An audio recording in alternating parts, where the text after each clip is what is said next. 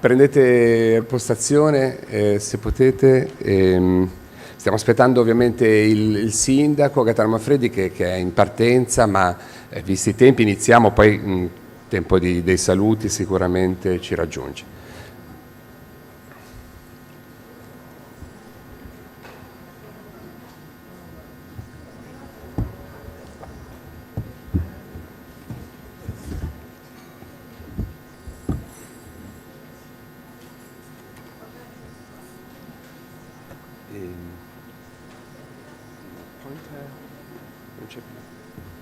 No, il puntato,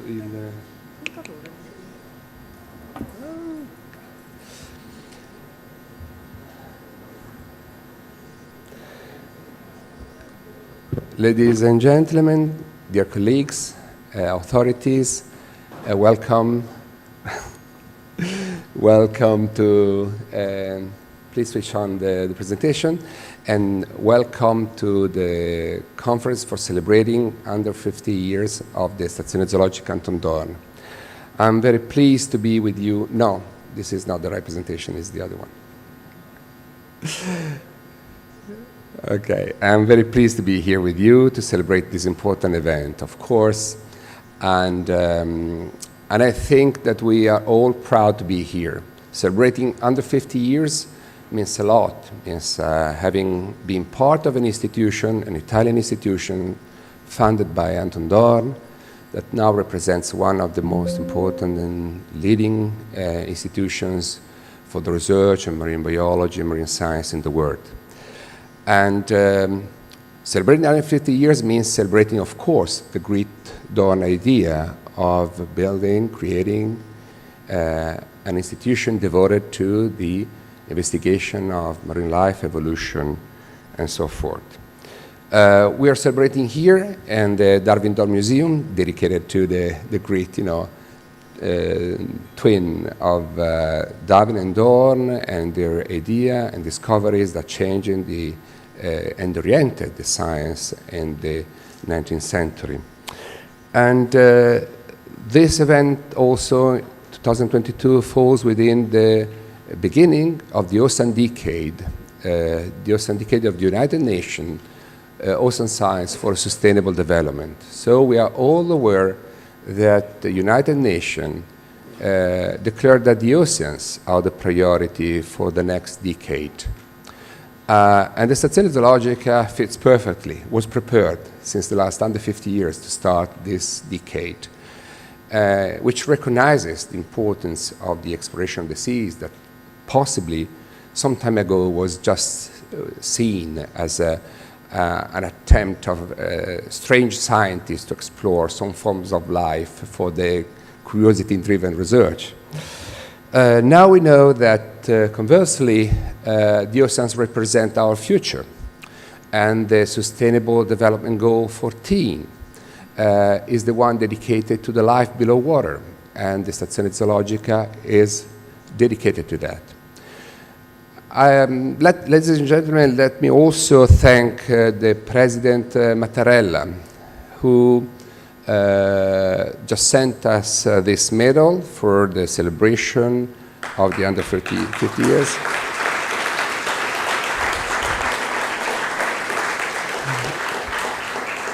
And we are very, very grateful to President Mattarella for this important recognition for the celebration, and also because this means that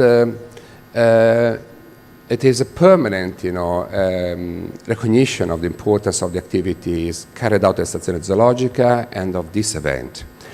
In addition to that, you know that the Italian Constitution recently changed the Article 9, recognizing the importance of biodiversity for the good of the present and the future generations. And this provides a further momentum to the science we are conducting here at Stazione Zoologica. Recently, the United Nations also concluded the conference in Lisbon dedicated to the ocean. One ocean means one single entity that belongs to all of us. It covers 71% of the ocean of the world's surface, and 50% of the oceans are beyond the national jurisdiction areas. So that means that 50% of the oceans belong to all of us, and not just beyond any territorial area. And this calls for a very important transnational cooperation to sustainable use these resources. We are also trying to dedicate this conference to explore, and thanks to the invited speakers, to the friends of Dohrn, to the Dohrn family, and to the scientists of the Stazione Zoologica, what this institution can do for contributing to the global goals and the Ocean Decade. Let me say also that we are proud to have here at the Museum Darwin Dohrn, the Dohrn Foundation that has been founded in 1955 and has been silent for a while, and now represent another added value of the Stazione Zoologica for promoting the future outreach and dissemination activities that represent one important leg of the scientific activities we all have to commit. During this year, together with the colleagues and to Christiana Gruben, that was nominated ambassador for the celebration of 150 years of the Stazione Zoologica, we decided not to have just a single event, but to use the entire year, the 2022, for a number of initiatives, starting from you see here an important agenda of the events planned during this year, and starting from, for instance, the week, the Evolution Week, so not just dedicated to the Darwin Day, but then a number of scientists working and providing important contribution to the concept of evolution. And along with other initiatives related to the World Day of the Biodiversity, World Earth Day, whatever, we also had recently an important event co-organized by the Pontifical Academy of Science and the Stazione Zoologica Anton Dohrn, and that was held at the Vatican City on June 8th, so last, a little more than just 1 month ago, practically. That was started from the important encyclical Laudato Si of Pope Francis, and the important words of the Pope Francis when spoke in 2018, recognizing the importance of the oceans for the future of humanity. I'd like to share with you also the content of the letter and declaration that was sent to the General Secretary of the United Nations, the Vice Secretary, before the Lisbon Conference, that was drafted by all scientists from all over the world coming to the Vatican City with some important concepts that were basically based on the recognition of the oceans as a common good, on the recognition of the importance of the local population that are now threatened by the industrial exploitation of the oceans by the most industrialized nations, on the recognition of the need of protecting the natural resources using a sustainable approach for the use of natural resources to protect, but also to restore marine habitats and ecosystems, and to provide a different approach and some important initiatives that were promoted by the Pontifical Academy and are being translated in different languages and also shared with Pope Francis. So we hope that the voice of the Pope can also further stimulate the recognition not just of the research, but the importance of the scientific findings in addressing the priorities and protecting all population of the world, and also in creating at the end a culture of the seas and ocean that is the main solution to respect and to take care of the oceans in the future. Along with us, we also plan some different initiatives. We are scientists. We publish the best of our abilities, all kinds of science and data, but we need to communicate also to the broader audience. And to do that, we also, this year, we plan a series of collateral actions that are, for instance, a volume of focus dedicated to the Stazione Zoologica with different articles, with the findings and problems and solution of the oceans, to reach a wider audience with high interest to the scientific and technological developments.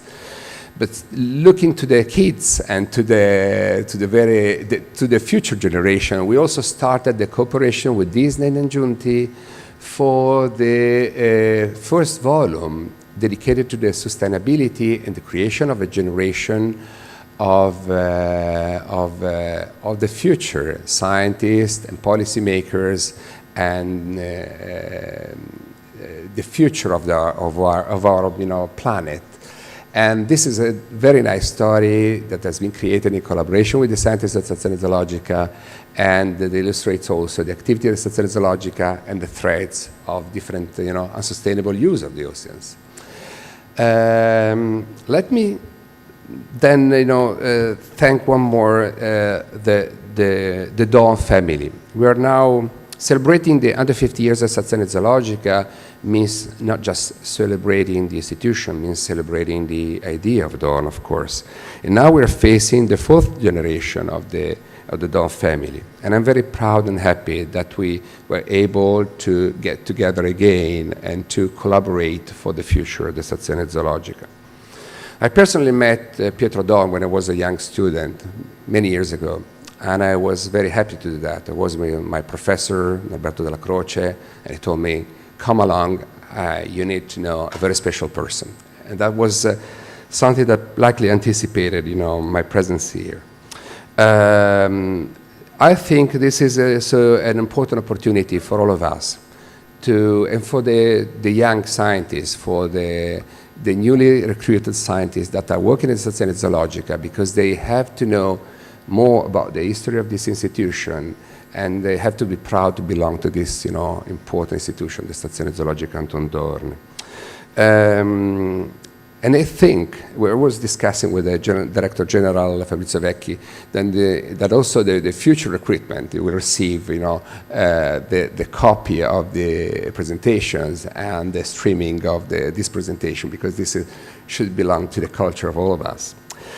So let me conclude thanking also the Accademia delle Scienze detta dei 40, with which we had an important cooperation for the 2022 for organizing different meetings and events, either in Rome and in Naples, to promote also, to widen also the interest in the activities we are carrying out.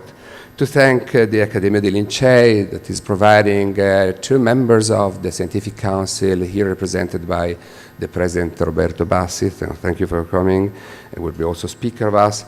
To thank the Naples municipality, of course, because we are in buildings of the Naples municipality, although the building has been the result of the engagement of the Dohrn family. At the end, the building belongs to with the perennial concession to the Stazione Zoologica, but belongs to the municipality. This museum belongs to the Naples municipality, and we are very happy to promote the collaboration. Let me thank also the various cultural institutions, universities, and here thank to Director Matteo Rito of the Federico II University, with which we have a special connection and collaboration.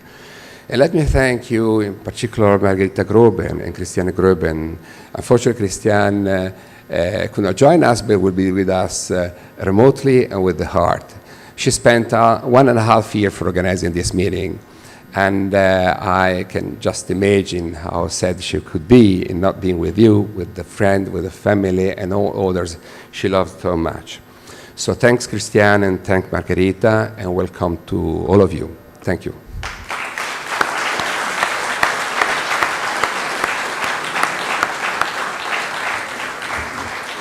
So, Manfredi è là? Sì, possiamo già farlo accomodare. Intanto direi che possiamo,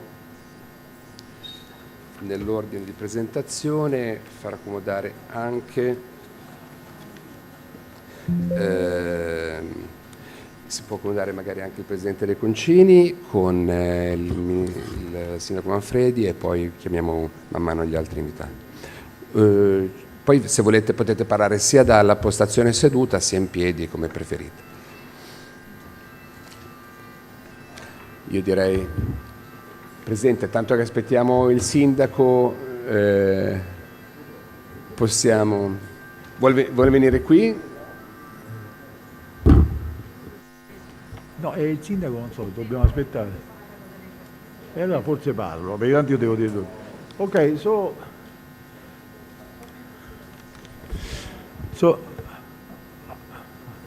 as I've been introduced, I am the president of the Accademia delle Scienze Detta dei 40, which has been collaborating with the Dohrn for a while. So I must say that it is a pleasure, it is always a pleasure, okay, it's always a pleasure to be invited to a birthday party, especially to the birthday of a useful and active institution such as the Dohrn station. So I'm extremely grateful to Roberto and all the staff of the people at the station for this invitation, and I was eager to come to Naples to meet you. So I must say that I'm not an expert on the ocean, I'm not an expert on Naples, I'm not an expert on the Dohrn family, I'm not an expert on anything. So when I had to decide what to say, apart from saying thank you, I decided to look at at how the Accademia dei 40 interacted with the Dohrn station. So I looked to what happened in the last 20 years. And I did indeed find 4 instances in which the Academy and the station interacted. So let me very briefly recall them.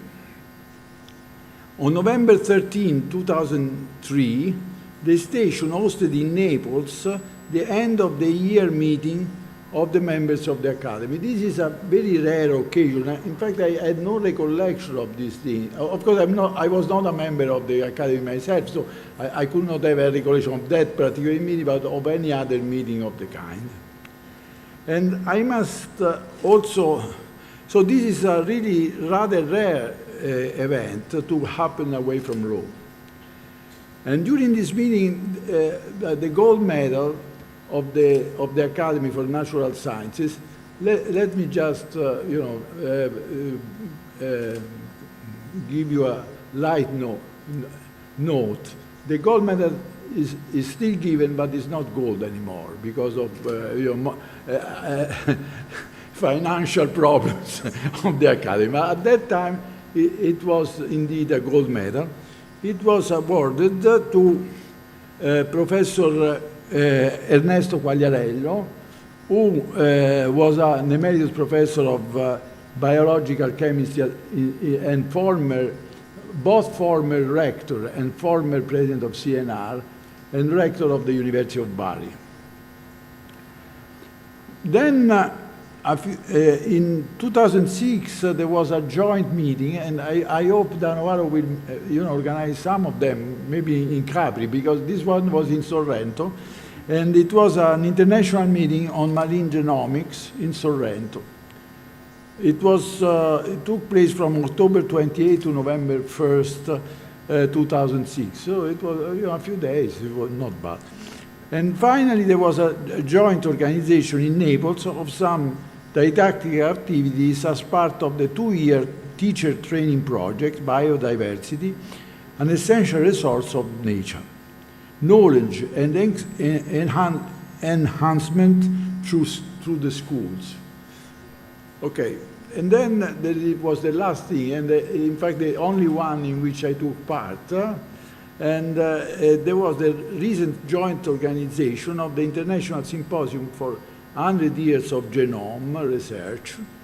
And this took place both in Rome and in Naples, on September 13 in Naples, and on September 15 in Rome.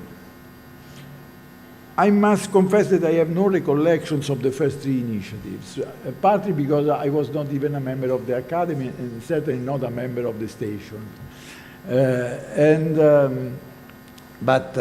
In fact, the last year meeting was my debut as a president of the Academy. It was a very, very pleasant occasion, and I have very, very good memories of the conference, both scientifically, although, as I said, I had only to learn, and socially. So I want to end this very short speech by saying that if I understand correctly, the activities I have just recalled owe a great deal to the late Giorgio Bernardi, who was the director of the station for a long time, for about 10 years, from 1998 to 2007, and then emeritus director from 2007 to 2021, as well as being, among many other things, a member of the Accademia delle Scienze Dette dei 40. And I think he spent a lot of energies trying to organize this joint venture, which I hope will continue, although we don't have Giorgio Bernardi anymore. So I must say that my presence here is probably largely due to his figure and his activity. So to finish on my part and on the part of the Accademia delle Scienze, I again wish a very happy birthday and a long and successful future for many years to come to the Stazione Zoologica Dohrn. Thank you very much.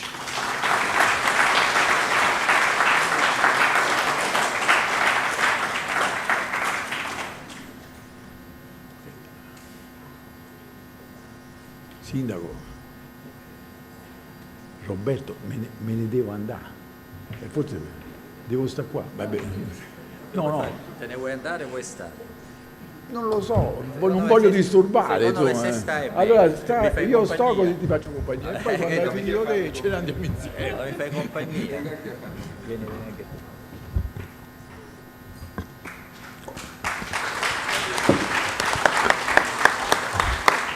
Allora mi fa molto piacere, adesso non so se devo parlare in italiano o in inglese, vabbè, insomma, come preferite. Allora mi fa veramente molto piacere essere qui in una giornata così importante per celebrare un'istituzione così importante per la nostra città, per il nostro paese. La stazione Anton Dohrn è qualcosa che è di più di un'istituzione scientifica e di un grande ente di ricerca, perché è legata alla storia della nostra città. Legata alla storia della nostra città, è legata al rapporto di Napoli con il mare ed è legata anche a una stagione particolare della nostra città, perché quando è stata costruita la stazione, non questo edificio, l'edificio storico, è stata una fase di grande trasformazione urbanistica e anche sociale di Napoli. È stata la stagione dei grandi interventi urbanistici sul mare, quindi della realizzazione della colmata, di una parte, perché insomma la stazione Anton Dohrn oggi è sulla terra, insomma, però in realtà questa terra, questo pezzo del territorio è stato rubato al mare, perché prima il mare arrivava alla riviera di Chiaio, quindi c'è stato un intervento importante che ha visto la realizzazione del lungomare, della nostra villa comunale e la realizzazione della stazione zoologica, proprio come grande istituzione di ricerca e di studio di un patrimonio e di una biodiversità che nel Golfo di Napoli trovano una loro grande specificità e che poi insomma nel museo, nell'acquario si può toccare con mano. È stata anche una stagione di grandi relazioni internazionali della nostra città. Napoli è stata sempre una città internazionale, una città di arrivo, di visita, di scambio. È stato storicamente sempre così. Nel periodo, quando Anton Dohrn venne a Napoli, si innamorò della città, si innamorò di questo luogo così bello e volle poi fondare, poi dirigere questa istituzione scientifica, all'epoca estremamente innovativa come lo è oggi, ma insomma all'epoca veramente fondare un istituto di ricerca sul mare era una rivoluzione globale.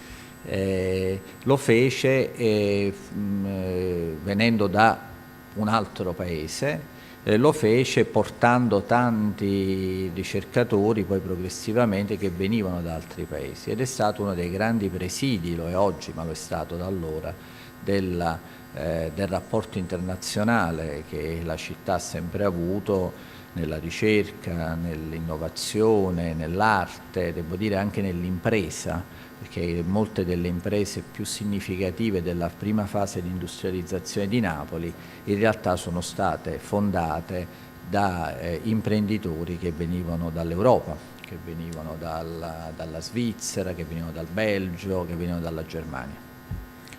E questo ci fa capire che tante cose di cui oggi noi parliamo, la dimensione europea della nostra città, la necessità di rafforzare l'internazionalizzazione, la necessità di riportare in città questo flusso non solo turistico straordinario, ma anche di attrazione di talento, impresa, investimento, non è una cosa nuova, è qualcosa che è già stato fatto, è qualcosa che è avvenuto e che deve essere solamente rinnovato, quindi perché lo spirito storico della città è uno spirito di una città estremamente aperta e estremamente innovativa, lo ha vissuto, lo ha mantenuto questo spirito durante le sue tante stagioni e le sue tante ere, e quindi adesso diciamo, bisogna solamente rinnovarlo, non è che dobbiamo fare qualcosa di nuovo, bisogna semplicemente riprendere quelle che sono le nostre radici e la nostra tradizione.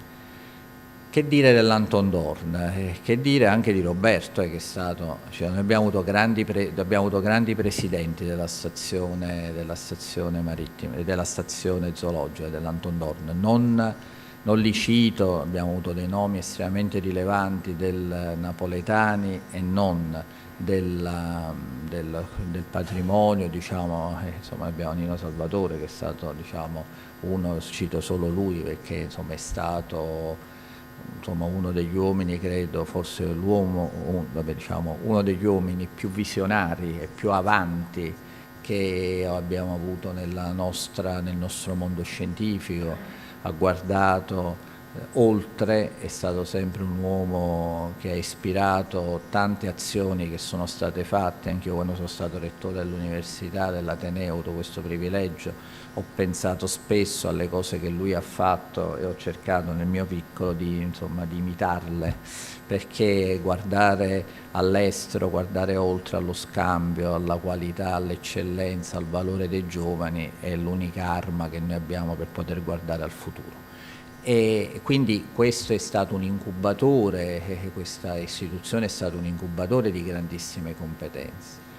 Roberto ha fatto un grandissimo lavoro, sta facendo un grandissimo lavoro perché ha riposizionato l'istituto nella sua, diciamo, vocazione originaria, che è stata quella di una grandissima istituzione che studia il mare.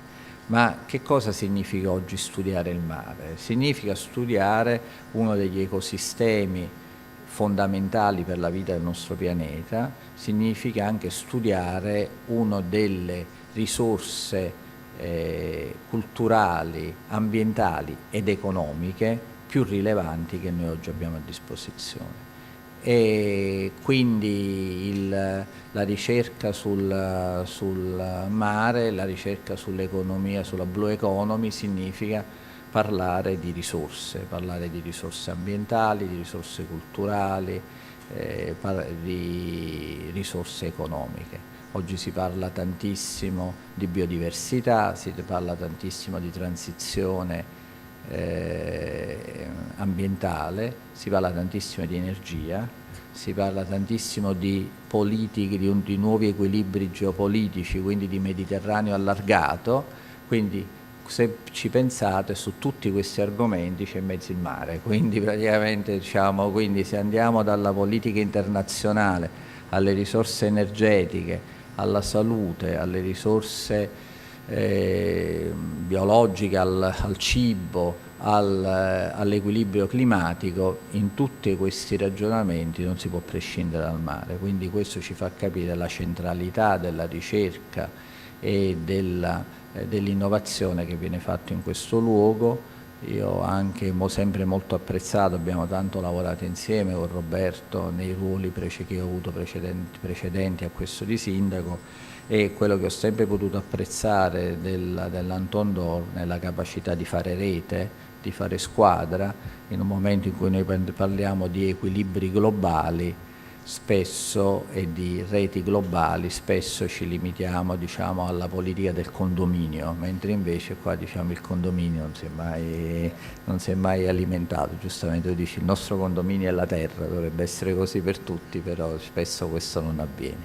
E quindi io, insomma, sono veramente particolarmente lieto di portare il saluto della città a questo evento così significativo, di portarlo ai vertici dell'Anton Dohrn, di portarlo a tutta la comunità scientifica dell'Anton Dohrn, ai tanti ricercatori, ai tantissimi giovani, ne vedo tanti qui, che danno un contributo straordinario, che si formano ma fanno una grande ricerca, che sono la benzina della nostra ricerca, del nostro mondo della ricerca. E voglio sottolineare, e concludo, anche il grande valore dell'Anton Dohrn, il grande contributo che dà alla vita culturale e civile della nostra città, perché è un presidio non solo di ricerca, non solo di innovazione, ma anche di democrazia e di cittadinanza attiva.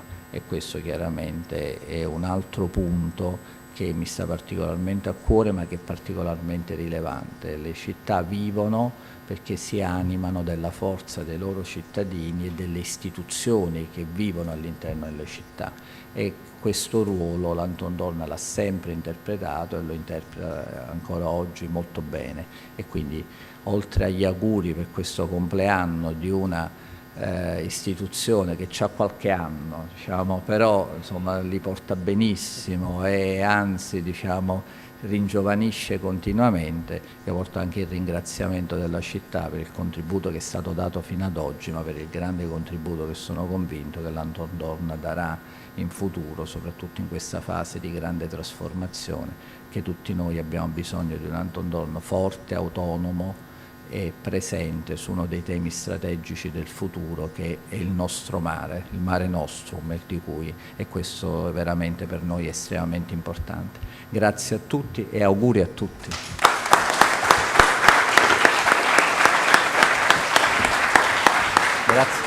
Grazie della compagnia. Non ho fatto molto.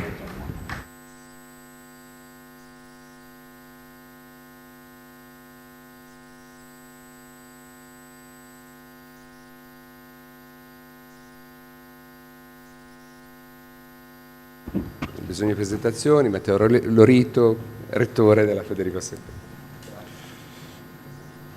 Bene, grazie. Faccio in inglese così facciamo una cosa. Thank you very much. It's a really special birthday today. Very special. I'm very honored to be here. I'm very honored to be at the Anton Dohrn. I'm very honored to work in a city where Anton Dohrn is active and present. I just must say that the Anton Dohrn, for us, I'm a biologist, for the people that doesn't know it, and in my thesis I also work with algae. So for me, Anton Dohrn is like a vision, I would say. If I think of Anton Dohrn, dear Roberto, the image that comes to my mind is that Anton Dohrn is a lighthouse with a very solid base on the rocks, on the rock of science, with a light pointing to the sea, and lighting the sea and lighting the way we go for in marine science, but not only in marine science, the way we go in our scientific efforts, and the way I also think the way where the human being should go in order to really take care of the planet, which means take care of the sea, and also reduce the, the sometimes terrible effect of our economic development. So Anton Dohrn for us, at least for when I was a young biologist, was really a place to go where to learn something very, very special and something, the wonder of science. But Anton Dohrn has evolved a lot. I have seen Anton Dohrn also growing. Anton Dohrn also, as Gaetano was saying, is recovering his role as a really leading institution in marine science, and really I would really recognize the leading role of Roberto in these years, because I've seen Anton Dohrn more and more, I would say, connected to the national system of research. Of course, the national system of research is comprises of university, of national centers, and so on. But Anton Dohrn really today is a special place in Italy where to do research, also develop new ways of doing research, of looking at biodiversity, or looking at the way of addressing the mystery of life. There is so much still to discover in the sea, but there is so much to do today. This is the new mission of places like the Anton Dohrn, much to do in order to preserve our planet, to preserve our biodiversity. Our biodiversity today is a value. Is a value. All you know that there is also has been established a national center of biodiversity. Anton Dohrn is fully involved, as well as my university, and this center will have also the incredible task to translate biodiversity in economic development, in economic interest, in interest for companies. So it's a new concept, because as a scientist, we tend to think about biodiversity as something for which to do science, but not really something that could find me to arise an interest in companies. But this is not the case. So biodiversity today is really a resource, an economic resource, is a necessary resource to protect, because of course, what we do on the sea will come on land. And I might say that Anton Dohrn is also another special, very important, I would say, merit, a very important achievement, which is I would call it the educational mission of Anton Dohrn. Roberto has shown even a page of Topolino. That's excellent. Educational today is very important. It's very important that young people really see, not only get the wonder, the beauty of the creature of the sea and all the marine environment, but really realize what is important to preserve it. And Anton Dohrn has done a beautiful work on that. I mean, if you are in Naples and you have a young nephew, you don't know where to bring it, let's go to the aquarium. The aquarium is wonder. The aquarium it's a scientific culture. It's the type of I would say of human wonder that we need to transmit to our young people, because it's on that we do our main contribution, I would think. Anton Dohrn has been able, and a certain point of view, I'm really really happy to have connection with Anton Dohrn. He's been able to keep the two missions together, tightly connected. So it's an academic, scientific institution, but also able to really keep this third mission, or fourth mission, whatever you want to call it, alive, present, and also so important, I think, for Naples, for the local community. So this is really the main reason why Anton Dohrn is so important, I think, for Naples as well as for the rest of the community, the national community.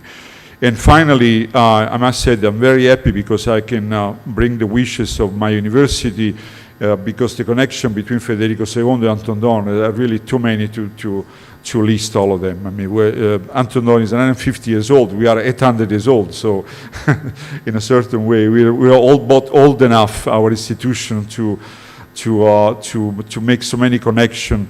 That's very difficult to say. I must only cite that we do have courses together. We always exchange students. We always exchange thesis students. We always exchange professors. researcher. For many researchers of Federico II was an honor to be able to come to Anton Dohrn and vice versa. We also working on a structure, we could say that in Bagnoli, we could do together. That would be another beautiful thing. So I must say that Anton Dohrn has also been able to keep his role very important, very essential in, I would say, in biological science, but I would say beyond biology, also with the academic system of Campania and of Naples in particular thing. So best wishes to Anton Dohrn. It's really a special institution. We're all very happy to have Anton Dohrn with us. Best wishes to Roberto for what he has done and what he will do in the future. And really, we are all very, very proud for what you have done, for Anton Dohrn have done for this city, for our science. Thank you very much.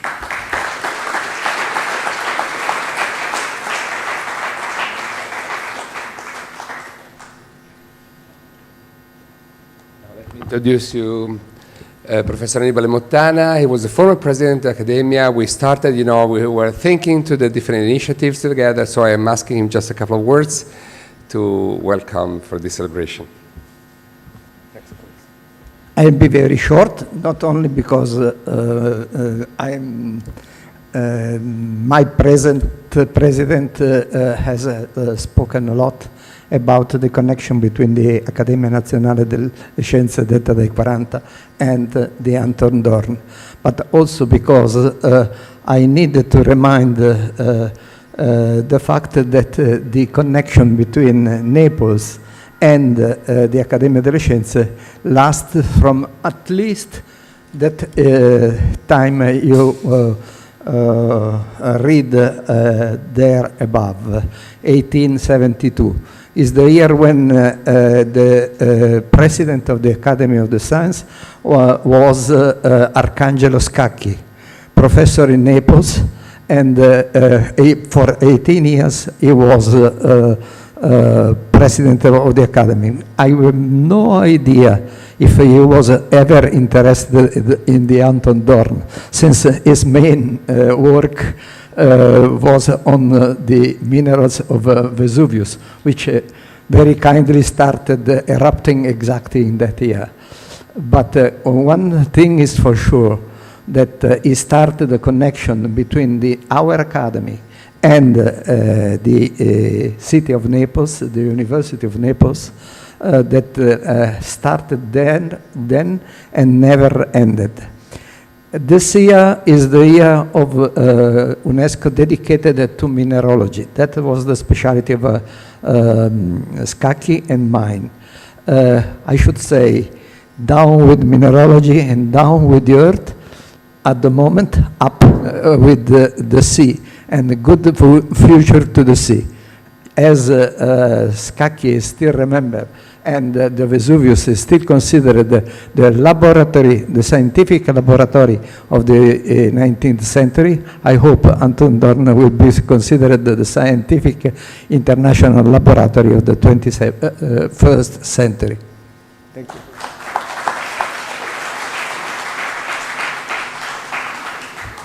Thank you, Professor. And just to conclude, very happy to introduce you with Edith Filley. This is the Dohrn family, and so we are so proud. So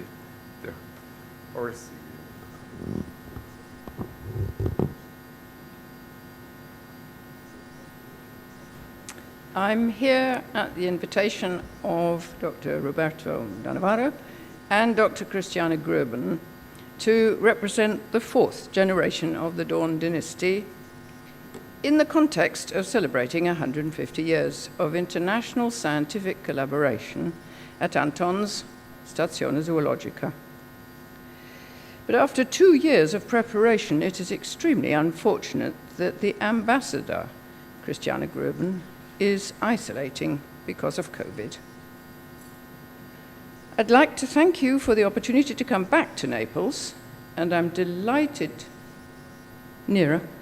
Okay. Did you miss anything? No.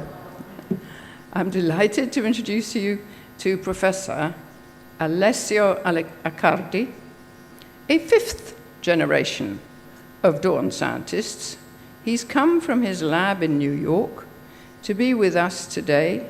Could you stand up, Ale? He's a physiologist from Cornell Medical School in New York. Thank you, Professor D'Annavaro, Dr. Fabrizio Vecchi, and your staff for apparently brilliantly interpreting and bringing up to date the inspiration and the dreams of Anton Dohrn, Reinhard Dohrn, and Pietro. Your vision and energy has continued their ethos, leading up to the present day. Here is a little of what the Stazione means to me. I feel very at home here.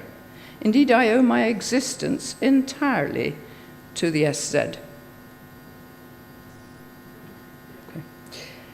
Mick, H.G. Callan, Mick to everyone, as a postgraduate scientist from Oxford, on receipt of a scholarship, chose to come to Anton Dohrn's Stazione Zoologica in 1938, but he spoke no Italian.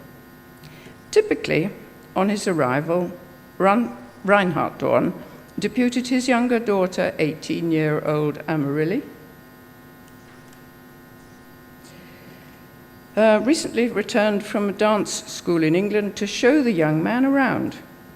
They fell very much in love and became secretly engaged. However, when the war was declared, my father had to return to England, and as Amaryllis held a German passport, they could only correspond through a dear lady in Switzerland who neither of them knew. She forwarded their letters in new envelopes, and I still have most of those letters. 4 years passed, in which, sadly, the Dohrn's house was bombed. Several people were killed, though no one of the family. The Dohrns retreated to a friend's small apartment on the Sorrento Peninsula. Now, this is a personal story. My father, as a scientist, had a very varied and, one could say, interesting war, finally finding himself in 1943 on the Salerno landings. He lost no time in commandeering a jeep and driving up the coast, asking in the villages if a family called Dohrn were known to anyone. Blank faces, shrugged shoulders were all the response he received. What you would expect to an inquiry from an English officer in uniform. Till at last, he asked at a certain baker's shop. This man looked at him hard and then asked, "Sei l'uomo Mick?" "Sì? Allora, sono qui vicino." Don Guglielmo had heard from Amarilli about her beloved Mick. They were married from the baker's home, and a year later I, as a small baby, was carried back to Britain on a troop ship. Of my great-grandfather, Anton, I know only what I've heard and read, though it is noteworthy that Charles Darwin so approved of Dohrn's venture to study fish and sea creatures without killing them, that he sent Dohrn £200 of his own money, equivalent to 25,000 sterling today. This was to encourage Anton at the outset. You'll notice that on to this well-known slide of Anton, my dear cousin Daniela Dohrn, as a child, is photomontaged.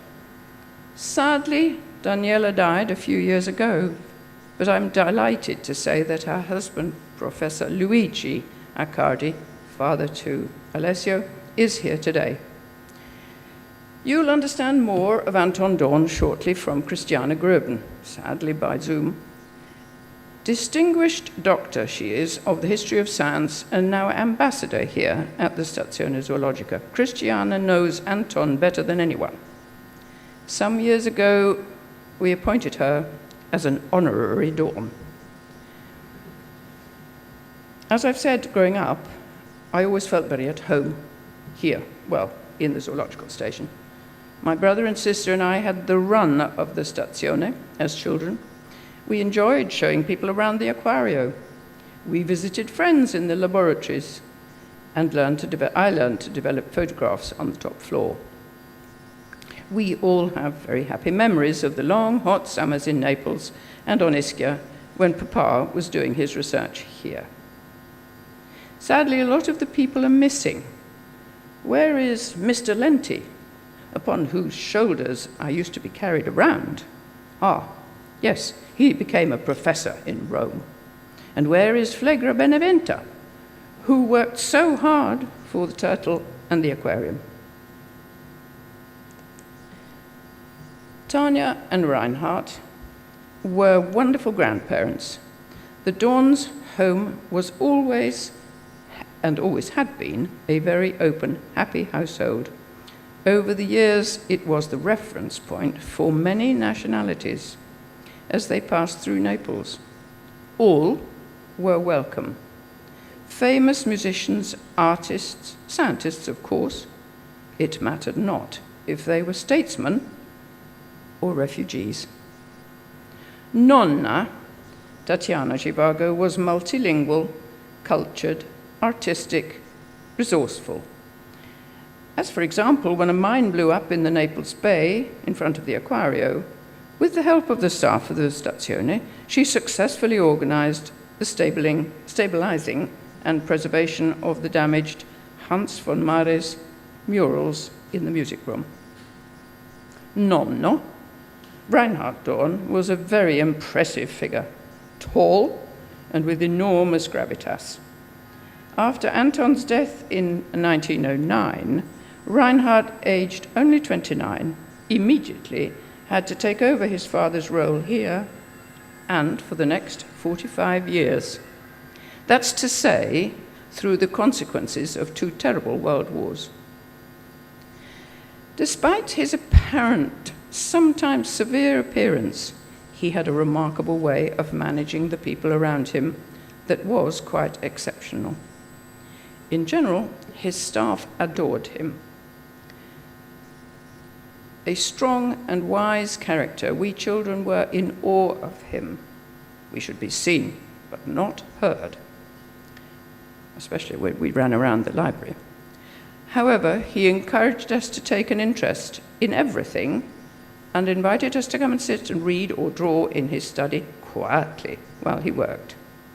I often think of him sitting at the head of the long mensa table on the loggia with his tiny secretary of many years, Helena Hartmann, at his side. This photo also shows my aunt Antonietta between them.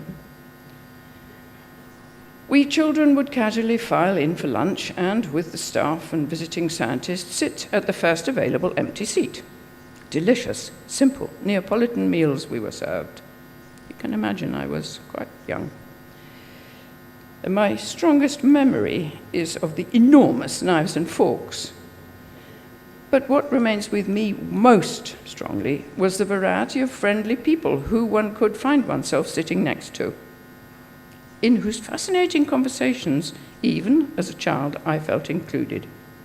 Then back we went to Scotland, to school, where in biology lessons the names of important scientists and Nobel Prize winners would be mentioned.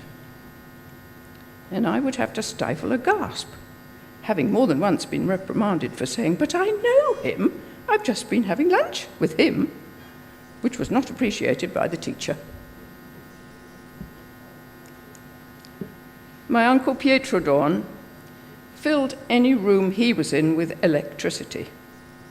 His was a magnetic, strong, sometimes difficult character.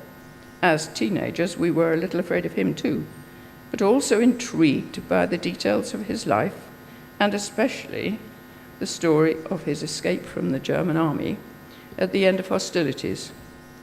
He had dressed up as a ragged Neapolitan in order to hitch lifts home from the north on any passing vehicle of many nationalities.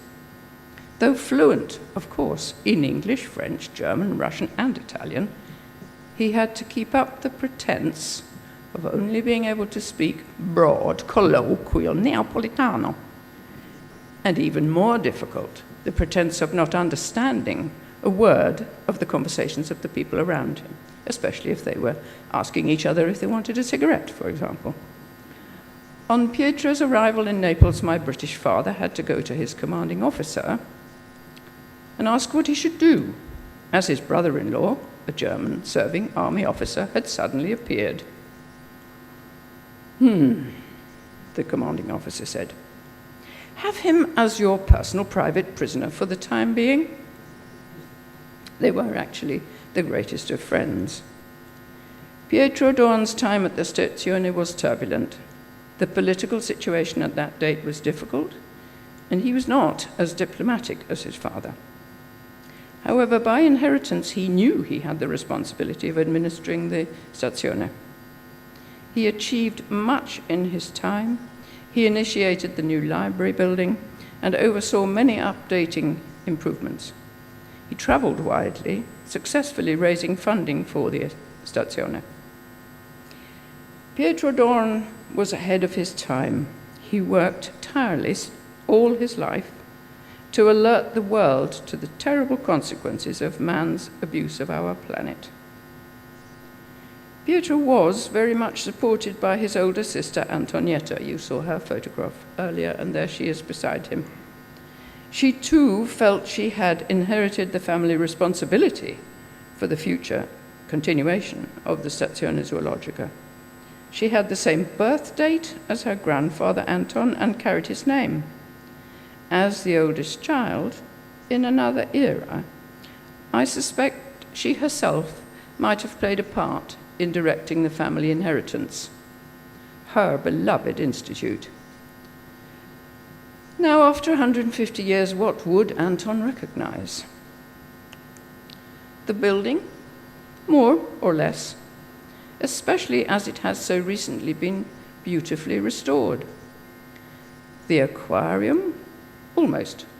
He would certainly have approved, I think, of the result of its very expert, tactful renovation.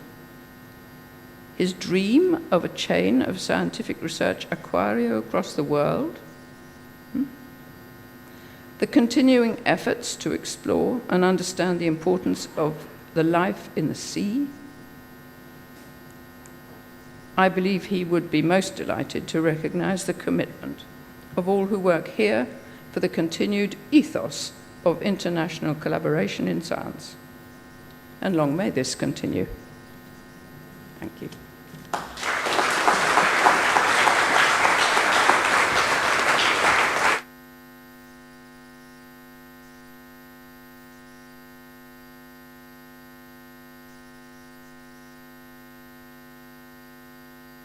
Grazie di cuore alle autorità, al sindaco, al rettore, ai presidenti e a tutti voi e alla famiglia Dohrn, perché il ricordo di quanto ha fatto Anton e tutti, diciamo, le 3 generazioni successive per noi è stato fondamentale e indelebile.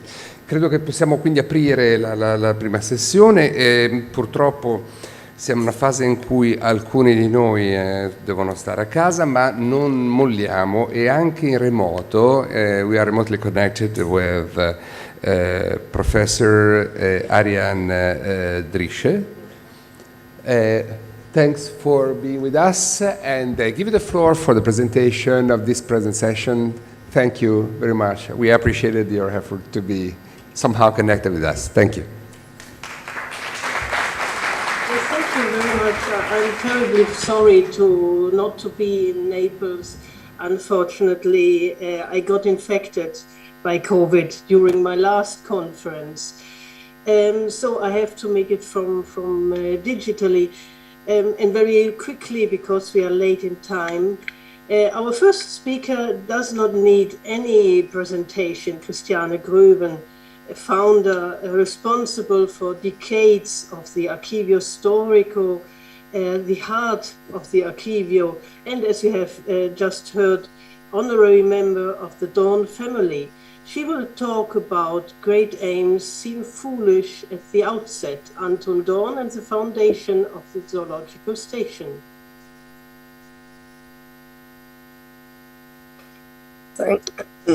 Thank you, Ariane. Can you hear me? Can someone confirm that they hear me?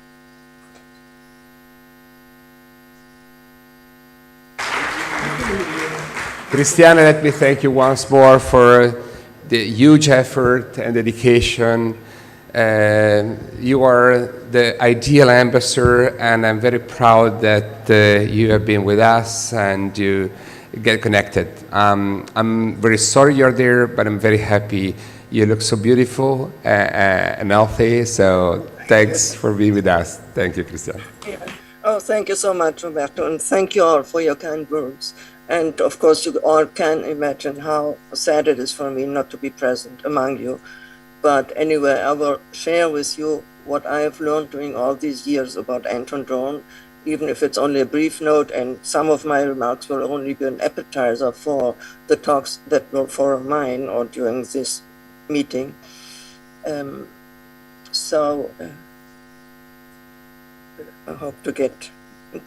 Are you seeing my slides? Is that okay? Can you just confirm me?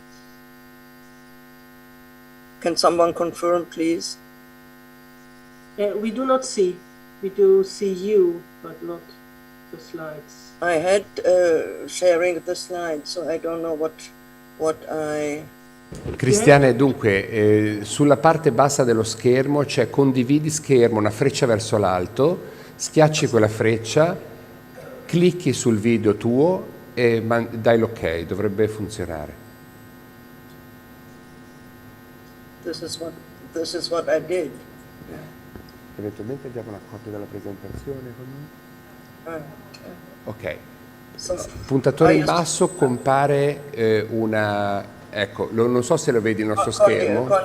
Ho fatto condivido. Sì, ok. Perfetto, ci siamo, grazie. Puoi metterlo a schermo presentazione, schiacci in basso a destra vicino a più e meno. Full screen. Ecco lì, grazie. Okay, thank you. I tried it so many times, but it always happens like that. Thank you. Okay. Now the question is, what and who shaped this young boy born in 1840 at the borders of the Baltic Sea into a man who at age 30 faces the City Council of Naples pretending a plot of land for building a zoological station?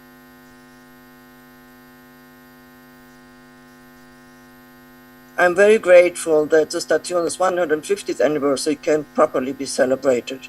Anton Dohrn used the 25th anniversary in 1897 to draw much attention to the Stazione's achievements, and in the presence of authorities and guest investigators, and even by a vessel of the Italian Navy, the warship Fiera Mosca, anchored off the Stazione. I'm sorry we don't have anyone anchored off the Stazione today.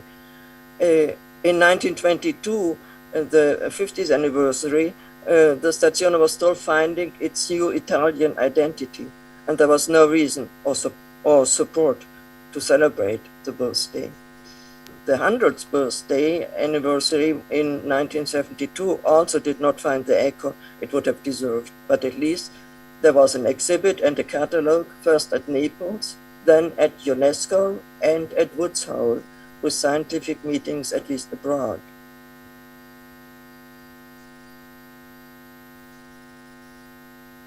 Anton Dohrn's grandfather Heinrich was the co-founder of the first Prussian industrial enterprise, a sugar refinery. So it's nice to think that we owe the Stazione to something as sweet as sugar. He started the family fortune that allowed Anton Dohrn's father, Karl August, to practice his hobbies without having to earn his living. In 1837, he married Adelheid Dietrich from Berlin. They had 4 children. Anton was the youngest. Karl August loved music and traveling. He collected folk songs and insects and published an entomological journal. He preferred his children to know their literature, Goethe in particular, and recognize Beethoven's music rather than mathematics or Greek grammar. Weren't they lucky? At age 17, Anton already published his first paper in his father's journal, and rather proudly he mentions that one of the authors had named a bed bug after him. Diatipus today nototobia dorni, and there's no photo, unfortunately.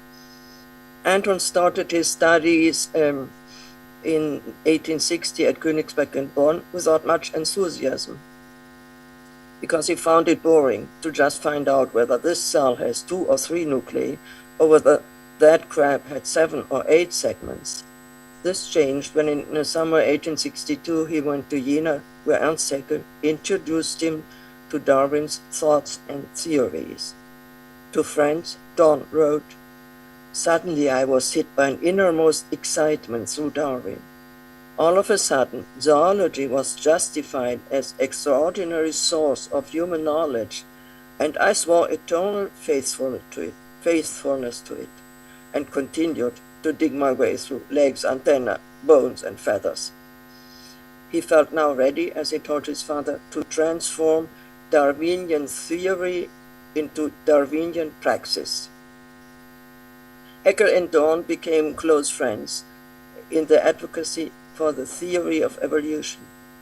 It was Haeckel who triggered Dohrn's lifelong mission and passion for the Naples Zoological Station.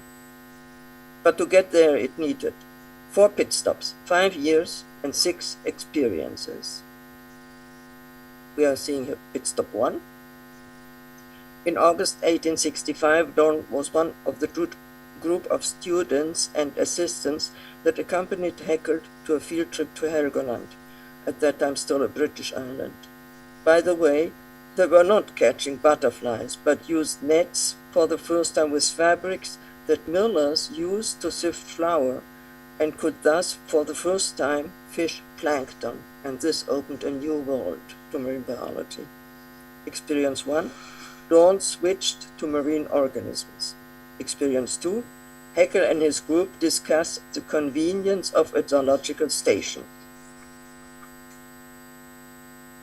In summer 1867, Dohrn, by then PhD with a thesis still on insects, worked at the Hamburg Aquarium on the development of crayfish.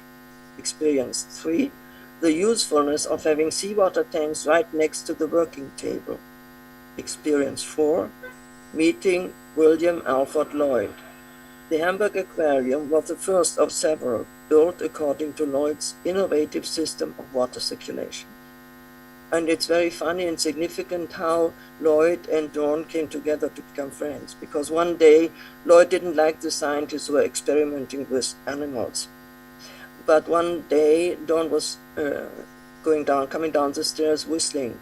Lloyd opened the door and said, "Professor, do you know what you're whistling there?" And Dohrn said, "Yes, of course, the music of Mendelssohn." And Lloyd said, "You know the music of Mendelssohn, whom I love so much?" And Dohrn said, "Yes, of course, he's my godfather. My second name is Felix, after my godfather."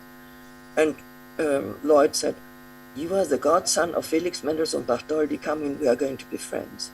And this was a friendship that started and would come in later in our story very nicely.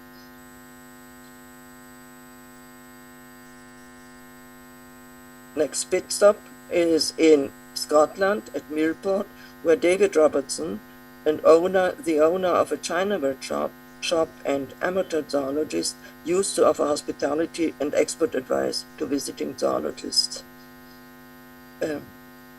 Experience 5. With Robertson, Dohrn constructed a portable, dismountable aquarium that we are seeing here, consisting of 3 tanks and a very simple but novel water circulation system that allowed for observation of marine organisms over a certain stretch of time.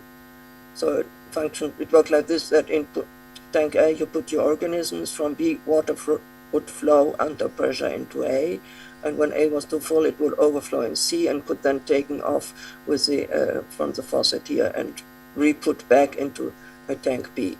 So water circulation. From Millport, Dohrn and his aquarium moved for the winter 1868 to 69 to Messina, as most students of Haeckel were encouraged to do because Haeckel had worked there very successfully years before.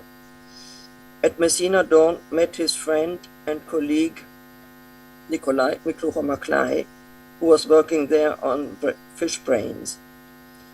Dohrn mounted his portable aquarium, and through observation he could answer at the affirmative the widely discussed question of whether the transparent, paper-thin, flat, long-legged crayfish Philosoma was actually the larva of the spiny lobster Palinurus.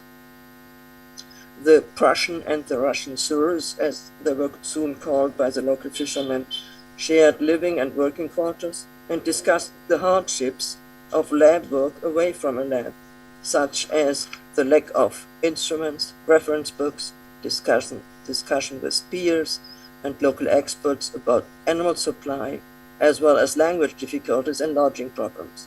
The landladies didn't like that much, this playing with seawater around in their rooms. The efforts never seemed to match the results. Dohrn told Darwin, quote, "Having stayed now several times on the seashore for zoological studies, I have found how difficult it is to study embryology without an aquarium.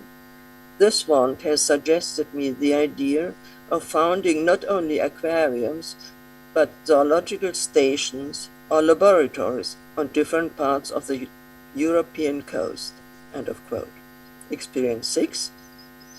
After having visited the Berlin Aquarium, Dohrn decided to connect his zoological station with a public aquarium, sure that the revenues would cover the research expenses.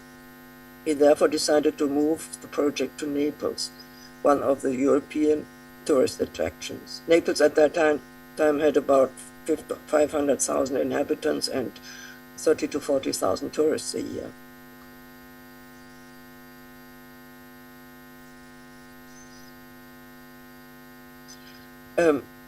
It took 3 years to get the building ready and 5 to sign the final contract between Anton Dohrn and the city of Naples. Dohrn was granted, as we have already heard, the use of the building site on the beach in front of the Royal Park, free of charge for 30 years, while he had to cover the building costs.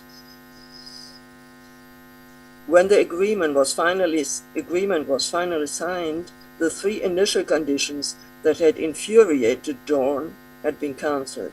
There had been no overnight sleeping, no food, no women in the building. But while the building was growing, tourists were also wondering about the destination. A hotel, a cafe, a restaurant? The overnight sleeping, too fast. The overnight, the man at the nearby newsstand got closest, or the right answer. He said, "Downstairs it will be a fish market, and upstairs a small university." To build an aquarium at that time still was a huge challenge. Predecessors were mostly negative examples. Dohrn first hired the Swiss architect responsible for the Berlin Aquarium, but the collaboration had to be discontinued because of the latter's health problems. Only then Dohrn remembered William Alfred Lloyd from Hamburg. Lloyd accepted immediately. The aquarium opened on January 26, 1874, with very few visitors, only 25 in all, because Dohrn had not even thought of a publicity campaign. This changed rapidly. Posters, leaflets, and guides in 4 languages were constantly updated. On the first floor, a big 2-level laboratory offered about space for 10 scientists.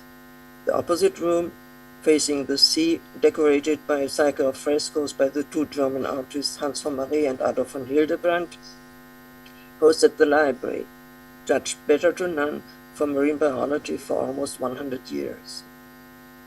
From the beginning, there were 2 departments or research lines. zoology/botany and physiology, or biodiversity and molecular biology, as we would say today. That is, studying marine organisms in their environment as individuals or in the lab as prototypes for the processes of life. Over the years, the scale between the two has not always been balanced. Most or much depends on who is in charge, as we will see later. Already about 10 years after the opening of the Stazione, the Dohrn ran out of space. A second building was added on the west side, mostly dedicated for the growing department of conservation, the botany department, and also, and this was new, for a big lecture room dedicated to the training of marine officers in fishing and preserving marine animals. The Italian, German, Russian, and Spanish Navy took part in the program. This time, fundraising went easy. The Italian government and the Ministry of Agriculture covered the costs, as one can see here. So you can see the German flag on the right building because it was covered by mostly German money, and the Italian flag on the second building on the left because it was covered by Italian money.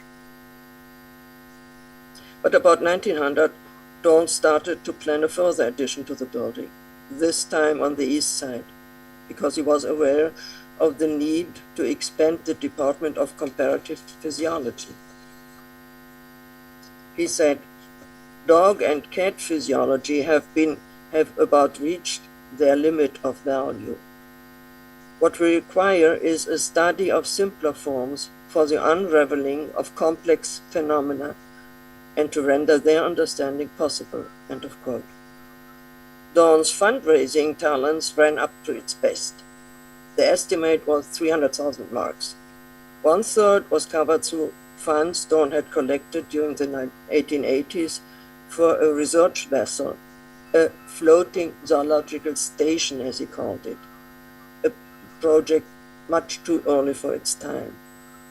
The second third was donated by Friedrich Alfred Krupp, the German tycoon, who at that time was also sustaining deep-sea research around Capri in collaboration with the Naples station.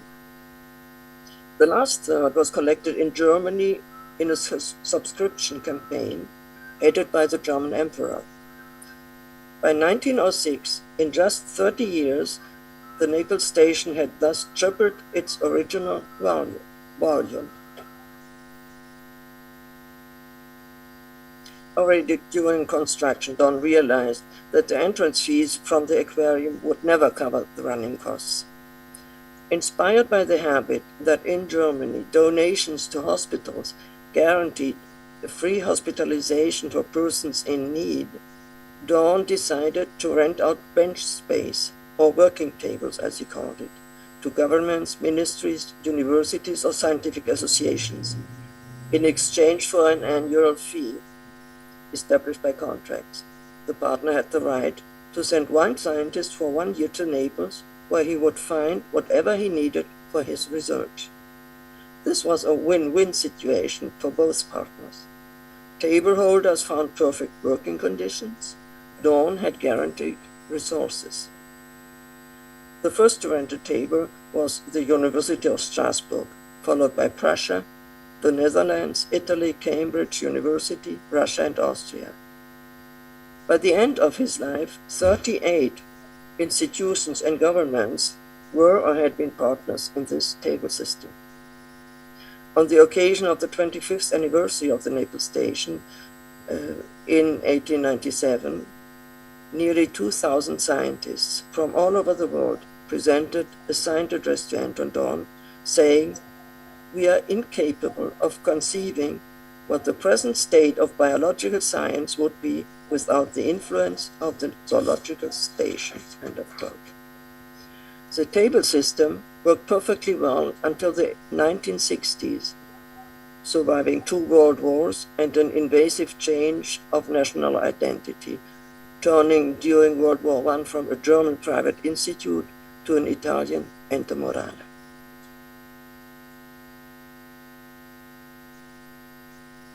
The table fees were not the only source of income to finance the running costs.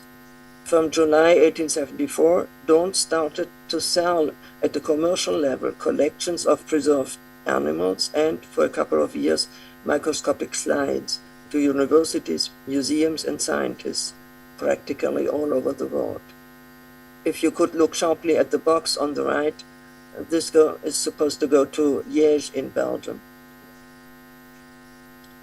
The perfection and beauty of the collections were the merit of Salvatore Lo Bianco, who started at the age of 14 to work in the labs and to improve preservation methods used at that time. The constantly changing scientific community at the Naples station allowed for an uncontrolled input and exchange of ideas, projects, and research methods. A close collaboration with the Zeiss factory made Zeiss instruments available for guest researchers. Zeiss was grateful for publicity and improvements. The same went for microtomes and chemicals. Already in 1883, the American physiologist Edmund Beecher Wilson could tell the president of Johns Hopkins University, "For methods, go to Naples."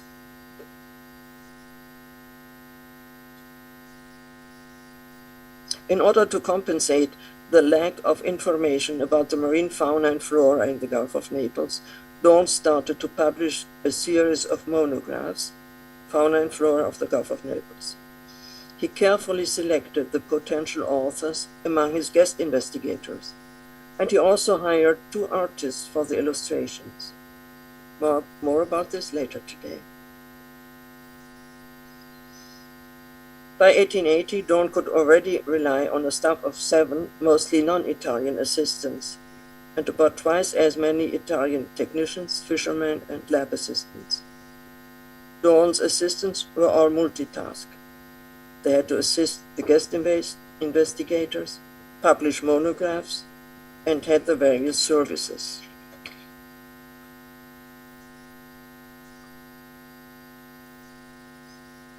Dohrn died multi-decorated and much honored in 1909. Several beasts, as he used to call the inhabitants of the sea, were named after him. Among them the Turritopsis dorni, the immortal Medusa, heroine of a forthcoming comic strip, found near Castel dell'Ovo in 1883.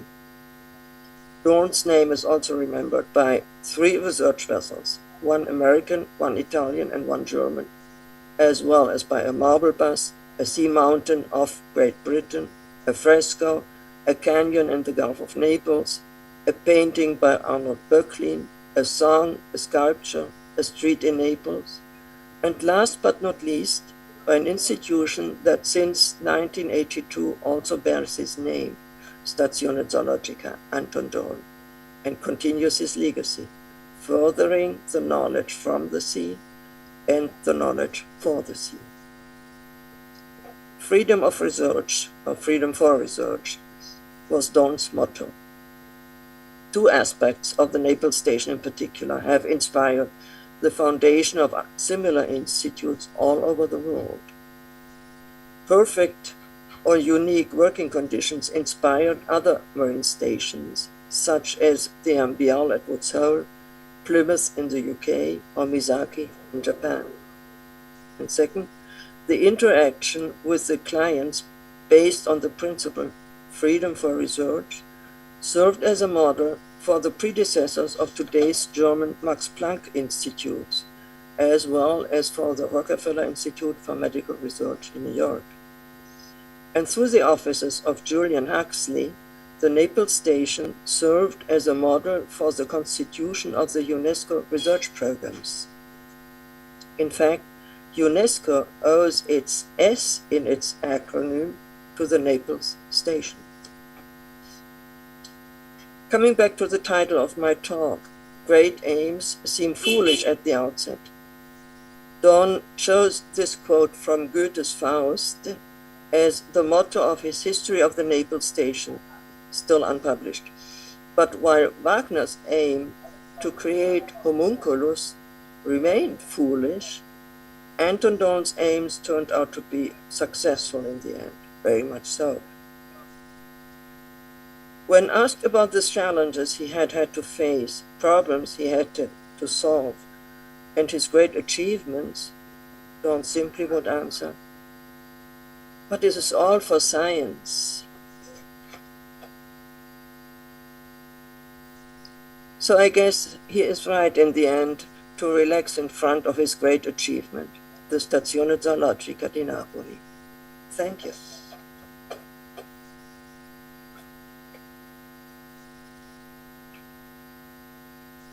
Thank you very much, Christiane.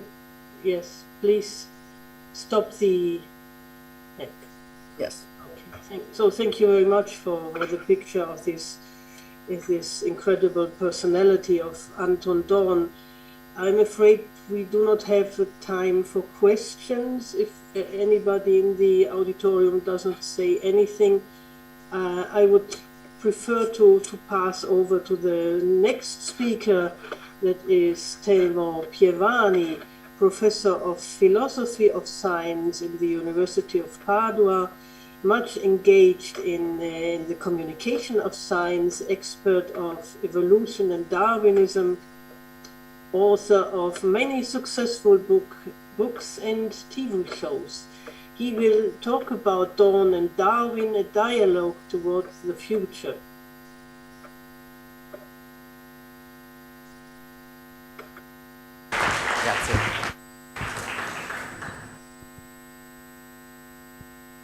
Sì, thank you. Thank you, Roberto, for your help, but mostly for your invitation. This is a wonderful occasion, so thank you, Roberto. Thank you to you whole for this privilege to be here to celebrate with you this wonderful birthday. If you see here, before to start my very brief presentation, I have to share with you also the greetings and the congratulations by my rector at the University of Padua, because in Padua we are celebrating our 800 years from the foundation. In the next years, Naples, Federico II will do the same, and now we are celebrating here. So it's wonderful. We are a community, it's a privilege, and we have to be proud to be part of this network of very old, authoritative, visionary research institutions in our country. So that's great. It's impossible, of course, to synthesize in 20 minutes the very rich and complex relationships between Darwin and Anton Dohrn, but I will follow a very simple pathway related to just a case study, because it's impossible to share the whole framework. And my case study will be related to the very rich correspondence between Darwin and Dohrn, correspondence of ideas, of projects or proposals, and it's related to the fact that, as Christiana Gruben said very well, Anton Dohrn was one of the main actors of the, we could say, translation of Darwin ideas into the practice of science, and that's of course very true in translation into the field studies. But I have to say that also we have to consider that Anton Dohrn gave a very important contribution to the theory of evolution in theoretical terms. And this is exactly the example. The example is related to a problem that Darwin had. It was the problem of the explanation through natural selection, so through a gradual and functional step-by-step explanation, the evolution of very complex traits. Okay, so traits with a complexity of organization, according to Darwin's words. So the evolution of traits in which you can find different pieces, different parts related together with many relationships. So that's the idea of complexity. According to zoologist George Meaver's objection, the theory of evolution, Darwinian theory of evolution, would be unable to explain the evolution of complex traits. So this is what we call the problem of the 50% of an eye, or 50% of a wing. So how is it possible that natural selection gradually, step by step, can build such complex structures that in the early stages, of course, have no the function that you can find today. So it's the theoretical problem of the supposed incompetency of natural selection to account for incipient stages of useful and complex structure. It's a classical problem in evolution. Then also Edward Cope later came back to this problem and so on. And maybe we have to remember that Darwin, in the 6th edition of the Origin of Species, so 1872, so be aware about the years, because this case study is just related to a history of months and elaboration of ideas in few years between Darwin and Dohrn.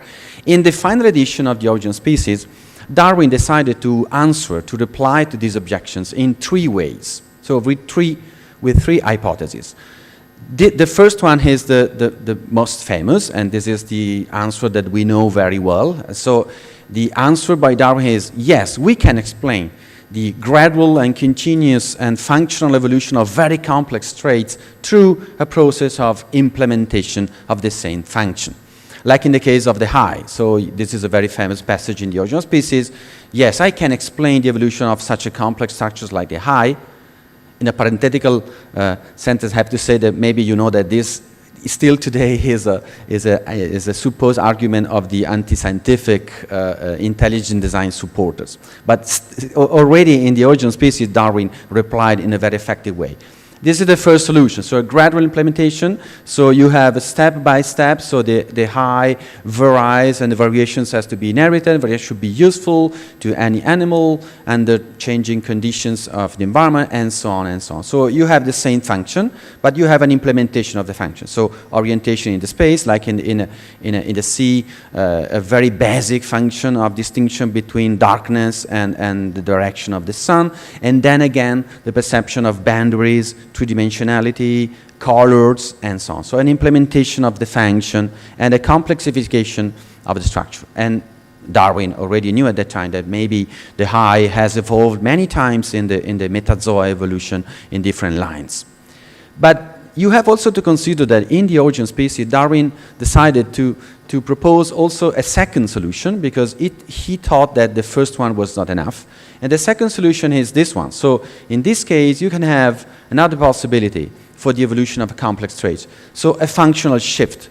So the fact that you can have, this is the example of the stream bladder in fish, but we know that it's not so right in this case. But anyway, you have the possibility that an organ originally has been built by natural selection for a purpose, for a function, and then has been reused, has been refunctionalized for a different function in changing environmental conditions. So according to Darwin, this is a possible second pathway in order to answer evolutionary pathway in order to answer to this question. So in this case, the historical origin of a trait doesn't match with the current function that you observe today in the animal that you are studying. So this is what Darwin referred as the contrivances of evolution. So the ability of natural selection to reuse in an artisan way something already existing for a new function. And also you have to consider that in Darwin you can find also a third, very briefly, solution that is very, very interesting and that interested so much also Anton Dohrn, that is this one. It's another version of the second one. In this third possibility, you have a functional cooptation, according to Darwin, from structures without a function in the beginning. So it's different in this case. You don't have a reuse of an existing structure with a function, but you have, according to Darwin, something redundant in evolution, due, for example, or with structural function, for example, due to constraints in the development or laws of growth, according to Darwin. And then you have the possibility that natural selection can take advantage of these already existing structures for subsequent, for other functions in some certain generations, in certain epochs of evolution. So this is the famous example of the sutures on the skulls of the young mammals. And according to Darwin, you could think that they have been, since the beginning, a beautiful example of adaptation for aiding parturition. And no doubt today they facilitate that. They have this function. But you can see in the second part, as sutures occur in the skulls of young birds and reptiles, which are only to escape from a broken egg, we may infer that this structure has arisen from the laws of growth in the early stages and then has been taken advantage of in the parturition of the higher animals. This is another kind of answer to the problem of the evolution of complex traits. Okay, Darwin was discussing this issue exactly with some colleagues, namely, the first one is Ernest Haeckel, because Darwin exchanged a lot of letters with Haeckel about this problem of what Darwin tried to call as this teleology of evolution. So this teleology of the evolutionary explanation. So the fact that it's impossible to find a finalistic direction in evolution because natural selection reuse continually already existing material, has no directions, has you can find many useless things in evolution and so on. And we can find a lot of very interesting debate between Haeckel and Darwin about that. The second one is an American philosopher, Chauncey Wright, with Darwin discussed with Chauncey Wright about the use of this functional shift idea for the evolution of mind, for the evolution of language, so other very complex traits and behaviors in evolution, and with Anton Dohrn. With Anton Dohrn, with more precisely exactly from a theoretical point of view. So they exchanged some letters with Darwin and Dohrn. You can find a very bad calligraphy of Darwin already exactly over there, so you can appreciate the exchanges between the two. And why? Because Dohrn was, according to Darwin, the biologist and zoologist that was able to explain the likelihood of these functional shifts in marine animals, in German language, a functional Wechsel. And why? Because Dohrn published in 1975 this very famous book about the origin of vertebrates and the principle of change of function. So you can find exactly this principle in the title of the book. So you can appreciate the importance that Dohrn gave to this idea. We found this in the library of Darwin, lightly annotated. So Darwin read this book and annotated some ideas around. And in this book, you can find exactly this principle. So the principle that organs tended to possess secondary functions as well as a main function. So this idea of a plurality of function, so this could develop over time, leading to a shift in the main function. So you can have this idea. So we can have in early stages of evolution different functions, and then you can have a function that became more important. So it became the most important function. In this book, you can read that according to Anton Dohrn, this was exactly the answer to George Meaver objection. So according to Dohrn, was an attempt to exactly to answer the same objection by Meaver.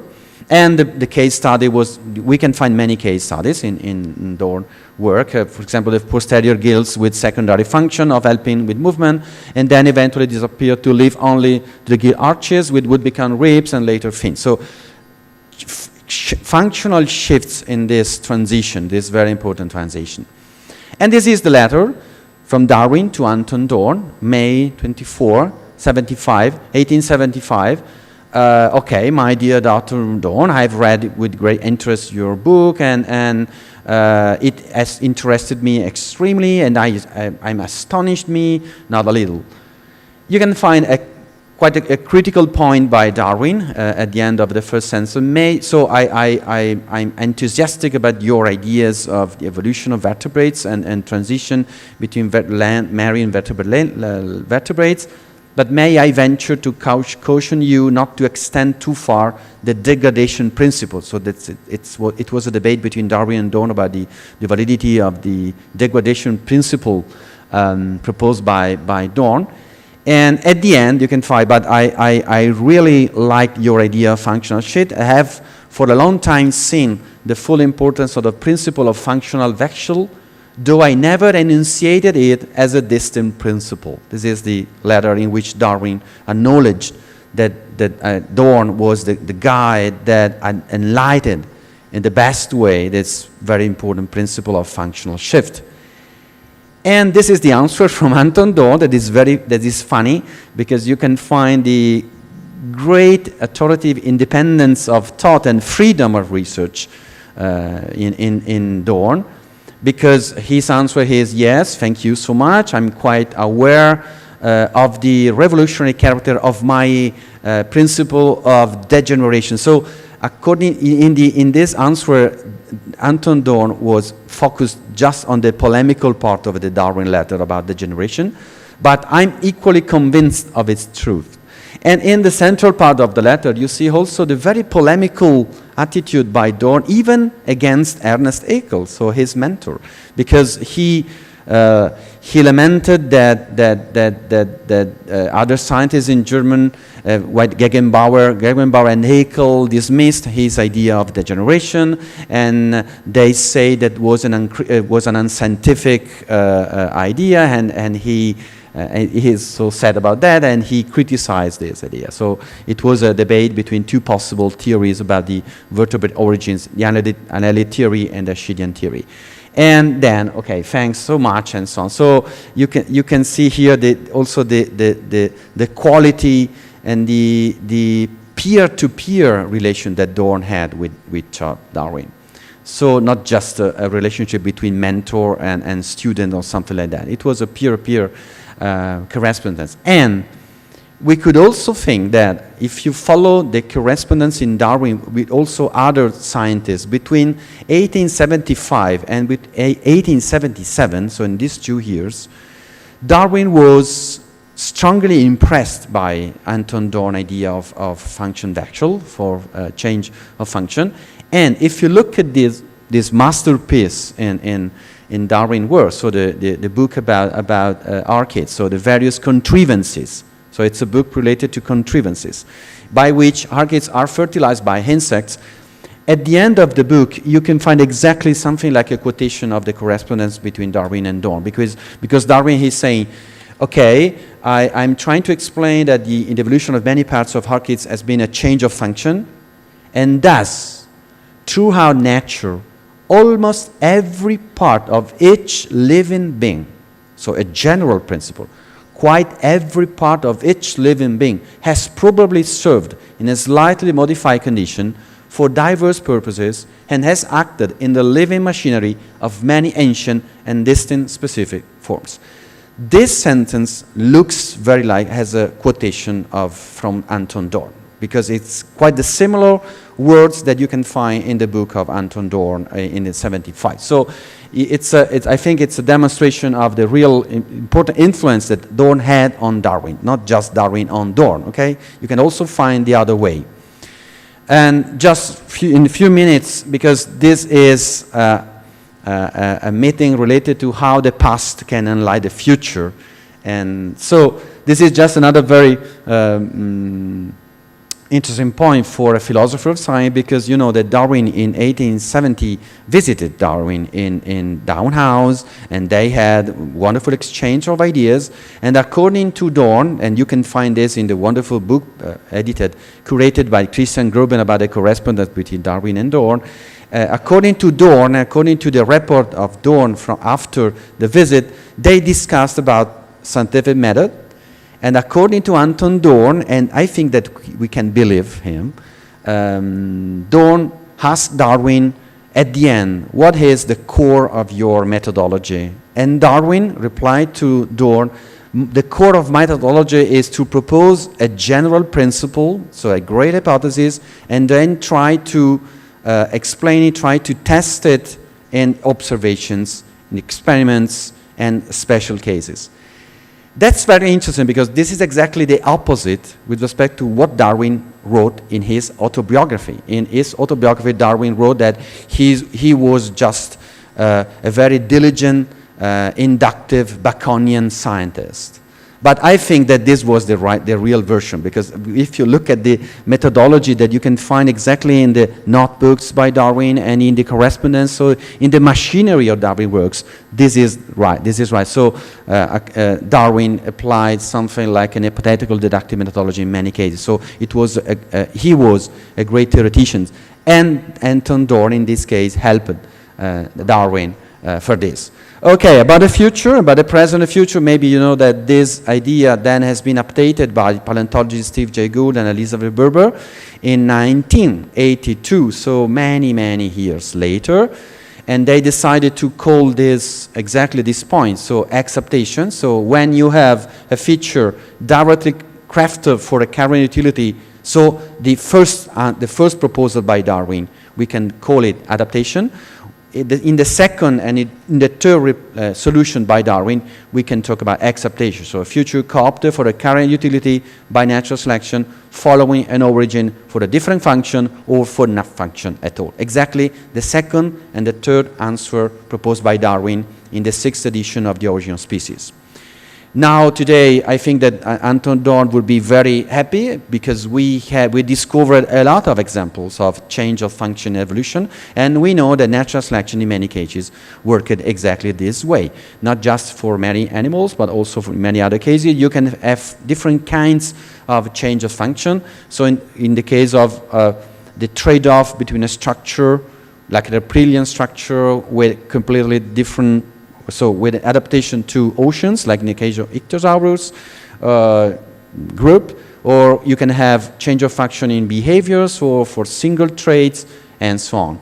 You can have also a generalization of the principle, like in a wonderful words proposed by François Jacob, so the idea of tinkering in evolution. So the fact that, for example, in the case of human brain, you have an evolution to the accumulation of new structures on top of older ones with many changes of function with the same structure. So this is another possible generalization of this principle of change of function or tinkering.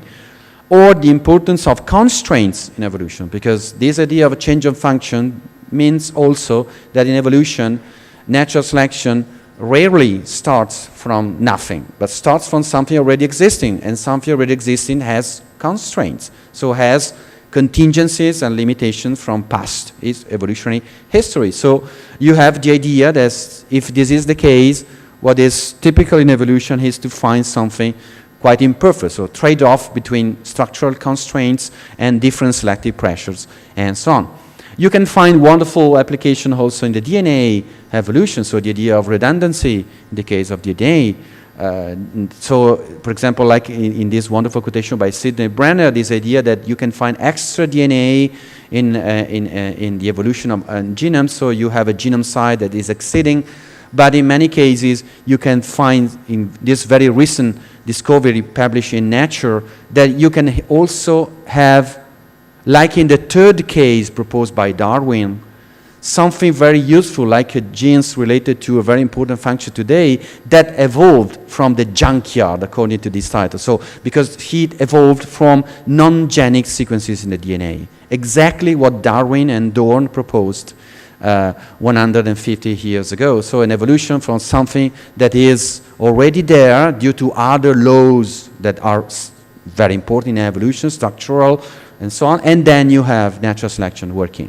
So exactly many years later, an application. Another case, very recent, like in this discovery of a genomic remodeling in the primal brain. So the same genes that in early stages, like osteocrine genes, expressed that had an evolution related to muscles and completely different function, then has been functionalized for different function. In this case, we can have an acceptation directly observed, even with the mutations in the promoters that can explain the change of function. Exactly like in Anton Dohrn idea. Very briefly, just to conclude, this is my taxonomy that I proposed. So natural selection, shaping the territory for the current use, adaptation, a character acceptation type 1, so a cooptation of a functional structure, or acceptation type 2 spandrels, so a cooptation from a non-adaptation. So Darwin and Dohrn ideas just translated into modern terms. So very fruitful ideas. Acceptation is not a confutation of the agency of natural selection, as Daniel Dennett wrote completely in a wrong way. Acceptation is not a break in the continuity of evolutionary process and is not an ad hoc hypothesis. So the null hypothesis is adaptation. When you have problem with adaptation, you can try to find, if you think, as Dohrn explained, if you can find a change of function. And this is nature that accepted this taxonomy. And for example, this is an application of this taxonomy for a completely different case of the evolution of metabolic systems. And this is an application for mirror neurons or other cases. So just to conclude, very fruitful ideas. And so this is the future. So this is one of the very interesting cases in which an intuition, in this case from Dohrn and then Darwin, has so fruitful today, as so promising today. So that's my way to congratulate for this story and waiting for the next 150. Thanks for the invitation and for the occasion. Thank you. Thank you, Professor Pievani.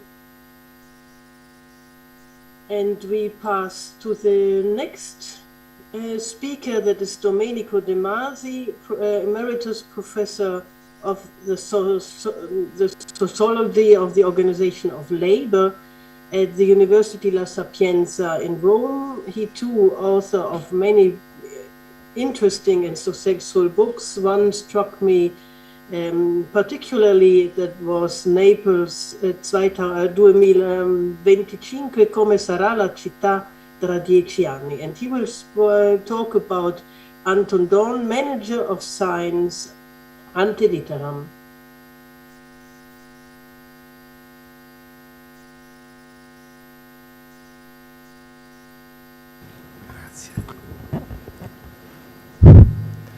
Ringrazio ovviamente moltissimo gli organizzatori di questo convegno per avermi invitato. Ero molto tentato di parlare in napoletano per un fatto semplicissimo. Quando Crick ha vinto il premio Nobel, con i soldi del premio ha comprato una barca a vela, e con questa barca a vela abbiamo fatto una traversata da qui a Capri. E durante tutto il tempo abbiamo parlato in napoletano e lui mi ha spiegato che il napoletano era l'esperanto che si parlava in questa stazione, perché c'erano scienziati, come avete visto, di tutte le parti del mondo. Oggi si dice che è difficile creare rapporti tra Russia e Europa, e il 33% dei giovani che studiavano qui venivano dalla Russia. E io mi soffermo su un aspetto abbastanza collaterale rispetto a quello trattato in modo così splendido da Telmo prima, e cioè mi ha intrigato sempre questo problema. Io sono uno studioso di scienze dell'organizzazione, di sociologia del lavoro. Mi ha intrigato il problema di come ha potuto Anton Dohrn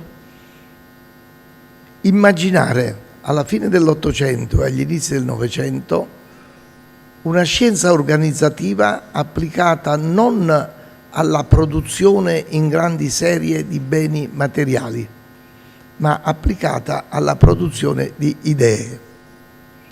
Quando Anton Dohrn ha iniziato l'organizzazione di questa grande istituzione, era in fieri l'organizzazione scientifica del lavoro, che poi avrà due date fondamentali: il 1903, quando Taylor enuncia i suoi principi dell'organizzazione scientifica del lavoro, e il 1913, quando Ford mette in pratica questi principi per produrre, attraverso la catena di montaggio, un numero infinito di automobili, che lui da solo, insieme a 3 altri suoi collaboratori, aveva inventato.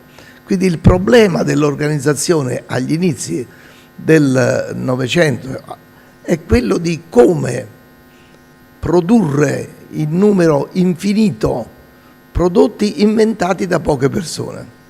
Qui il problema era l'opposto: come produrre infinite idee da parte di una coralità di scienziati.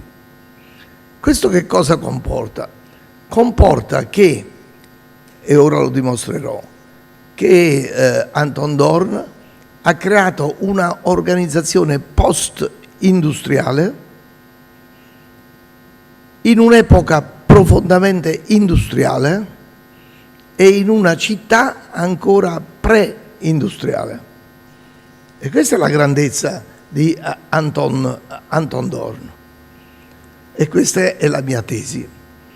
Ieri, presentando un libro di Toma, ho anticipato questa parte minima, le prime 3 slide che ora vi farò vedere.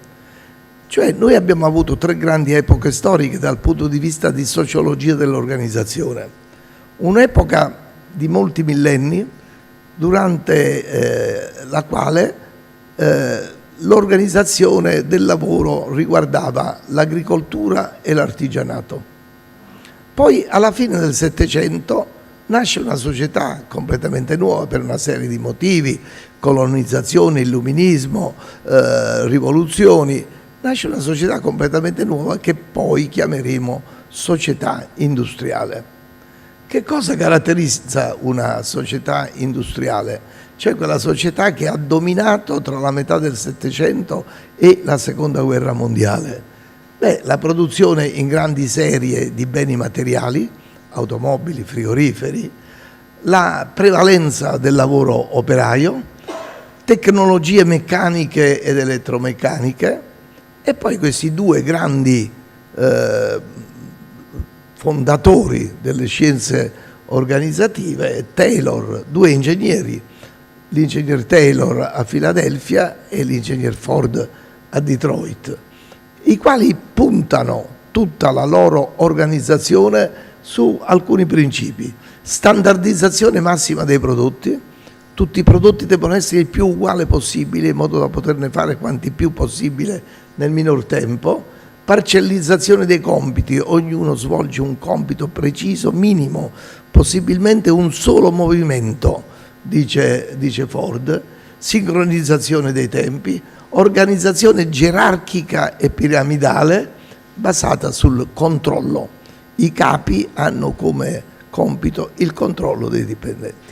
Bene, come vedremo, Anton Dohrn rivoluziona tutti questi principi, rinunzia a tutti questi principi e per ognuno di questi principi ne formula uno precisamente l'opposto.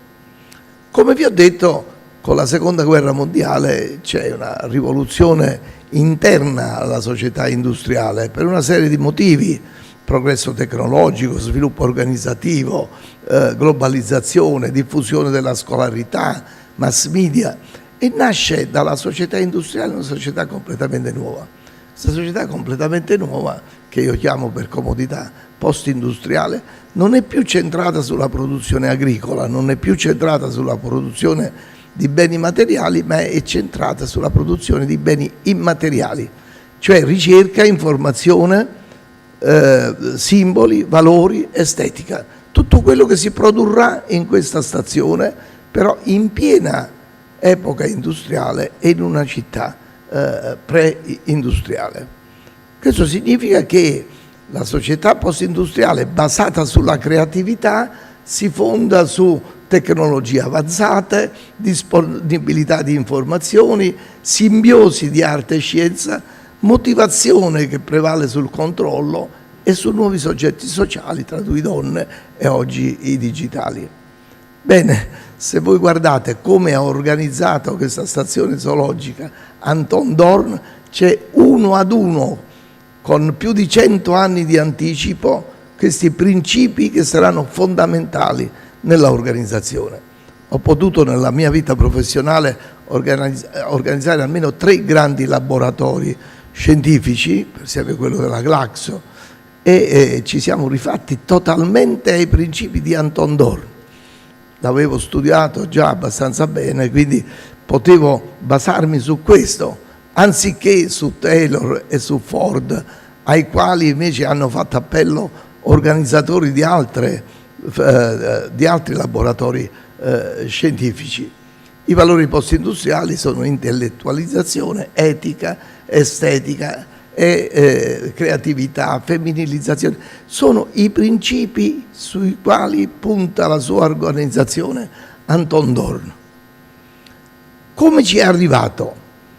Perché questo si pone il sociologo. Come ha fatto quest'uomo a essere in anticipo di oltre 100 anni sulle scienze organizzative.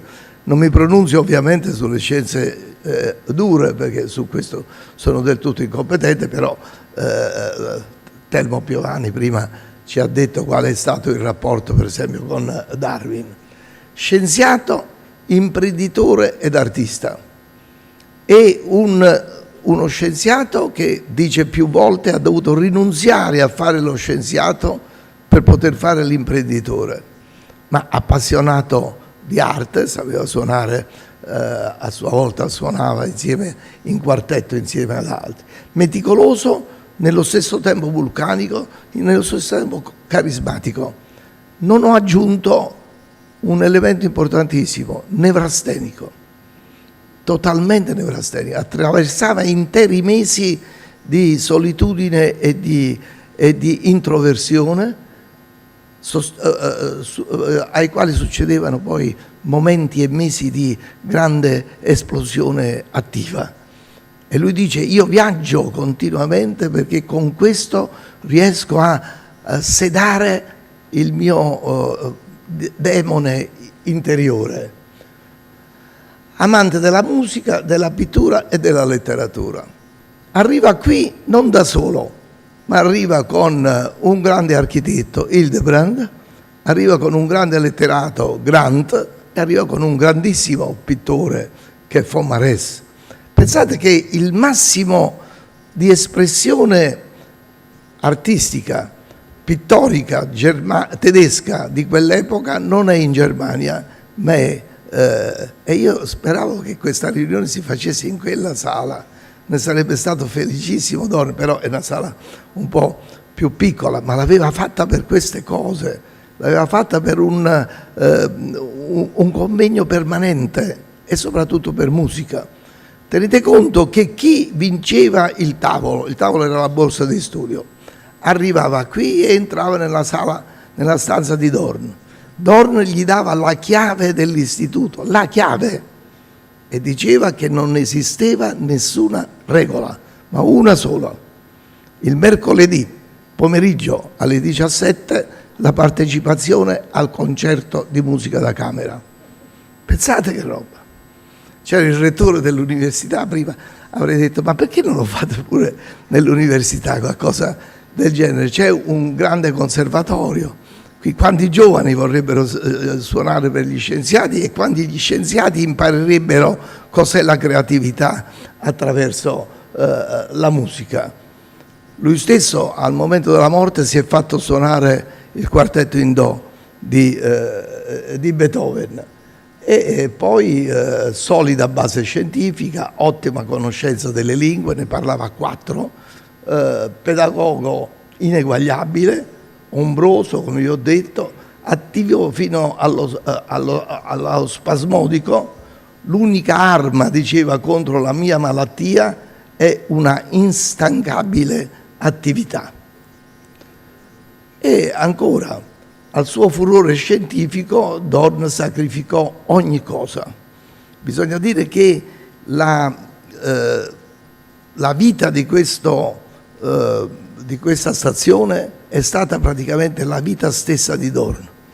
Ha rinunziato a tutto, ha rinunziato alla famiglia, che a un certo punto si è sfasciata e non potevano sfasciarsi visto che lui si dedicava totalmente a questo tipo di attività, e ha rinunziato alla vita. In qualche modo lui dice a un certo punto la corda della mia vita è tesa a un punto tale che mi sto rendendo conto che si sta spezzando, e in effetti si spezzò.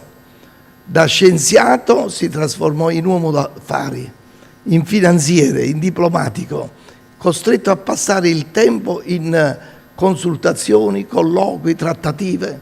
Questo ha fatto tutta la vita. Doveva portare i soldi qua per poter avere 10, 20, 100 scienziati che dovevano essere alloggiati, dovevano mangiare almeno 3 volte al giorno, avevano bisogno poi di tutte le strutture, oltre che ovviamente dei pesci, eccetera, tutta roba che costa. Quindi lui si è dovuto occupare, lui scienziato, col rammarico di non poter fare lo scienziato fino in fondo, si è dovuto occupare della parte contabile, si è dovuto occupare della parte architettonica e così di seguito. La mission è già pronta nel 1870, cioè 2 anni prima. Grande sogno intellettuale e civile, lo scrive lui, la fondazione di un istituto biologico dove studiosi di tutto il mondo potessero liberamente svolgere le proprie ricerche senza intralci burocratici e accademici, fruendo di aiuti finanziari, attrezzature, libri, materiali, consigli, senza nulla dovere in cambio, eccetto il proprio impegno in favore del progresso scientifico. Guardate, c'è un programma per qualsiasi ateneo, praticamente. E pochi anni dopo, 4 anni dopo l'avvio della stazione, Anton Dohrn scrive: certo l'impresa divora le mie migliori energie, i miei migliori interessi, ma pure è un'impresa così grandiosa, assume delle proporzioni così gigantesche da darmi una felicità immensa, anche se mi costringe a disperdermi negli affari. Vedete, il suo rammarico di non poter fare lo scienziato a cui aveva pensato fin da bambino, e tale felicità rappresenta la migliore ricompensa, lo stimolo più forte per creare ancora. E tenete conto che questa stazione si è ingrandita sempre fin quando lui è vissuto, e si ingrandiva per cariocinesi, cioè laddove a fianco a un'attività di carattere biologico ne occorreva una di carattere chimico, ecco che lì a fianco si creava qualcosa di nuovo. Nel 97, siamo ancora un poco più avanti, giubileo della fondazione, 2000 scienziati scrissero ad Anton Dohrn: è impossibile concepire cosa sarebbe oggi lo stato della scienza biologica senza l'influenza della stazione. Ecco, siamo nel 97, dal 72 al 97 ci sono 15 anni. In 15 anni si era realizzato il miracolo.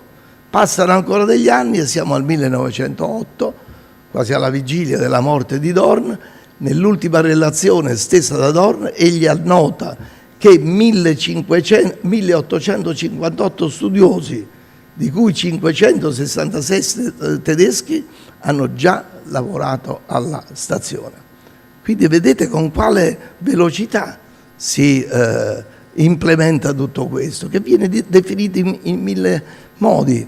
Pietro Dohrn, il nipote, straordinario scienziato. Il 30 settembre faremo a Rieti, dove lui è vissuto ed è morto nell'ultima fase della vita, è vissuto, faremo un grande convegno in suo onore, è stato un grande continuatore del nonno. Dice: era una fucina, perché la scienza vi cresceva da sola e meglio che altrove, come crescono i fiori in una serra curata bene. E viene chiamata fabbrica della scienza, arsenale della dottrina e così di seguito, ma sempre per capire tutto questo. Quali sono i criteri organizzativi che si ricavano dagli scritti di Dohrn e da quello che Dohrn ha fatto? Anzitutto paradigma darwiniano, è stato spiegato bene prima in che senso. Senso imprenditoriale del marketing e della promotion. Ma voi pensate, lui stava per mettere tutto questo a Messina, si rende conto che Messina è una città troppo piccola, allora Napoli faceva più di 500.000 abitanti, era la terza città d'Europa dopo Parigi e Londra, e si rende conto che ha bisogno di un pubblico vasto, perché non c'è la televisione, non ci sono altri tipi di divertimento, e lui pensa, dopo averlo visto a Berlino, e ne abbiamo visto una immagine di sfuggita a un certo punto, dopo aver visto il primo in assoluto acquario, pensa: ma se io faccio un acquario e i ragazzi, i bambini possono venire a visitare cosa avviene nel fondo marino, con i soldi dell'ingresso io faccio la stazione. Questa è una visione post-industriale strepitosa. e riesce a ricavare il 55% dei fabbisogni per costruire tutto quello che voi avete visto dagli introiti. E c'è una signora anziana russa, anche lei è stata vista a un certo punto, l'ho fatta vedere una signora di passaggio, che fa da bigliettaia, si presta a fare come volontariato la bigliettaia per poter... quindi una grande idea di marketing, senso estetico come stimolo della creatività naturalmente e rigore scientifico. Su questi criteri organizzativi altri ne nascono: capacità di riunire e stimolare talenti interdisciplinari, selezione severissima, addestramento e motivazione dei collaboratori, tavoli per scienziati e scienziate. È il primo che destina almeno un tavolo a scienziate donne biologiche in biologia. Elasticità dell'organizzazione, minima parcellizzazione dei compiti. Oggi i miei colleghi si lamentano perché all'università devono anche fare dei moduli, ci hanno ridotto a burocrati, si dice. Dohrn lo pretendeva che lo scienziato facesse tutto, facesse anche i moduli. Diceva: e chi ve li deve fare questi moduli? Altri, degli schiavi. Dovete farlo voi, come faccio io, diceva a sua volta. Era un'opera totale in cui non c'era divisione dei compiti, non c'era taylorismo assolutamente. Minima separazione tra mansioni scientifiche, mansioni manageriali, internazionalismo, poliglottismo con, come vi ho detto, il napoletano, la lingua napoletana come esperanto. Le risorse, un imprenditore naturalmente ha bisogno di risorse per fare tutto questo. Pensate, se uno volesse fare un appartamento per viverci, qui siamo in presenza di una opera enorme a cui si aggiunge poi la villa di Ischia. Per individuare e catturare gli animali adatti occorreva un mare pescoso, e questo c'era a quel tempo, marinai appositamente addestrati, una piccola flotta. Per conservarli occorrevano esperti del mestiere, per aggiornarsi occorreva una biblioteca ben fornita, per divulgare le scoperte occorrevano riviste specializzate, per osservare i tessuti occorrevano strumenti ottici adeguati e per tutto questo occorrevano soldi. C'è poco da fare. L'acquario, che era costato meno di 5.000 lire, aveva procurato quasi 80.000 lire di entrate e copriva i 2/5 delle spese complessive. Quindi grandissimo imprenditore che qua alla sua morte lascia i conti in perfetta regola, non c'è una lira di debito al momento in cui Anton Dohrn muore. E le risorse sono il paradigma, grande risorsa per quell'epoca, attento all'immagine sociale, alle pubbliche relazioni. Per esempio, per fare pubblicità all'acquario in modo che venissero a visitarlo, usa i testimonial.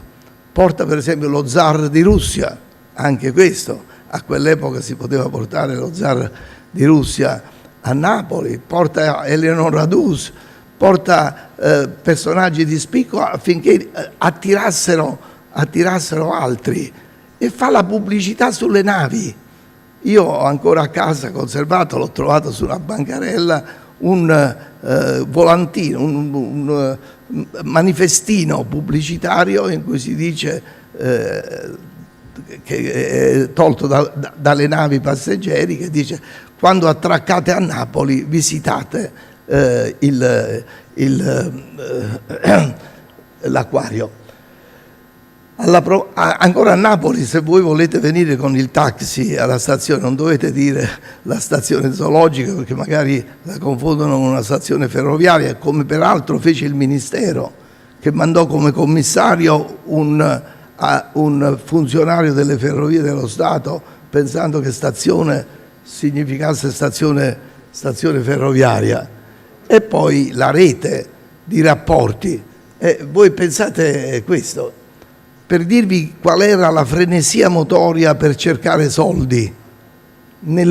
Sola estate del 1875, in una estate, Dohrn va da Vienna a Budapest, in Galizia, in Breslavia, a Stettino, a Danzica, a Königsburg, a Berlino, ad Amburgo, a Bonn, a Cambridge, a Londra, a Stoccolma, poi torna a Stettino, a Lipsia, a Pietroburgo, a Mosca, in un'estate. Non so se è chiaro. Pensate alla frenesia motoria di quest'uomo, perché dovunque c'erano dei nobili, dei principi che dovevano dare soldi, che dovevano comprare i tavoli per il sistema organizzativo. Ha rappresentato la stazione il primo esempio di organizzazione concepita come sistema biologico, come network di funzioni. Tenete conto che oggi i più avanzati tra gli studiosi di organizzazione dicono che l'organizzazione è un orologio, è una piramide. Ecco, Dohrn diceva è un organismo biologico e quindi anche in questo è avanzatissimo. Un sistema di risorse umane, pescatori, tecnici, pescatori addestrati naturalmente, non pescatori qualsiasi, tecnici, personale di servizio, scienziati, artisti, di risorse finanziarie, tavoli, contributi pubblici e privati, introiti tramite l'acquario, pubblicazioni, vendite di animali vivi conservati e poi di risorse tecniche, vaporetti, barche, edifici, attrezzature scientifiche, materiali. Lui era in grande rapporto con Zeiss e riusciva a guidare la progettazione di microscopi particolarmente adatti alle sue ricerche. Un sistema organico fatto di acquario, laboratori, biblioteche, uffici amministrativi, reparti di microscopia, conservazione, eccetera. Un sistema che ha prodotto poi una serie di output enormi. Qui ho scritto 19, ma ieri mi hanno corretto e sono 23, quindi siamo andati molto avanti, di premi Nobel che o sono usciti da questa stazione o dopo essere diventati premi Nobel sono venuti in questa stazione. Infine le human relations, le relazioni umane che aveva creato in questa grande, enorme fabbrica della scienza. Niente controllo, solo selezione attenta e motivazione.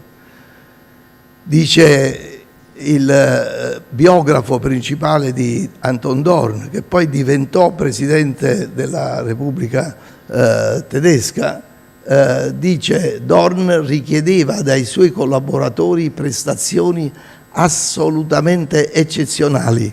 Non solo essi dovevano fare onore al giovane istituto con i loro lavori scientifici, ma ad ognuno di loro fu affidata una dose enorme, però non so cosa è successo, ma una dose enorme di attività di carattere burocratico. Quindi, come vedete, una visione imprenditoriale che farebbe invidia anche ai nostri più grandi, anche a un Adriano Olivetti, perché c'è amore, perché c'è competenza, perché c'è disponibilità e perché c'è esempio. Un esempio permanente che fa, a mio avviso, di Anton Dohrn uno dei più grandi scienziati di scienze organizzative, anche se ovviamente tutto questo non viene messo in luce, ma senza la sua competenza organizzativa e la sua creatività organizzativa non si sarebbe potuto fare una cosa così enorme che ancora oggi rispetto a Napoli è abnorme. Non so se è chiaro, non c'è nulla di simile a Napoli dopo 100 e dispari anni, non c'è nessun'altra istituzione scientifica paragonabile a questa, così internazionale, così interdisciplinare e soprattutto così, mi preme sottolinearlo ancora una volta, capace di coniugare la creatività scientifica con la creatività estetica e artistica. Grazie.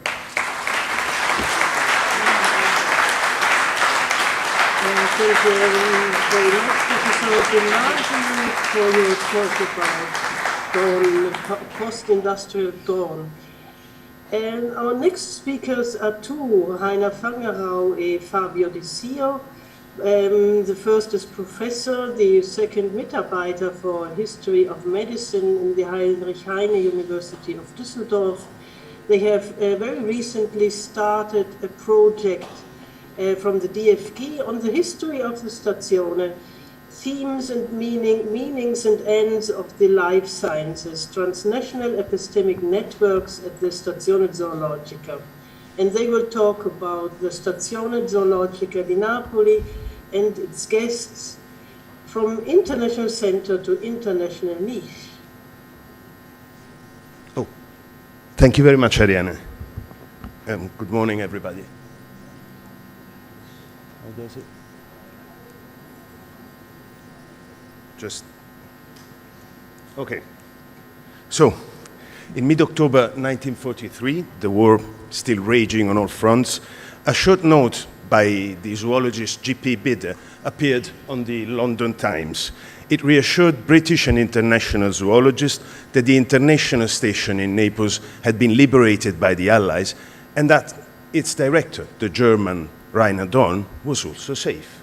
Now, in the following months, immediately the British and American communities of biology started lobbying for the German head of an Italian-German institute to be reinstated in its place, with success. If such massive engagement in favor of an enemy institution may appear surprising, well, to those who don't know the Stazione, even more so is that it was not the first time, as in different conditions, the same kind of international mobilization had taken place a quarter of a century before, after World War I. What did this place mean to these different communities, that its faiths were so important to them in times of total war? Why did so many people, and among them a score of sincere nationalists who really approved the World War, both World Wars, were so anxious to give a hand and so effective in doing so? Part of the answer to this question lies in the international or extraterritorial character of the Stazione that's been mentioned, and that had been conceived by Anton Dohrn and bitterly defended by two following generation of Dohrns. Extraterritoriality is the definition that I like most, because it keeps together and covers both the national level and also the institutional and academic level. So, as Professor De Masi has made clear, free individual research here was not just a nice slogan, it was the cornerstone of the ethos of a community. It means that people would come here with their own problem, with their own approaches, and simply be put in the best possible conditions to get their results. Then some of them, also thanks to their stay here, would make their career and use their influence and power and status in order to help the Stazione in case of need, lobbying for it, all of it in a volunteer capacity. And these were known as the friends of the Stazione, in account of their loyalty. And here comes our problem. How do you define loyalty? Loyalty to what? To Anton Dohrn's original design? To the higher ideal of internationality or of free science? Or to the perceived convergence between the ideas these people had about their own science and where it was going and the possibilities offered by the place? Our presentation today will revolve more or less around these questions, and we will present three vignettes from three different periods in the life of the Stazione that, to our mind, provide a good illustration of the interplay of perspectives that shaped the history of this unique institution. So let's get started. In 1902, at 30 years of age, the Stazione was approaching adulthood. We have heard already that Anton Dohrn had gathered all the necessary funding in order to finally build a physiological section, responding to the needs of a discipline that had grown dramatically in the previous decades. In early October that year, he received a letter from Baron Jakob Johann von Uexküll, German-Estonian physiologist who declared himself ready to accept the direction of the Institute of Physiology. Uexküll had been an early visitor of the Stazione for a physiologist. He had been there since 1892 and had made quite a reputation for himself with his study in the neurophysiology of octopods, which had immediately put him under the spot as one of the most promising physiologists of his generation. Yet, he did not have a habilitation. He was not professor. His standing, academic standing was insecure. So Dohrn advised him to first take his habilitation, then come back and apply. The Baron took offense and replied that after the departure of Karl Schönlein, the previous physiological assistant, he had taken care of instructing and guiding the guest physiologist. He had hoped, I quote, that Dohrn would have valued more the help of the few comparative physiologists at hand. Although still academically unaccomplished, he had 15 years' experience and could do the work very well. He had been the main source of technical information to the guests, and he only had been, I quote, and was able to tell the guest physiologists if the subjects they had chosen was treatable or not, or to assign them a new subject. Whatever building you may erect, he concluded, whatever instrument you may buy, will remain dead material without advice on what's best for what animal. Now, Uexküll was not a mythomaniac. 3 years later, the width of his technical wisdom was made clear in this publication, Die Leitfaden in das Studium der experimentellen Biologie der Wassertieren, so introduction in the study of the experimental biology of marine animals, which is a beginner's guide to physiology of marine animals, including physiological problems, methods, animal models, and technical equipment, much of which had been designed by himself. It was also significantly a clear statement of what this man meant by biology. That was the doctrine of the relation of the entire organism to the environment, which was methodologically based on neurophysiological methods and neurophysiological concepts, and that epistemologically opposed to the pseudoscience of comparative psychology, because animal behavior is a physiological thing. Now, on October 1902, Dohrn was probably not wholly aware of Uexküll's contribution and originality, but probably to him, the litany of I and only I produced by the Baron was already enough. I will have to renounce, he replied in a letter, to your irreplaceable collaboration. The greatest damage, sadly, is suffered by comparative physiology, which we both want to serve, but we'll have to step back behind your personal interest and the general interest of the zoological station, unquote. Dohrn's judgment was later confirmed. He asked his collaborators to look into Uexküll's claims, and both Isaac and Yatta, his closest collaborators, confirmed that the Baron was too leading a personality to be an effective assistant, as was the principal function of the heads of section. So in February 1903, Uexküll parted with a last very bitter letter, never to return. He actually made a name internationally in biology. He became a very, very much respected biologist, but never had the career he thought he deserved. And perhaps at some point he looked back and regretted not having followed Dohrn's advice. Perhaps also Dohrn had second thoughts. Still in 1906, after the completion of the lab, he asked a collaborator to pick the thoughts of the eminent Hans Driesch, and this is what the collaborator reported. Driesch replied that it had been a great mistake to alienate Uexküll and his school, and with them modern physiology, in order to accommodate classical physiology. A time will come, he repeated, in which you will have a grandiose physiological section without physiologists. Now, fast forward to 1918.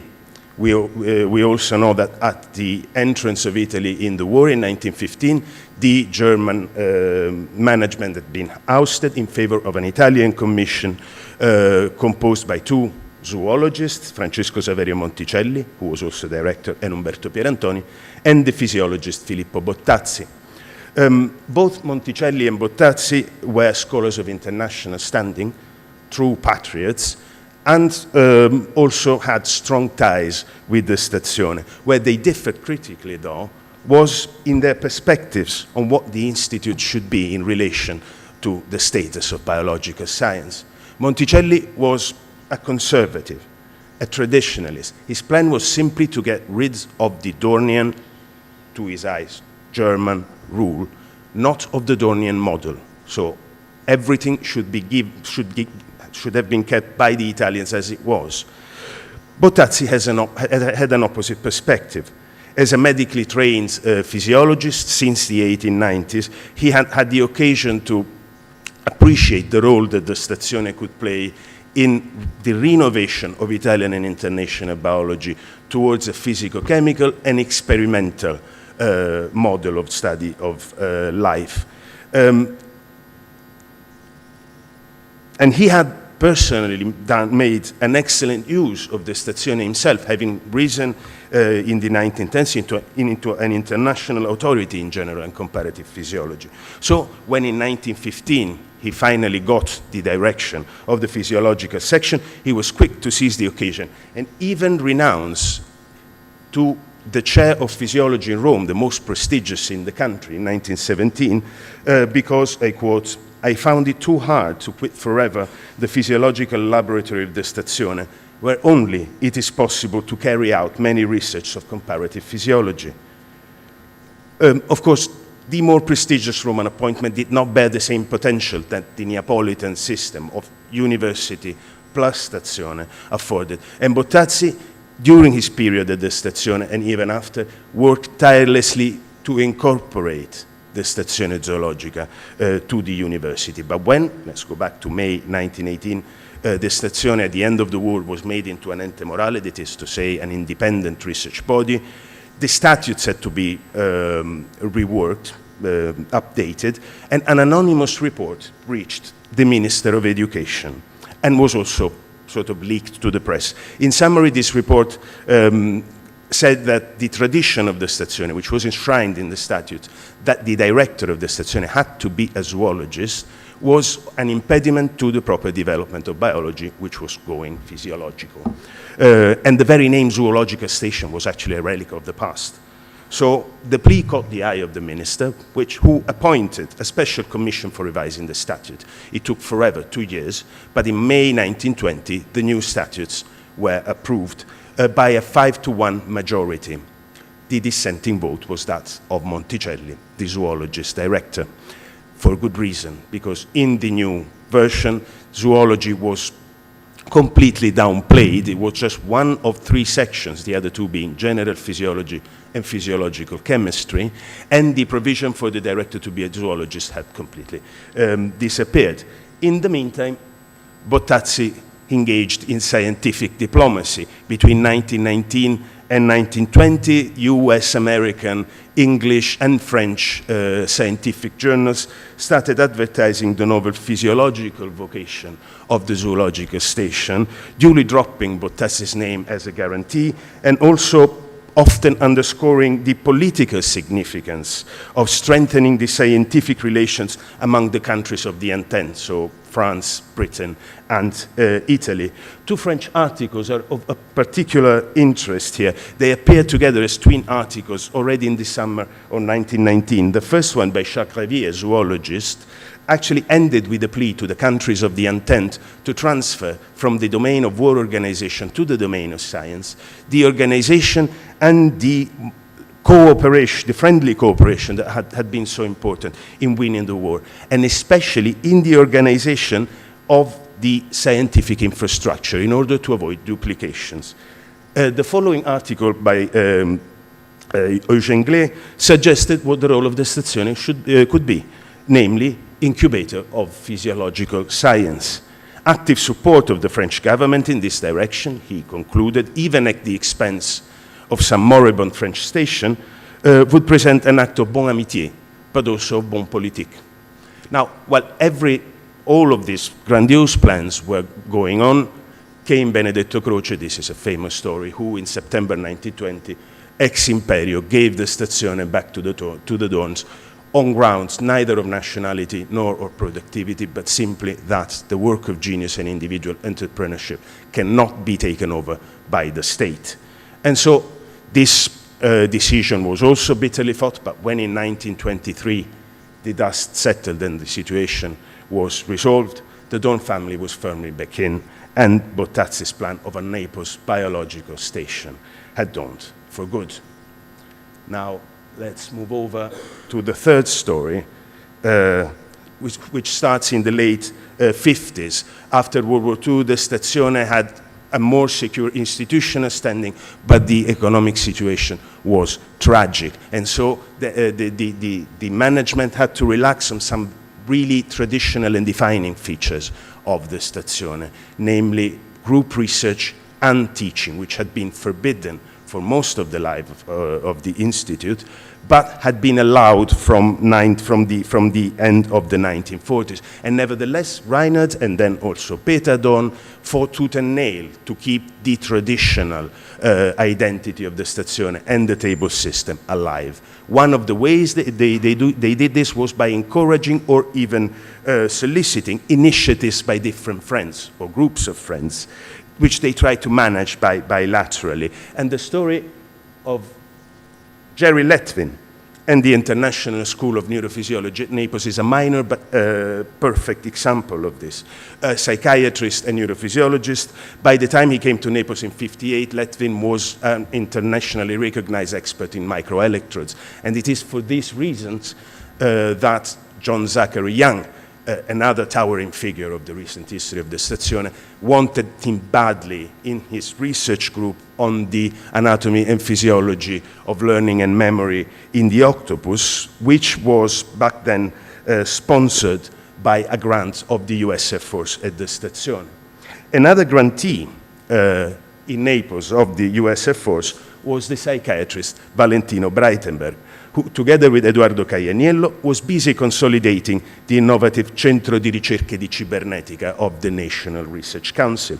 Now, Breitenberg was eager to learn electrophysiology, Letwin to make his way into the nervous system of marine invertebrates, so they teamed up and they built a training lab inside the Stazione, the first building block of an international school of neurophysiology, a project in which they soon enlisted Giuseppe Moruzzi of Pisa, which was one of the most reputed Italians in the field. In the report he wrote for the US Air Force upon return, Letwin painted an enthusiastic pictures of Naples and the Stazione. He also remarked several times that there are no trained electrophysiologists there. I think, he added, that once some equipment has been started and the training begun, neurophysiology will thrive at this station. Probably the reason it has not already started is the tendency for neurophysiologists to congregate at established places like Woods Hole. In Naples, instead, the absence of infighting among specialists that makes Woods Hole a sorry place on occasion, and the actual presence of eager young students make the development of a continuing laboratory very likely. Letwin's praise of the advantages of Naples' peripherality, by the way, nicely resonates with Breitenberg's assessment of his own Neapolitan experience. At the time, he would later remember, I saw our group as reborn pre-Socratic philosophy. We had the great advantage of being far from the center of political scientific power, from Rome as well as from the MIT, with all its consequences on our freedom of action. Letwin, Breitenberg, and Moruzzi started their project very gradually, piecemeal.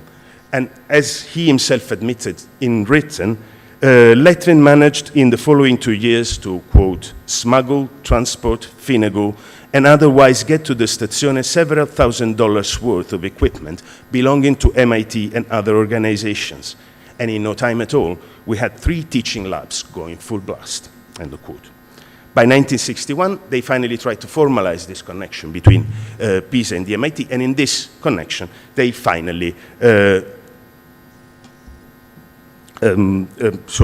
approached Peter Dohrn with this plan for a graduate school, proposing, quote, a sort of arrangement with you whereby facilities at the aquarium were, in a way, also in some sort of fraternal connection with the University of Pisa, end of quote. Letwin also warned Dohrn, however, that it is difficult to persuade people that one is not taking a vacation. And so I've had not as much success as I had hoped in securing funding for the school. Dohrn's reply, for those who knew him, was surprisingly positive. We would be only too enthusiastic to provide our facilities to anyone you or Moruzzi say should work on marine material. We will see to perform at once everything in our power, so go right ahead and let us make it right now.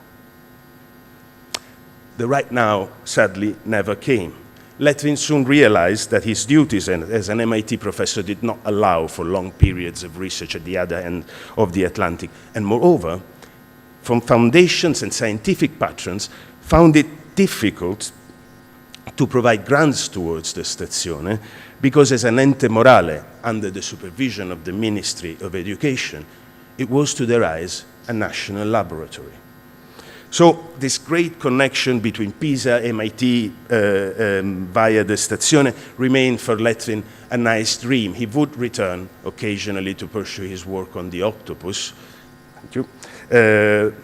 But the last time he came, in 1967, the short summer of the Neapolitan Biological Research Network was closing to an end. Most of the innovative National Research Council laboratories were undergoing a crisis. The Dohrn era at the Stazione was approaching a bitter finale, and Breitenberg himself was leaving Naples for good, direction Tübingen.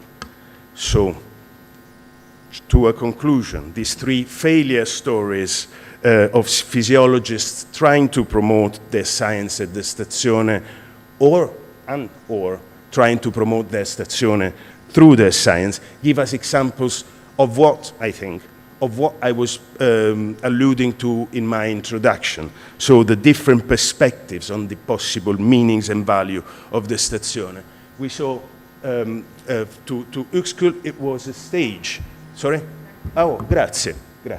To Uexküll it was a stage where to showcase his personal concept, innovative concept of biology, and what he thought he was offering to the Stazione was the opening of a new front and a new horizon of development. But his own perspective clashed tremendously with one founding rule of the Stazione, namely that the assistants are there to serve, and the Stazione is a service and not a school. To the more established Bottazzi, the Stazione, so he saw the Stazione as a pivot of a system for grounding and sort of establishing a mature science at a national and international level, and what he thought he was giving back to the Stazione was a new vocation and a new place into sort of a post-war international system. This perspective was checked at a completely different level, as we've seen, by Croce's perspective, that in a liberal system it is a sin to deprive the inventor of his or her invention. Then the American professor saw in the peripheral Naples the possibility of establishing a niche where you could introduce the novel technologies and let them grow, and perhaps they would provide not only novel results, but also fresh outlooks, giving in exchange, well, not much, but at least a new mission at a national level. And this was clashed by the changed perspectives of the international scientific patrons on the meanings of internationality. Now, these are just three individual perspectives that I'm afraid complicate rather than answering my original question about loyalty. But what I think they also do is to highlight the magnitude of the Stazione as a relay of different histories: scientific, political, cultural, local, personal. And now that the archive, the bulk of the historiography on the Stazione, for very good reason, no means all of it, but most, has been devoted to the first heroic period. But now that the archive is being revived and the more recent documents are being made available, we are approaching the ideal condition when we will be able to consider the first century of the Stazione in a longer-term perspective, in all its kaleidoscopic richness. A challenge indeed that still requires some organizational effort, and that once again can only be cooperative and international. Now, before I set you free, I would like to thank the organizers for the beautiful conference, and especially Christiana Gruben, who is very much missed here, and you all for your kind attention. Thank you.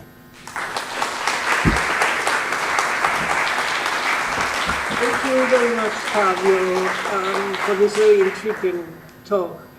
Unfortunately, we are very late, so I have immediately to pass over to the next talk that is co-authored by 3 persons. Jörg Ott is former professor of marine biology at the University of Vienna. Ferdinando Guerro is the president of the Dohrn Foundation and expert of marine ecology and biodiversity. And Alessandra Passariello is the archivist, finally archivist of the Archivio Storico.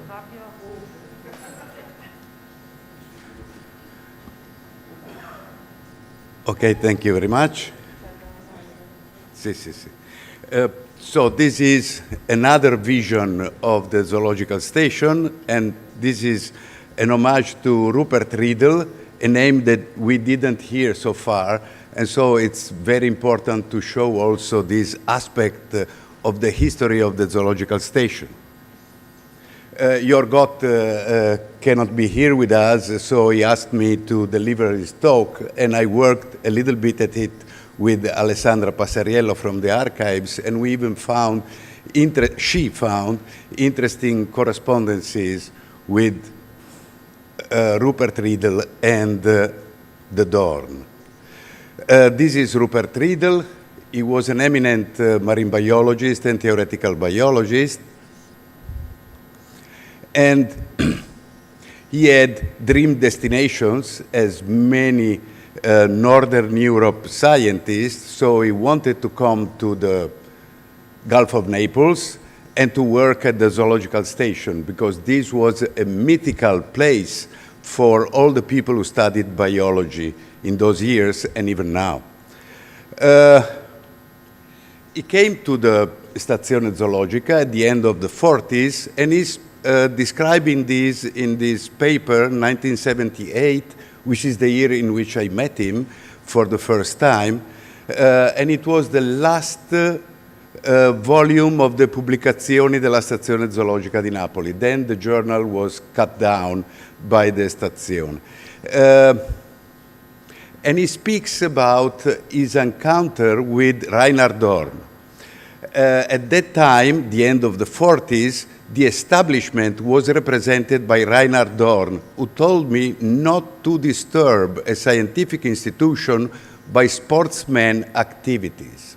So he came here, and he was at the entrance of the zoological station. Reinhard came down those stairs that you can see there, and he sent him to hell, saying, I don't want you to work here because this is the place for scientists and not for sportsmen.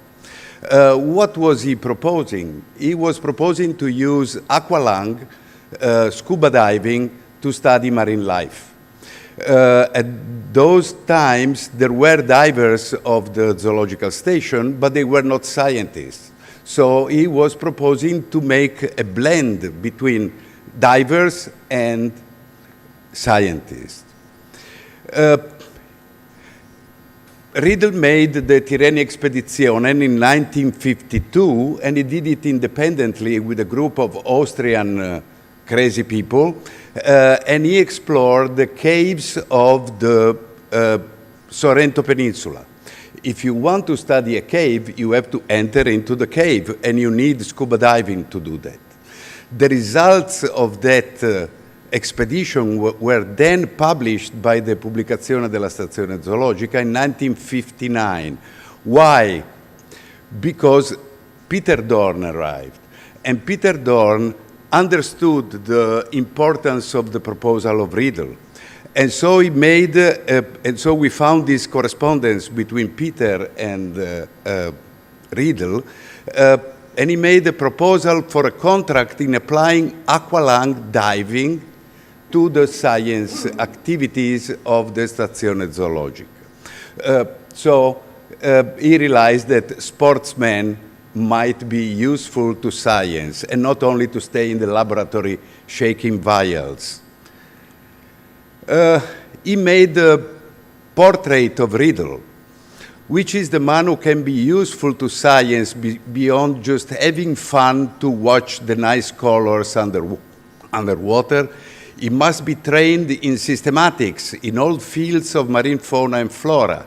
If possible, he should be qualified and hold an academic position. He must have some publications of his own. But on the other hand, he must be very efficient physically. He must have devoted long time, years and years at least, diving with aqualand. Such a man is not easily found. What one finds today is either a good zoologist or physiologist, if you want, with little physical capacities and little diving experience, or good divers with every guarantee that they know their job underwater. It is rare to find one who has both things. And this was the portrait of Riedel. And so Riedel answered to this, proposing the study of both biodiversity and ecology. And one of the things that he proposed was to work at the monograph on the hydrozoans of the Gulf of Naples, that has been published later by Anita Brinkman-Voss, together with Alfred Kuhn.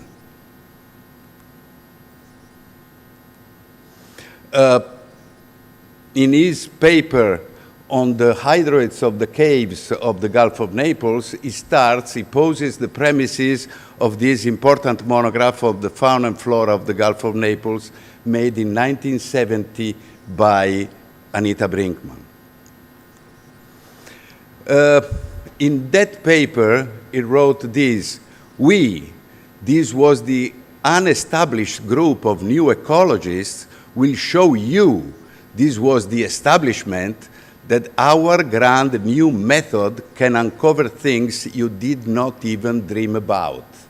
And so, to go in the water, go into marine caves and explore things instead of spending all your time into a laboratory without seeing the outer environment. Of course, you need both. You need the people who stay in the laboratory and the people who go to the sea, and one cannot prevail over the other. Rupert Riedel published a big monograph on the marine caves, Biologie der Meereshöhlen, that has never been translated.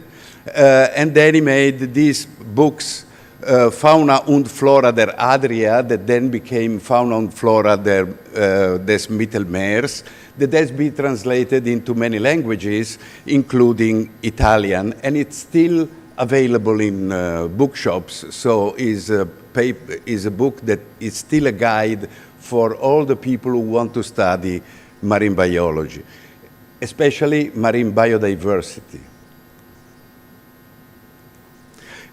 In the book, there are some jokes, like the portrait of Rupert Riedel in the thallus of Pseudolithophyllum expansum, so you can see his profile up there. And then he made imaginary animals like this Cercopodus horridus, which is an invention of himself. The Ischia laboratory of the zoological station hired people who corresponded to the identikit of Rupert Riedel, and these are the founders of that laboratory, Eugenio Fresi, Francesco Cinelli, and Lucia Mazzella. And you can see Lucia underwater taking notes in the vicinity of the laboratory. Riedel organized also field courses to train the new ecologists. And this is the fauna and flora of the ecosystem Posidonia oceanica, held at Ischia in 1978. And I was one of the students of this course, where I met Riedel and Jorgot, and we became friends since then.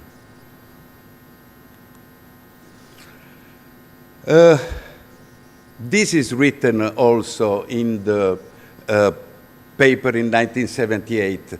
Most of the stations gradually started to close their seaside windows. Their view fully turned away from the sea and into the laboratory. the physiologists, who in early days still had to have some knowledge about the environment of, for instance, the sea fan in order to make this harvest, was only expected to fill in a request form. The gain of environmental information was left to the sailors. Consequently, this information, in a scientific sense, decayed. And it is true what was delivered in the former talk, that physiology won over zoology, which is against the history of the zoological station. Rupert Riddle was member of the Scientific Council of the station from 1980 to 82, and he did a very big enterprise because when physiology took over, it was decided to close the journal of the station because the results were to be published in prestigious journals, and this one was not prestigious enough. And so he made PSZN1 Marine Ecology. And so he showed that ecology was still something that was worthwhile pursuing. In the first editorial, Marine Ecology, A Century of Changes, he describes a situation that was not only the situation of Naples. Many of the established marine stations, like Naples, did not take advantage of both the new openings, and they chose the laboratory condition. So the windows looking at the sea were closed. And these places became only places for a certain type of research that is very important, but in the mind of Dohrn, both approaches were extremely important. This is the special issue of Marine Ecology that then changed name, Marine Ecology and Evolutionary Perspective, and there was a meeting of the European Marine Biology Symposium that dedicated to Riddle the 21st, 25th of August, and Riddle died on September 18th. So he didn't see the homage that had been given to him by the zoological station and also the scientific community at large. Today, the zoological station is back to what Dohrn envisaged, and so both zoology and, let's call it, physiology, now it's molecular biology and so on. And so in the departments, there is equal dignity to all these approaches. And so the vision of Anton Dohrn is revived, and also zoology, and now we don't use the name zoology, we use marine biodiversity and ecosystem functioning, are pillars of the work here, just as molecular biology, embryology, and so on, developmental biology, and so on. I cannot forget that I was part of the Scientific Council of the Zoological Station, and there was the proposal of right as a mission of the Zoological Station to provide model organisms to biomedical research. Luckily, this didn't pass in the Scientific Council, where there were 3 Nobel Prizes. I asked, do you think that the Naples station can become one of the first 100 places on the planet for biomedical research? And they were laughing. Do you think that we can be the first in biodiversity and ecosystems? And then they said, of course, this is in the history of the zoological station. So using a zoological station just to have model organisms for biomedical research is very reductive.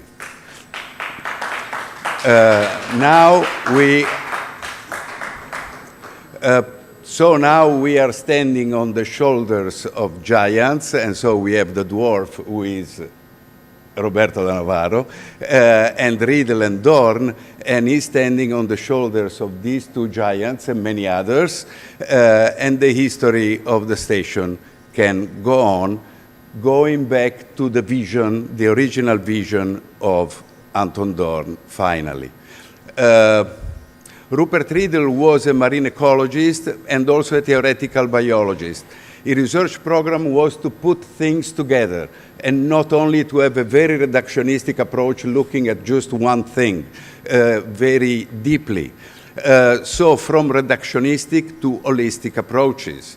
This challenge is now is now fully recognized by the European Union, and I want to end this talk with a sentence in Navigating the Future 4 of the European Marine Board. To truly progress this knowledge, European scientists across a broad range of disciplines and domains must make a quantum leap towards holistic approaches and integrated research on a scale which will help us to much better understand, protect, manage, and sustainably exploit the sea and the oceans that surround us.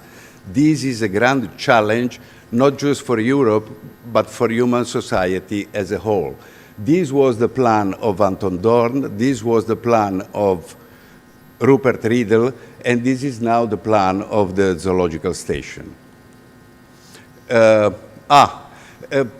I followed the Ischia course in 1978, and in 1994, in the journal of the station, they opened the section topic, and they invited me to write the first article, and in the editorial, they wrote, "It is a pleasure to open the topic section with a paper by Ferdinando Boero, now professor of biology, who we had met at the Stazione Zoologica while he still was a hot-headed student.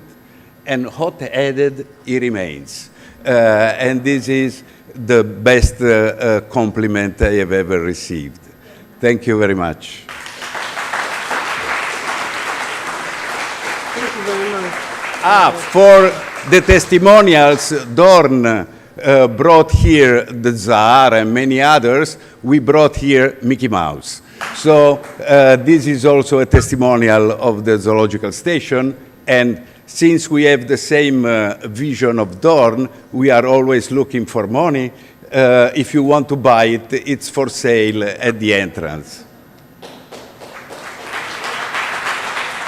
Well, thank you very much for this nice talk on the Vienna-Naples connection.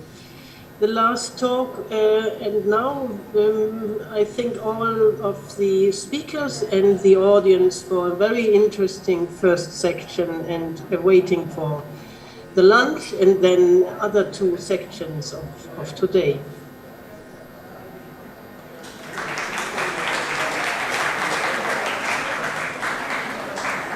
Thank you, Ariane.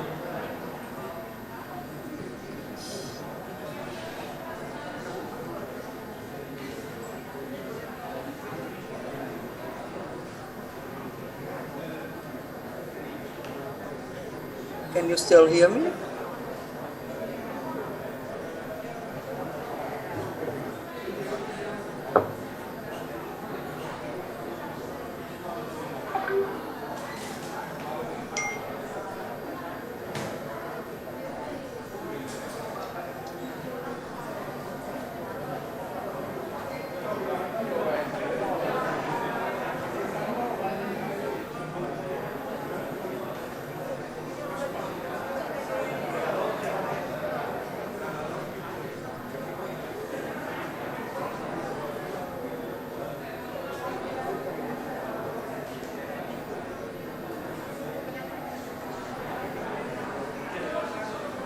Ma tu mi senti ancora, Ariane? Sì, ti sento. Sì, non ho capito proprio niente di questo sistema. Che non si... Penso che adesso ci sentono tutti. Va bene? Ok, allora... Ti chiamo. Sì, buon pranzo.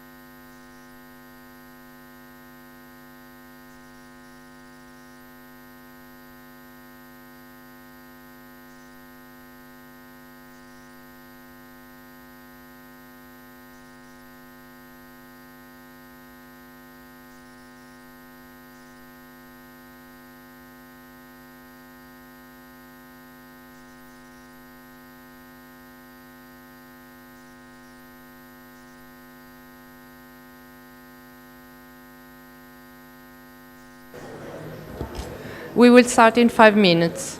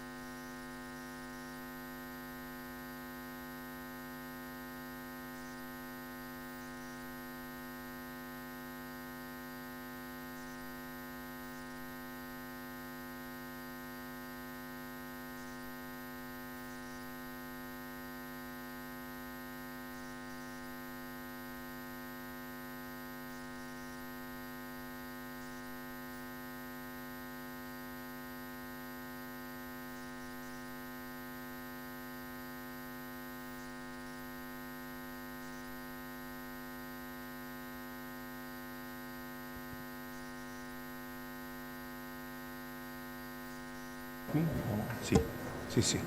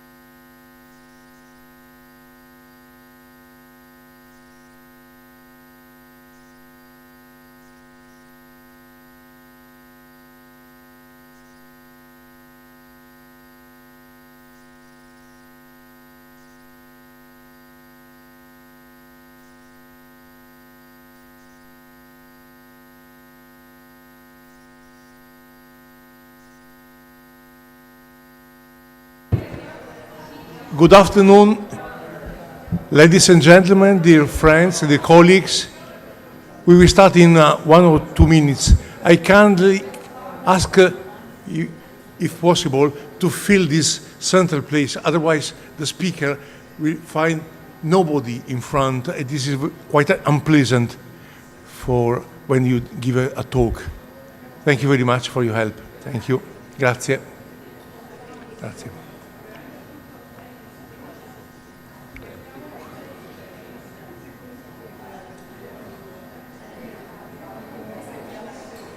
So, the next session is devoted to the scientific community at the Stazione under the captivating title Freedom for Research. We will have 4 talks. I invite all speakers to keep strict at 20 minutes as from the schedule. The first talk will be given by Katharina Steiner, a historian of biology working at the University of Geneva. The title of her talk is Scientific Fishery in the Gulf of Naples, the Zoologica Stazione and its research program, 1873-1913. Katharina, please. Thank you.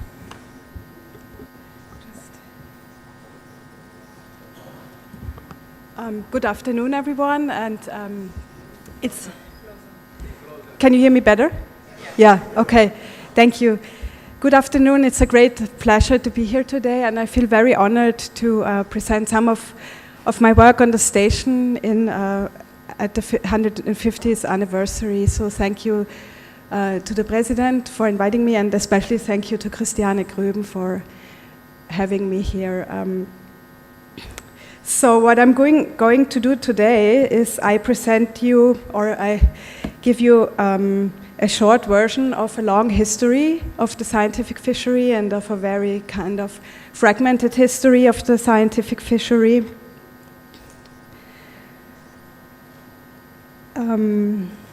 Which kind of, I'm kind of reopening this window to the oceans and to the sea. In 1881, Anton Dohrn coined the term scientific fishery. This was in the second installment of the so-called Reichsberichte, a series of reports which the station's administration provided annually to Germany, at the time the greatest financier.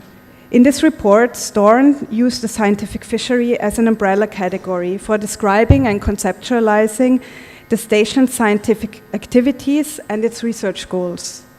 In short, these focused on the biological and ecological investigation of the local marine life worlds that evolved along the shores, around the islands, and in the abyss of the Gulf of Naples and its adjacent marine areas. The scientific fishery combined practices, methods, and people to conduct long-term surveys in the Tyrrhenian Sea. But it also involved the extension and the diversification of the personnel and the technical infrastructure that supported this research, which was to a great extent built around marine invertebrates. With the scientific fishery, the station pursued a twofold purpose. On the one hand, it served as a kind of service infrastructure, providing guest researchers with specimen, the materia prima, as the station staff would refer to the fresh sampled organisms. And on the other hand, and this is the heart of my argument, it built the empirical and methodological foundation for the station's in-house research program, a multidisciplinary program with the aim to set new standards for the classification of marine organisms and which produced the Fauna and Flora series. Between 1873 and 1913, this program was gradually professionalized. The expansion of the station's fleet and its sampling instruments walked hand in hand with its augmentation to ecology. In addition to the technical infrastructure that had emerged over the course of 40 years, the social organization was the motor that perpetuated the program. Today I will explore the scientific fishery through the lens of the station's social organization that made this research program feasible and thus also successful. Until today, volumes from the Fauna and Flora series are used not only for taxonomy and systematics, they are also a valuable resource for early research on bioluminescence or visual ecology.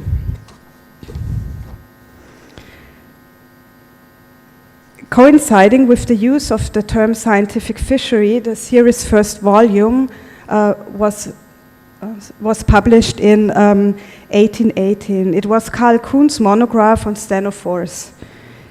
In his introduction, Dohrn announced, quote, "Faunistic research through the bay seemed the most suitable framework for the station, framework to me for describing the productive strengths of the zoological station. In the station's self-understanding and in its respect to its status as a research institute, the years around 1880 thus represented a turning point." Quote, if until then the fishery had been operated almost exclusively in the view of the research material desired in the station's laboratories, as well as in the view of the needs of laboratories and museums on the mainland, this is referring to all the prepared specimens that we are actually surrounded by right now. Dohrn reported now there would be a turn to systematic studies of the surface, the coastal and the pelagic fauna, following a statistical and an ecological research trajectory. A range of archival materials show that the station maintained such a perspective since its early days. Records concerning the distribution and abundance of species and their periodical appearance, sexual maturity, life cycles, and reproduction, sampling distances, currents, and seabed conditions, wind directions, and waves of motions. So this program was designed as a long-term research program and focused on the systematic collection of data and specimens to be used for the detailed comparison of individual faunal regions. In this context, the Fauna and Flora series took on the function of a database, making available biogeographical information in a published form. At the same time, each volume constituted a microstudy, the systematic taxonomical processing of species using a morphological approach in the framework of basic faunistic and physiological problems. So let me briefly give you an example of this. I'm using here Wilhelm Giesbrecht's habitus images from his monograph on fauna and flora, monograph on pelagic copepods. Giesbrecht was one of the long-term assistants at the Naples station, and he's kind of my agent and my entry point to the history of the station.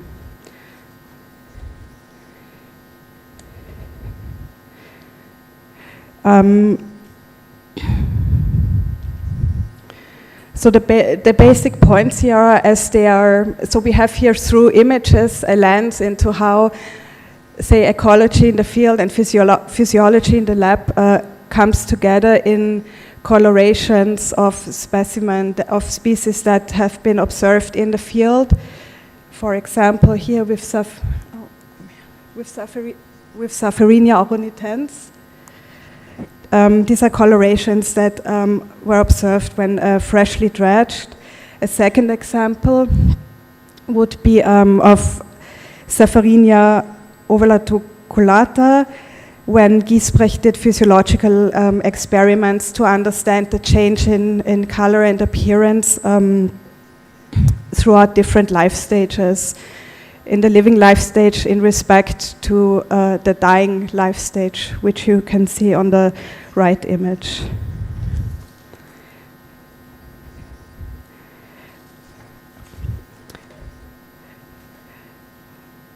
Between 1879 and 1909, the body of the station's scientific staff grew massively. for the successful implementation of the scientific fishery and for producing the fauna and flora, the division of labor, what Dohrn described as a bundling of capacities, was crucial, acknowledging that marine biology was a labor-intensive endeavor that depended on a diverse social organization. A heterogeneous personnel structure was made into an institutional panel. So I'd like to point out these documents from the archives of from the station's archive, which I find is an important source for understanding the labor and the organization of labor behind the scientific fisheries.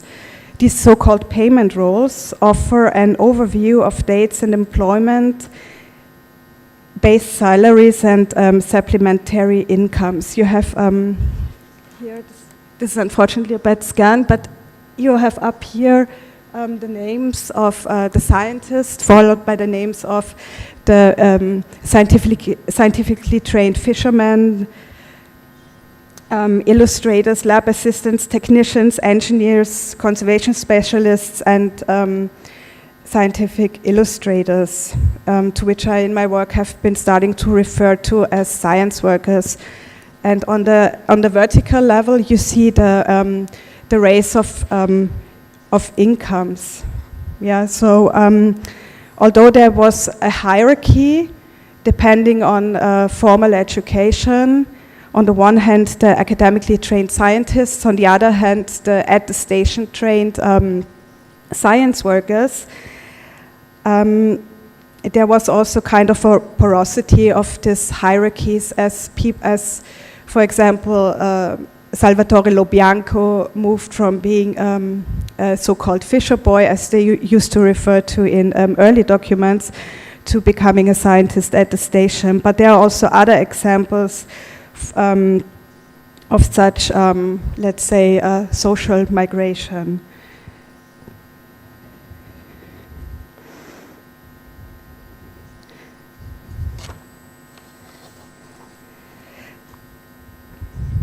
By 1999, 1/3 of this scientific staff were academically trained scientists, and around 2/3 of employees active in the station were science workers.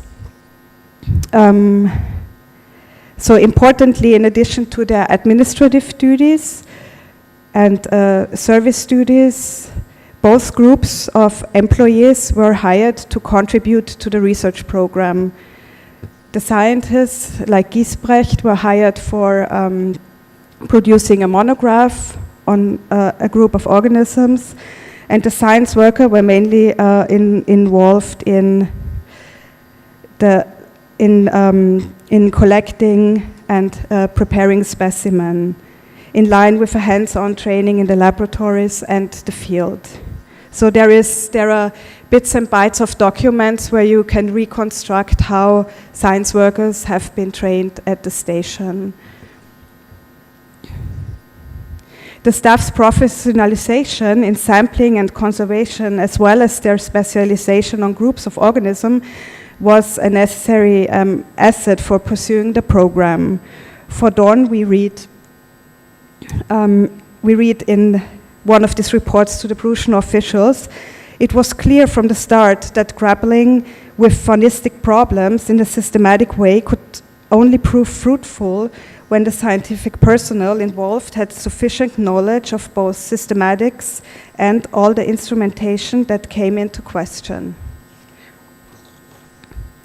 With the extension of the station staff and the fleet, the radius of the geographical and substantive research area was also widened. In the mid-1880s, Dohrn reported as follows: the fishery account has been more strongly expanded because of the extensive hydrographic faunistic study of Capri's surrounding. This work has resulted in valuable findings for a more accurate knowledge of this area. Yeah. It is my intention to have the entire Gulf gradually examined in a similar way, for the sake of greater knowledge of its seabed conditions and the whereabouts of many marine animals. The question where marine creatures live and how and why they live where they live was one of the burning interests at the time. In the summer of 1885, such questions framed by the term or by the concept of vertical migration of pelagic species once again brought Carl Kuhn back to Naples. Kuhn had been several times a fellow at several tables in Naples. This time he pursued a study testing Agassiz azoic hypothesis. Kuhn's 5 days research trip brought him and a crew of 5 led by Agnello Fortanosa, who was kind of the responsible, he was one of the scientifically trained fishermen who was responsible for organizing the sampling trips of researchers, internal and guest researchers, brought them to the Pontic Island. In the light of this research, instruments for sampling light and specimens were developed. Together with the station's engineer, Eugen von Petersen, Kuhn developed 2 instruments. A closing net on the left, and on the right you have a photographic device for measuring the intensity of light on different levels of depth. These are just 2 examples of many nets and sampling instruments for the field that had been developed at the station. The result of this research was the following. The sea down to 2,400 meters is rich in pelagic life. Some pelagic animals that live on the surface during winter and spring migrate to the depths in the beginning of the summer. Some pelagic animals only exist at greater depths. Some pelagic animals also remain on the surface.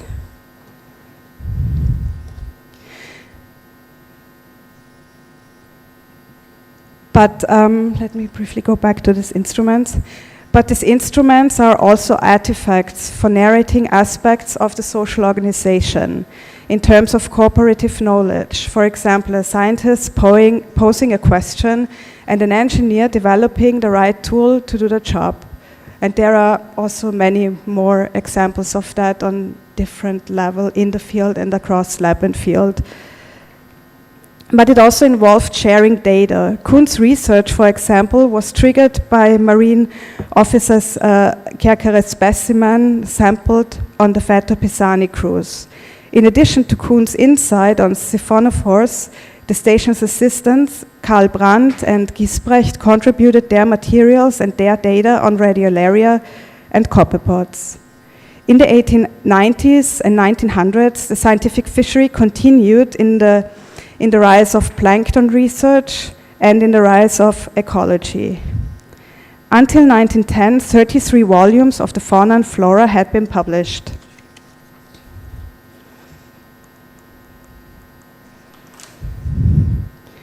In the next step, the station was to be expanded, including an institutional unit focused exclusively on the research on the coastal and deep sea fauna. This unit was to be financed independently from the institute. In 1907 and then in 1913, a corresponding exposé was drafted, meant to integrate the field research program into the bylaws. In its contents, the exposé was based on the research activities already carried out in connection with the fauna and flora. What was new about the institutional setting? The personnel doing independent research were to be separated from such institutional tasks. The scientific fishery was to receive its own institutional status. First discussions of interest in the deep sea and the faunistic oceanographic research had taken place between Anton Dohrn and Wilhelm Giesbrecht, who had become a very close consultant to Dohrn already in 1903. The discussions were continued under Reinhard Dohrn's directory. But the unleashing of World War I was interrupted as this endeavor, as many other endeavors here in Naples. In 1924, Nature magazine published an editorial celebrating Reinhard Dohrn's return to Naples. He stated, the station's future aims and activities as follows. The zoological station was founded to enable naturalists to carry on their studies with the utmost economy of time, energy, and money. This is still, in my opinion, its fundamental raison d'être. But since the new conditions, the station cannot cover the whole field of marine work. It will concentrate on particular lines. The promotion of experimental biology will be made its first aim. Oceanography must be dropped, and fishery work much reduced, since facilities for research in these fields are provided by other institutions in Italy. Faunistic work, especially in its ecological aspect, will be continued, and every effort will be made to make the type collection of faunistic and experimental material, which had already been started before the war, as complete as possible. No new volumes of the fauna and flora will be undertaken, at least for the present, although several previously started will be published, he put in parentheses.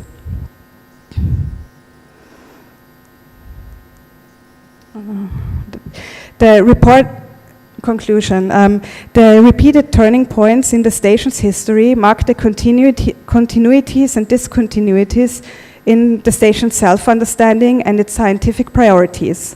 In the history of science, the station has been perceived as a laboratory at the sea, supporting individual research projects of guest researchers, thus foregrounding a research tradition that was based on experimental embryology and physiology. In my talk, I highlighted the station's ecological tradition, grounded in biogeography as well as in physiology. I argue that scientific fishery needs to be understood as a web of practices, specimen, and people that work and circulate across the blurred boundary of field and the lab. Importantly, with the implementation of the scientific fishery, the laboratory at the sea also became field station, invested into understanding the local fauna and flora and in the context of global biogeography. The program did not necessarily aim at understanding universal laws, but investing the biology and ecology of a place. Thank you.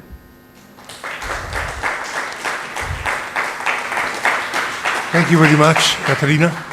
Unfortunately, the tight schedule does not allow for discussion.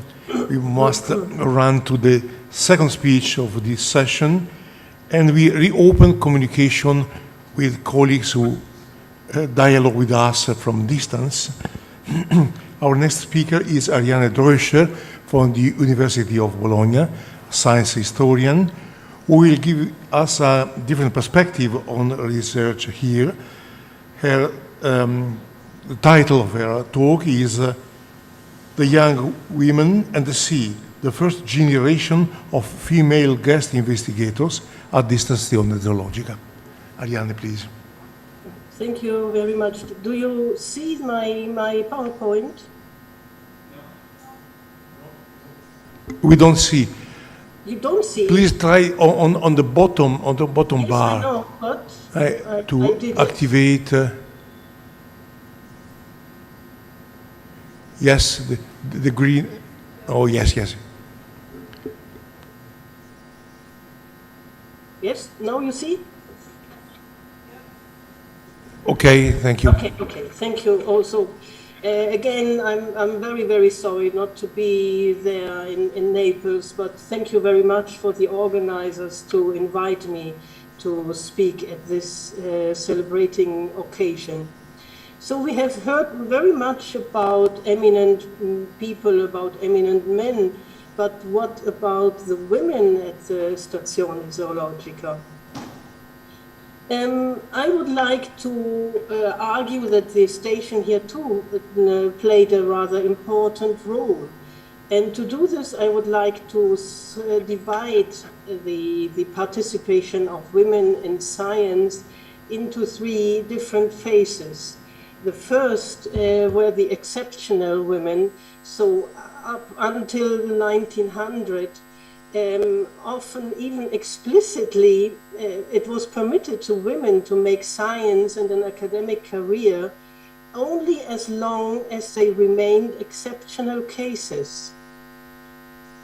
The second phase was the habitual, so when much more women participated, and finally the normal stage. So the habitual phase starts with the permission of women to enroll in universities in the world. And Russia was first in 1859, but shortly later dropped down. In Italy, there was no official restriction. In 1876, they were even explicitly allowed in the new education law. In France, 1863. In the US, they already had women colleges, but the first university was 1865, the Cornell University. In 1888, 29.3% of all students. Switzerland, and here Zurich in 1867, Great Britain 1878, and Germany 1878, but only very, very exceptionally. So the first women to gain university chairs in contemporary Europe were Sonja Kowalewski in Stockholm, who gained a chair in mathematics, then Marie Curie in Paris, Rina Monti, zoologist Rina Monti in Sassari. In 1908, Baradanchakov in Moscow for embryology, and 1912, Lydia Rabinovich-Kempner in Berlin for the chair of medicine. So it is not a surprise that the two women who were biologists both stayed at the Stazione Zoologica. The female researchers at the Stazione initially seemed to have a difficult way into, because as we have already heard this morning, the Neapolitan municipality conceded Dohrn the permission to found his private research institution with the advice that it is explicitly forbidden for women to stay here. But Dohrn ignored this advice and carried on. So in the first 70 years of its history, there were 179 women who stayed 336 times at the Stazione. The very first was in 1882, Emmeline Nunn, later the wife of Otis Whitman. And in 1883, Margaret Traube-Boll, the daughter of the German physician. And so these two women here, so here we see Rina Monti and Donchakov. After them, a lot of women, and each of these would be worth a separate talk, but it's not my aim here to make a biographical account, but rather some statistical data. So the number of women working at the station, as we see in this graph, started very lately and very cautiously. So in 1883, 2 examples in the 90s. In the second half of the 1890s, we see finally a certain number of women then dropping down during the First World War and resuming very explicitly in the 1920s and 30s. But if we compare this number that is interesting to the number of male researchers, we still see the male are the gray line. We still see that women were still a great minority. In the total, they only make 7.78% of all research stays in the Stazione.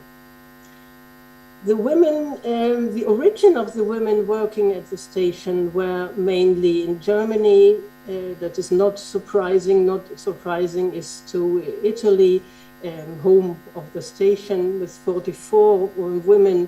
So Germany, Italy, and the US together make over 75% of the women that were researching in in Naples.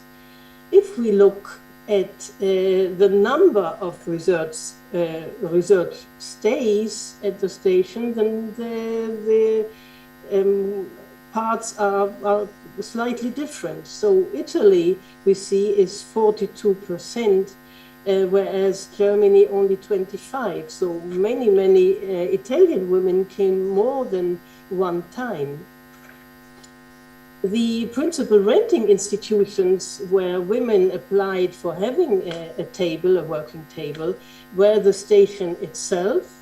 In Italy, the Ministry of Education, which granted 98 research grants for women to study in Naples. The Naples municipality in Germany, mainly Prussia and some others, and the American Women's Table. The most frequent female guest researchers were in fact Italian. Isabella Eroso came for 70 years, Fausta Bertolini between 1928 and 1937, so uninterruptedly. Beatrice Torelli started as an assistant in 29 and then for rather 50 years uninterruptedly at the station. Ines De Stefani, who was the wife of Giuseppe Colosi, she too came here very often, but unfortunately died of tuberculosis at the very young age of 46. Giuseppina Benazzi Lentati, she too formed for almost 70 years a collaborative couple with her husband Mario Benazzi. So many of these women who made research later were the so-called creative couples. And this was also the idea of Dohrn about women in science, as you can read in a letter of Dohrn to Ida Hyde of April 1897, where he said, "But there is one part of it for which I have not hesitated to feel and confess a strong sympathy, that is the throwing open to women the pursuit of science and the higher intellectual training. It will be of the utmost advantage to them and mankind when wives and mothers share in those accomplishments, to share the life of an intellectual husband, to direct the nursery and to prepare the future generation." So that was what many men thought of women in science. It is good to do so, but only in a subordinate role. Ida Henrietta Hyde had a very different idea about this, and she was very clever and very diplomatic to gloss over this comment of Dohrn and to make her own way and to create an institution to render it for women independent from male promoters to get access to this high-level institution. So she said in her book, Before Women Were Human Beings, "In the spring of 1896, I began to work in this largest and most important laboratory of the world. What a rare privilege it was to pursue studies in this highly endowed station. Through the investigators who came here from all quarters of the globe, it offered a center for exchange that led to international understanding and enduring friendships. Grateful for the generous spirit that pervaded all departments of the station and the valuable benefits offered to men and women alike, I resolved upon returning to the United States to do all in my power to enable eligible women scientists to avail themselves for the laboratory's unexcelled opportunities." So she went back and gathered the funds to found a table explicitly dedicated to women, which then will become known as the American Women's Table. And most of these women, some were creative couples, but many of them made their academic career. So after their stays, most of these American and some of the German women made important research and or teaching careers. Most of the Italian did not. So it became normal, or even habitual, or even normal for Italian women to make science, but not to make a proper research or teaching career. It was still a long way from having access to graduate education, to research opportunities, and even more so to do university or research careers for women. So if we look at this from the exceptional to the habitual and to the normal, we can see the important role of the American women's table. So in a period when women's admission to public laboratories and science institutions still depended strongly on the endorsement or goodwill of single professors and eminent men, the creation of an encouraging association run by women themselves represented an important step towards the normalization of female science education and the opportunity of making a science career. Just a look at the very recent data shows that the staff of the Stazione still is made mainly by men, but an important part of women. And if we look at the researchers working there, we see much more women respect to men researchers. So I thank very much for helping me with their advice and their data, Christiana Gruben, Fabio De Sio, Heiner Fangerau, Vincenzo Puglisi, and Silvia Chieffi. And I thank you for your attention.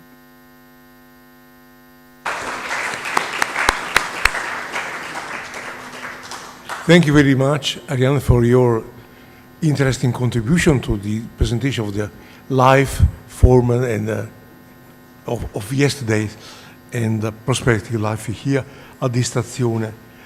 We move now on the next talk. There is, of course, no need to introduce our distinguished speaker, Christiana Gruben, but we just welcome her back here with us. Christiana's talk will be about hospitality and community here, the Naples experience in this respect. Welcome.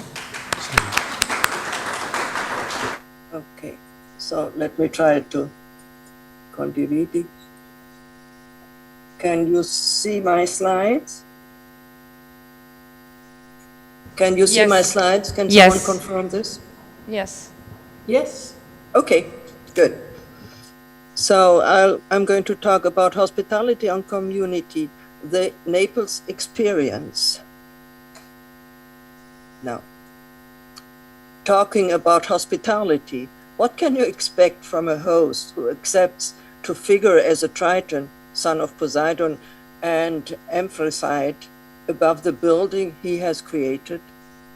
Being represented as the son of the god of the seas and looking out on the Mediterranean, which he had set out to conquer through knowledge, I'm sure Dohrn would have loved it to see himself up there. We usually see Anton Dohrn only as a well-dressed gentleman, even at sea wearing his coat and his historical broad-brimmed hat, and even with an umbrella, whatever this is useful for. From its establishment in 1872 until at least the First World War, the zoological station was somehow extraterritorial in nature and functioning, a German enclave in Naples.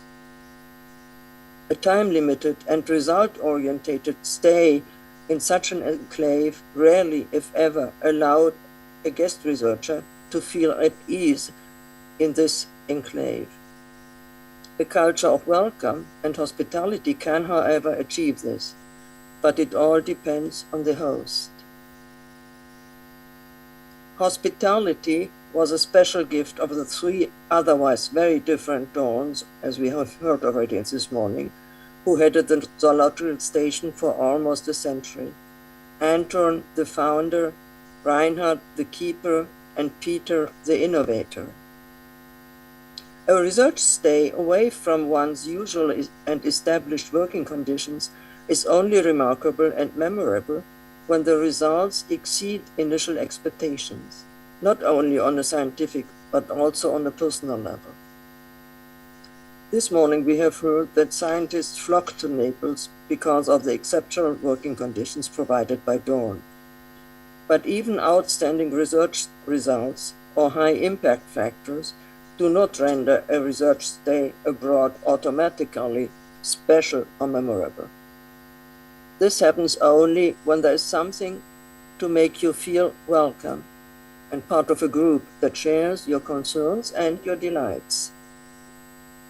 Letters, biographies, and testimonies from guest researchers frequently mention that a research stay at Naples rarely resulted in just another publication, but rather marked something more in the person's biography.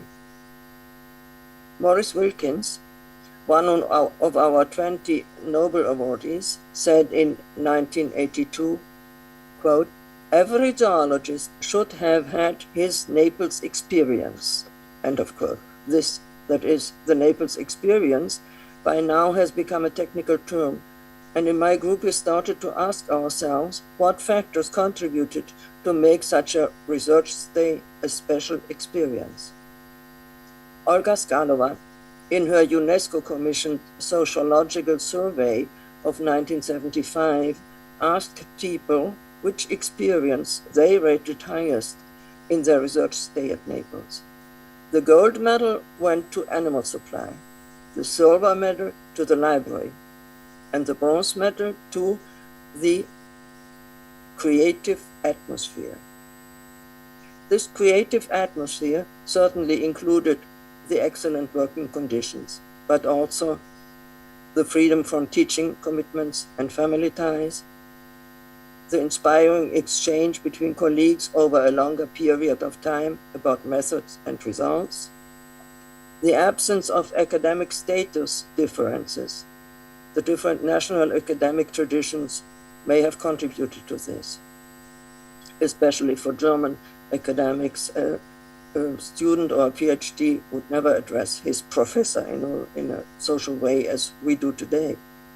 And certainly it's also one of the factors was also the challenge to have to communicate in another language, which today for us is normal. People communicated in German, English or Italian, and often heard French or Russian as well.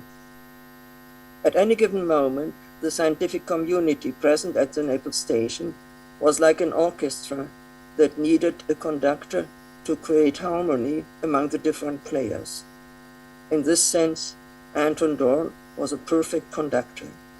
Quote, "When I see daily with how much elan and how much joy all these persons get to work here, who come from outside, and how I succeed through timely interposition of excursions on the steam launch to keep up the good humor and high tense spirit, then I feel deep joy about all the results of hard work and fearful years." End of quote. These excursions, we will return to them later, were only one moment of what we would define today as comfort zones, moments of relax, of being ourselves, of not having to live up to expectations, and many other factors also. I have already identified quite a number of such comfort zones, and I'm going to share them with you. Comfort zone 1, the aquarium. At the aquarium, scientists could relax while watching their research organisms in more or less natural life conditions. Their accompanying persons could enjoy watching the colorful variety of marine organisms.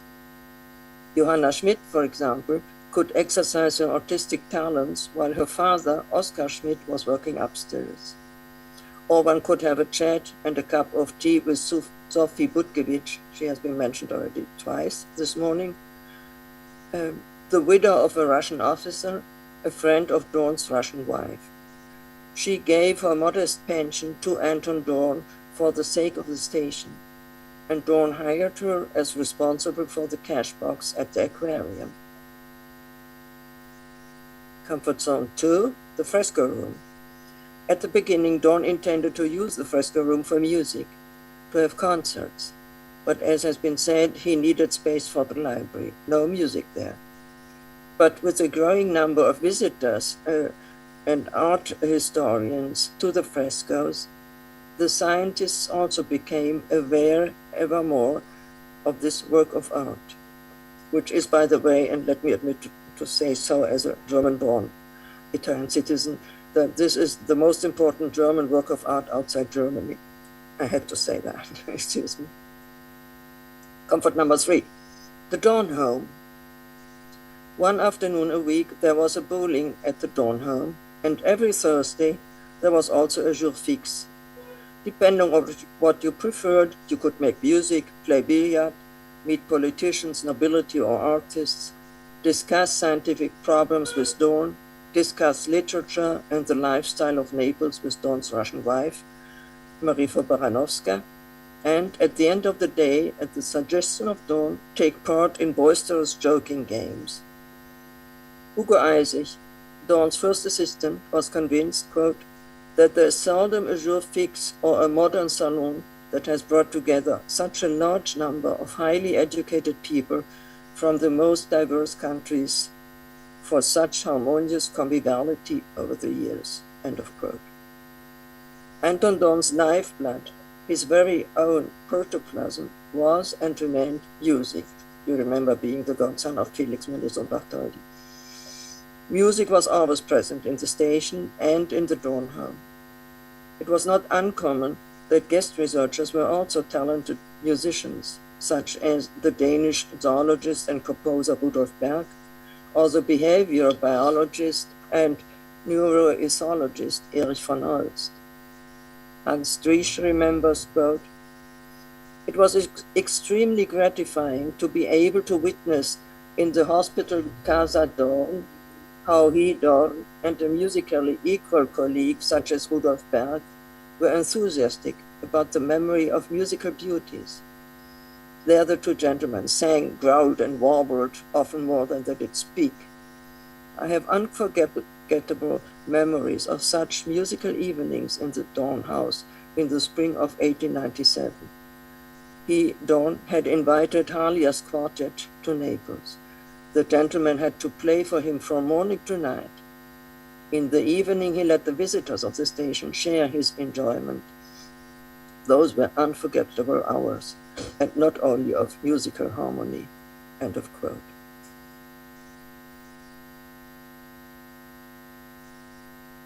Comfort Zone 4, tea time.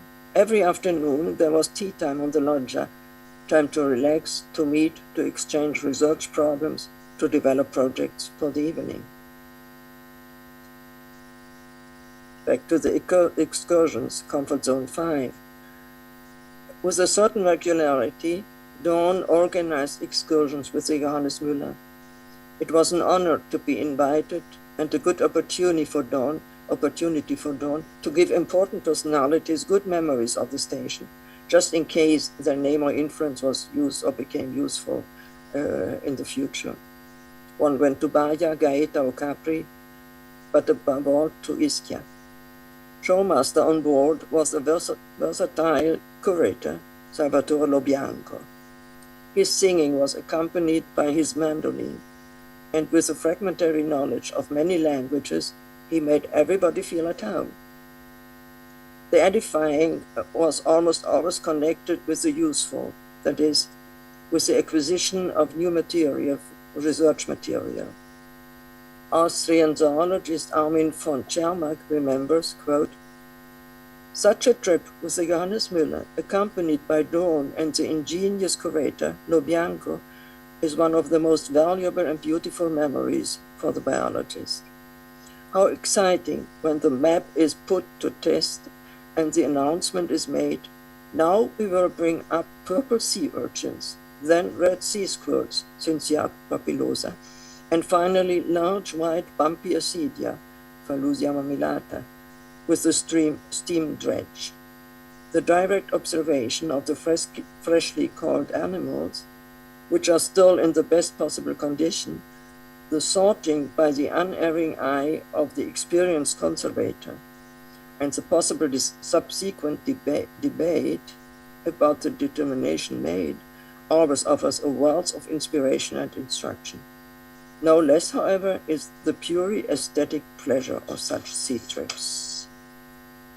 Comfort Zone 6, Villa Dohrn.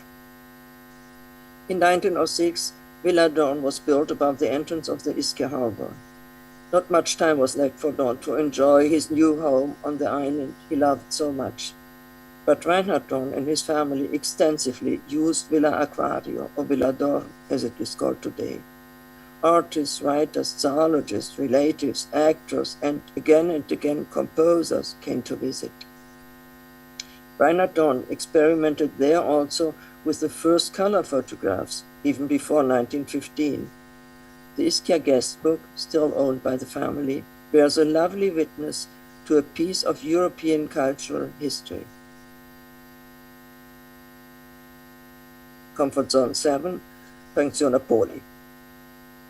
For those who came from further away for a longer period and also brought family, the boarding houses near the station often provided a familiar temporary home, a synapse between the poles of the researcher and the tourist. The American echologist Francis B. Sumner, for instance, came in 1899 with his wife and daughter Bo for 6 weeks. Bo even went to the close-by international school at Piazza Margherita, and the Sumners soon became a reference point for newcomers to the boarding house. Comfort Zone 8, Nature and Culture. Whoever came to Naples brought with him or her already the knowledge and expectations of nature and culture. To visit the traces of the past and to enjoy the beauties of nature was almost a must and had to be fitted into the lab schedules. However, not for all guest investigators, the Naples experience was just a highlight or a remarkable souvenir. Let me give some examples. For the German writer and zoologist Ernst Jünger, the Naples experience led to a track change. In January 1925, when he was almost 30 and after having taken part as officer in World War I, Jünger politely asked if he could have a small place in the station. He wanted to familiarize himself with the marine fauna before doing his zoology exams. He wanted to stay a month and learn about cephalopods. Although still a grad student, Jünger got a single room with a view of Capri, which he defined as an outstretched Roman snail. He worked diligently at the microscope and was fascinated by the fisherman's daily catch. Quote, "The fertilization of the sea urchin egg, which takes place a myriad of times at this time of the year in the warm water of the Gulf, and in which the beginning of life can be observed as pure radiation of power in a wafer-thin, almost invisible medium, is something that actually every German should have seen once in his life." End of quote. Jünger leaves Naples after almost 4 weeks. The exams are not taken, and in autumn, Jünger gives up his studies completely to become a writer.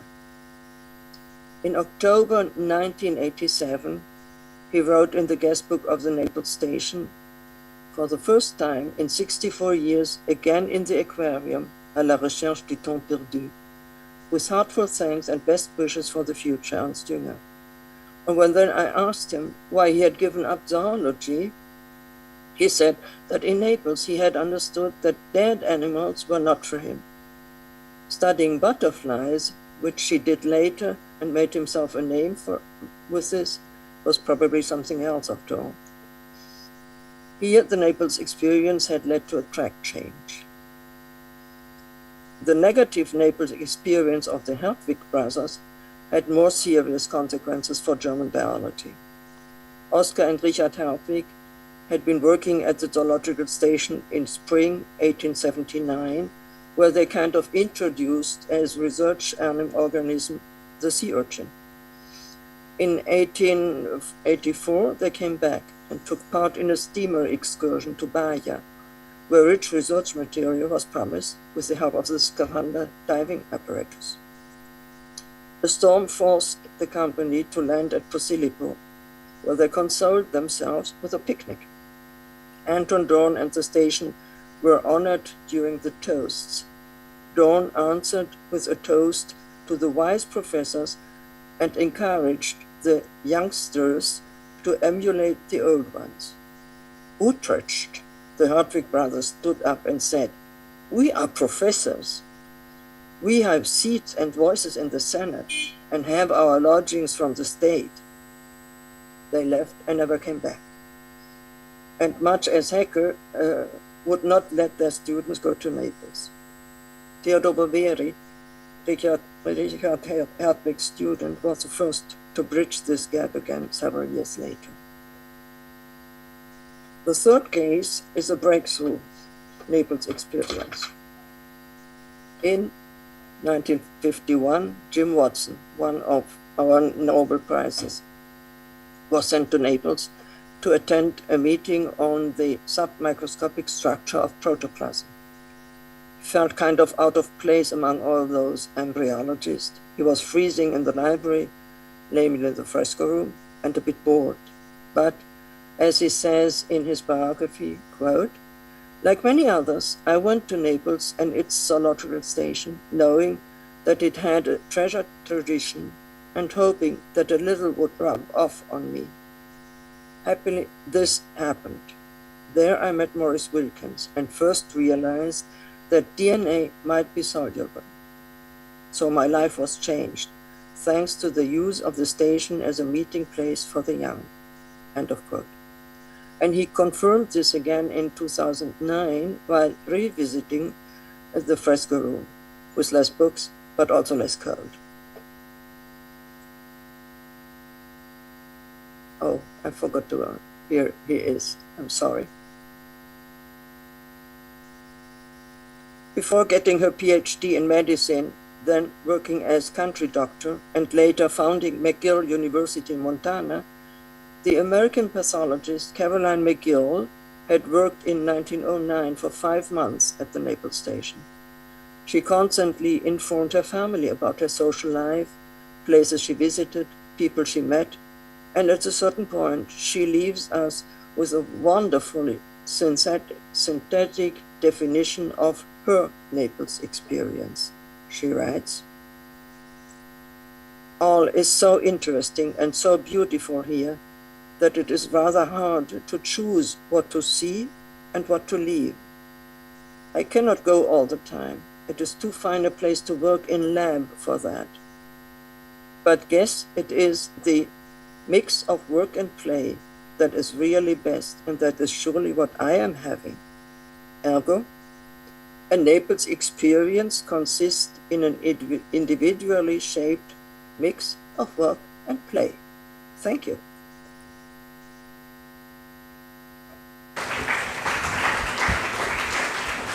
Thank you very much, Christiana, for disclosing to our attention such a rich collection of unknown, unexpected in past documents, and so introducing us to many aspects of the life in House Dohrn and at the Stazione in the first decades of the life.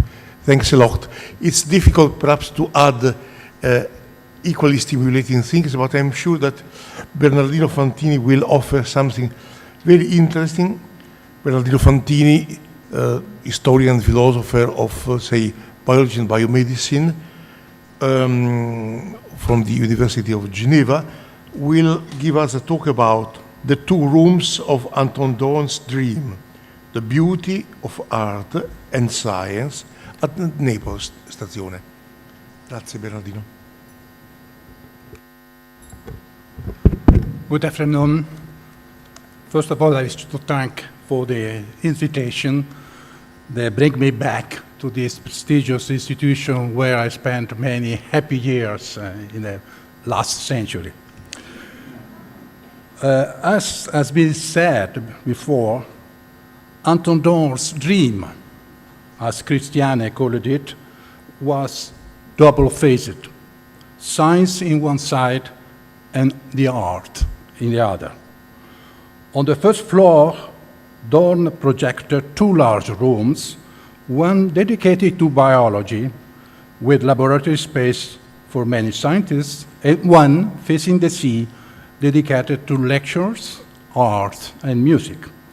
The latter, the fresco room, with its statues and allegories, was symmetrically complementary to the laboratory, with its organisms, aquariums, microtomes, and microscopes. Let me... Okay, yeah. The Stazione Zoologica was, at the time, the only institution at which, from the very beginning, science, music, and art were integral components of a unique project, the two complementary halves of a unique dream. The two halves formed a coherent and organized whole, defining together the soul, the essence of the Stazione. The importance of the Stazione Zoologica went far beyond purely scientific aspects of practical interests. It was also famous for its humanistic values and for its cultural climate, cultural atmosphere, as has been called. The creative atmosphere of the Naples Stazione Zoologica and the cross-fertilization among different research and cultural traditions, international contacts among visiting scientists, and a permanent congress that lasted several months instead of a few days. For many scientists, the Naples experience, as been said just now by Christiane, was a good mix of new research, human experience, acquisition of new methods, and especially new cultural and artistic experiences. In his childhood, Anton developed his taste for classical literature and music, but also learned that the art and science must coexist and interact, as they had in the work of Goethe, a poet and scientist who envisioned a complete integration of both sensibilities. Quite often, Dohrn, in his letter, especially to his wife, mentioned a passage from the prologue of Goethe's Faust. In the beginning was the list, was the deed. It is interesting to note that the deed means act, and it is used to replace logos, the verb, in John's Evangel. The logos means also to give form in the Platonic sense, as the essence of things, and it is form which acts in the world. The theoretical structure of molecular biology today shows the relevance of the relationship between form and action, program and information on one side, chemical machinery on the other side. During the formative years, Anton Dohrn was profoundly impressed by Friedrich Albert Lange, a philosopher, pedagogue, political activist, and journalist who was one of the originators of neo-Kantianism. Dohrn adopted, therefore, this neo-Kantian attitude centered on the concept of form and theology in science as well as in art. All art should become science, and all science art. Poetry and philosophy should be made one. Friedrich Schlegel's words perfectly capture the project of German Romantics, who believed that the aesthetic approach of art and literature could reveal patterns and meaning in nature that couldn't be uncovered through only rationalistic philosophy and scientific action and research. According to his research, to his letter, Dohrn's motto was to create, to organize, to develop. This is my need, even passion. Well, to create, to organize, to develop can be considered as the main attribute of the living world. Alessandro Minelli teach us. But to create, to organize, to develop is also the need and the passion of an artistic or a musical genius in his or her creative activity. This is the core of the epistemic conjunction between art and science. As Dohrn put in a letter to his wife in 1886, I have told you several times that I made a work of art out of life itself. I found chaos before me, and I have created out of that both a practical organism, the station, and a theoretical one, the proto-history of vertebrates. Each step on the path of these two things I have envisioned beforehand, as an artist first sees the complete work of art and then starts to create its parts. Anton Dohrn itself, therefore, considers itself, first of all, as an artist able to project, to design, to develop. Science and art are therefore a necessary synthesis. The search for form and beauty created a common background for both science and the arts, activity that share some fundamental aspects of their endless search for truth. As Dohrn himself wrote to E.B. Wilson in 1900, phylogeny is a subtle thing.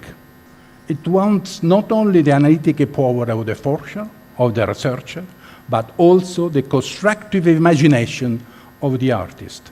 Both must balance each other, which they rarely do, otherwise the thing does not succeed.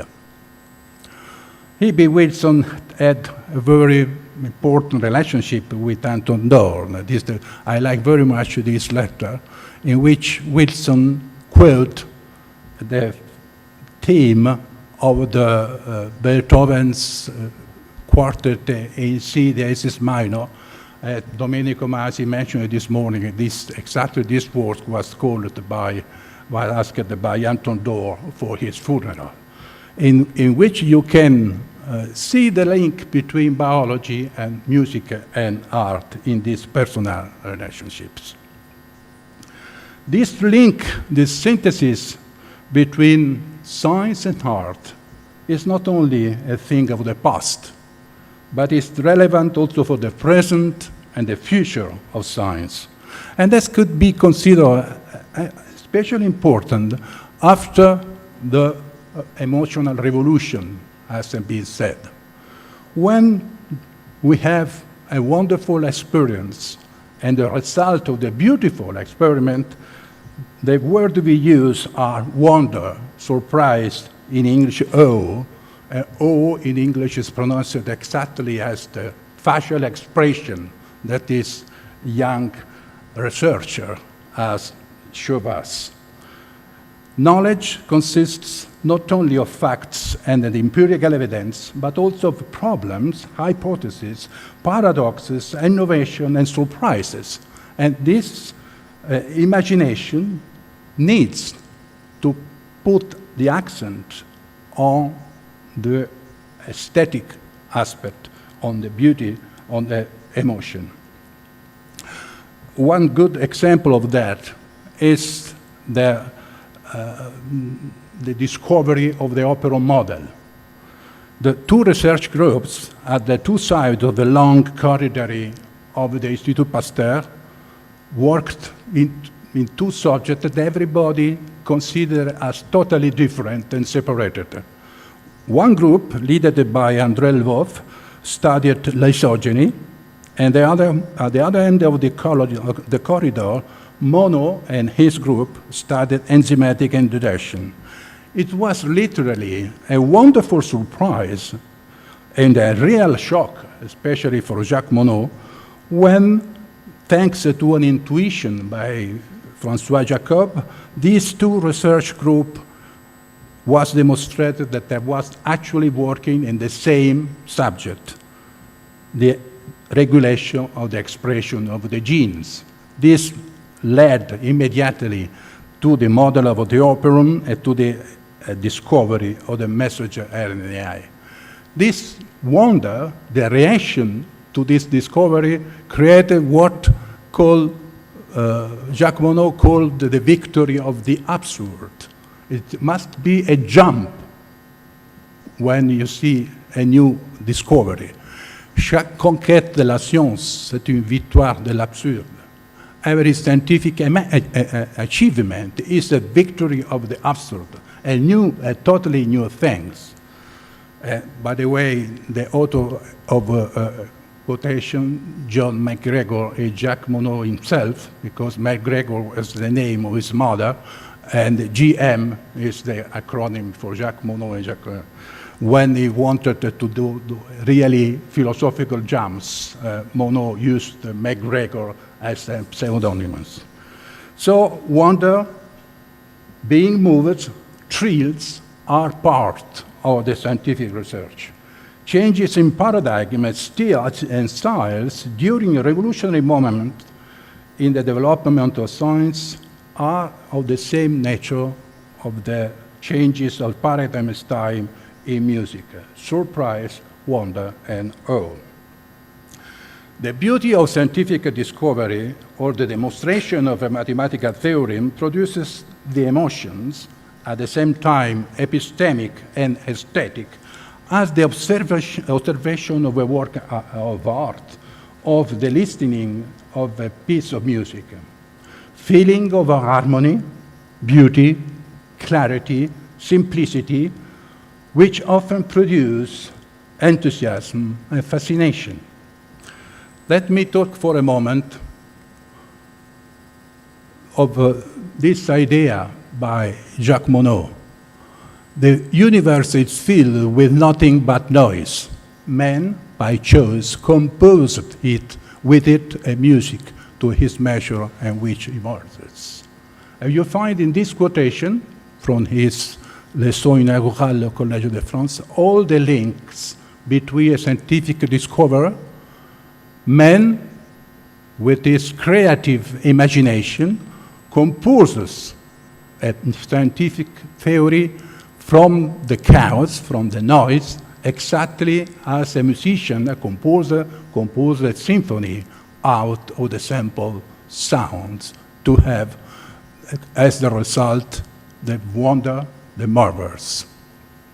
By the way, Jacques Monod shared these ideas with his best friend, Albert Camus, a relationship very important to which Telmo Pievani devoted recently a beautiful book. Let me talk of another fresco room, this time in the Vatican. The School of Athens by Raphael is dedicated to philosophy.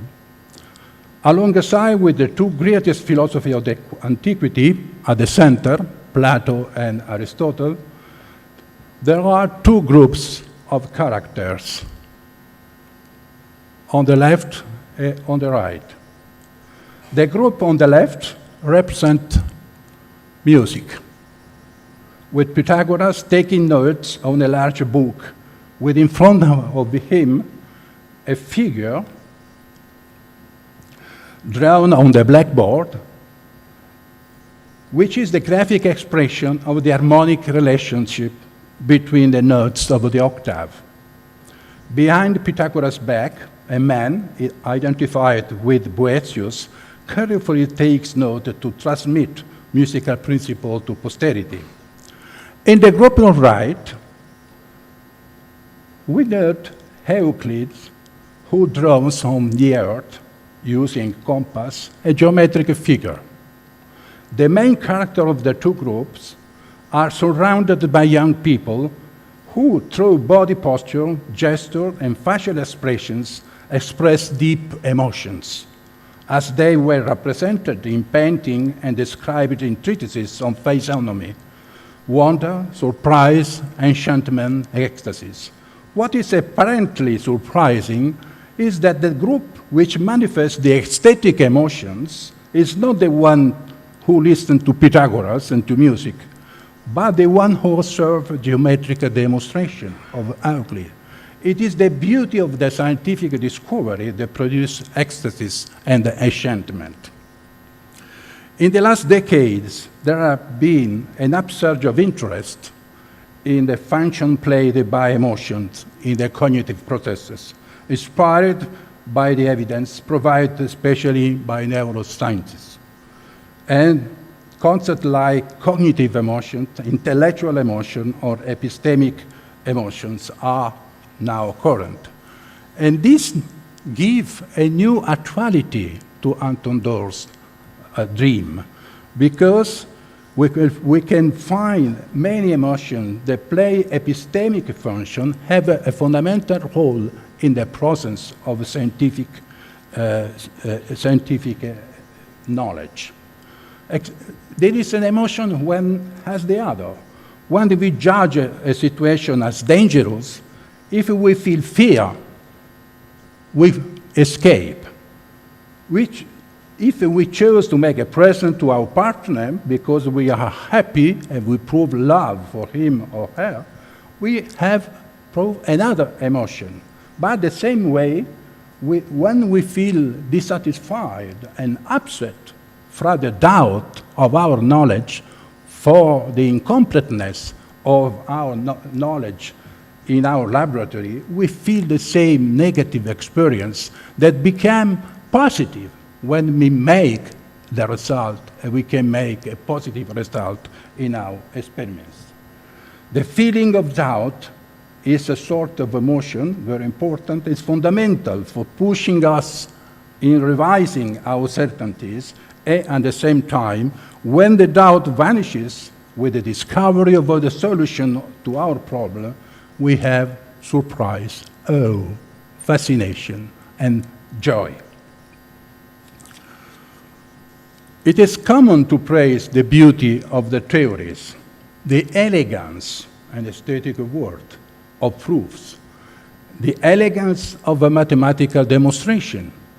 We can admire, for example, the beauty of Einstein's theory of general relativity, the simplicity of Darwin's idea of natural selection, or the elegance of the construction of the genetic code. Complexity in the living world, as you know, is based actually out of that simplicity of the genetic code, the central dogma, the operant model, the mechanism of evolution by natural selection. Aesthetic judgments such as this have much currency among scientists, and they are employed in the research of every day. But while the use of aesthetic judgment in science is widespread in the real life, not very few things are best made to understand the nature of this creative atmosphere and the emotion lived in the laboratory. As we talk about beauty, I would just mention the role played by metaphor, by imagination, by the visualization of the object, as exactly as in art and music. We have here the three visual metaphor fundamental for molecular biology, and there was that pushed new lines of inquiry. We have the double helix, the original version manuscript of the central dogma of molecular biology, and the book of life. We have the three metaphors. DNA as a crystal, the arrows are the symbol of transmission of information, and the books of life as the repository of a genetic program. Metaphors in this context are not only rhetorical artifices, but have an heuristic role, since they suggest general interpretive model that can be contradicted by theory and observation. As a consequence, aesthetic judgments appear to be part of scientific theorizing. Scientists often praise hypotheses, proofs, experiments, and theories on their aesthetic merit. Some scientists claim that the beauty of scientific theories is a driving force for scientific research, suggesting that the aim of science is to find the beauty in nature. Many scientists and philosophers have held that a beautiful theory is more likely to be true.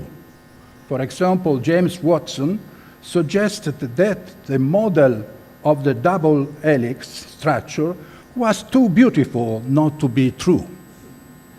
And at the same time, if I have, in this quotation, in which Jacques Monod quotes Plato, a beautiful model of theory may be not right, but an ugly one must be wrong. And this explains the role of aesthetical principles and aesthetic feelings in the construction of science.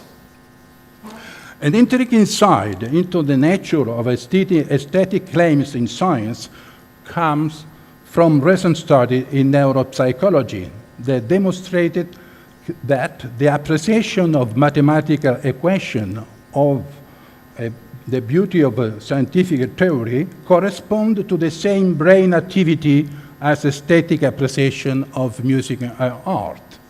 Using functional magnetic resonance imaging to detect the brain activity, neuroscientists showed that the same areas of the brain are active when a mathematician is exposed to an equation or when a musician is exposed to a piece of music. And this suggests a new line of inquiry on the relationship between science and art. Value such as simplicity, symmetry, and elegance are not subject to revision in science and are universally recognized as beautiful and part of science. The aesthetic values, as a consequence, play an epistemic role in science, and there is no way of distinguish clearly between epistemic and aesthetic evolutions. Scientists appeal to aesthetic consideration not because the phenomena themselves instantiated aesthetic properties, but because in aiming to develop simple, unified, elegant theories, scientists develop theories that provide understanding of nature.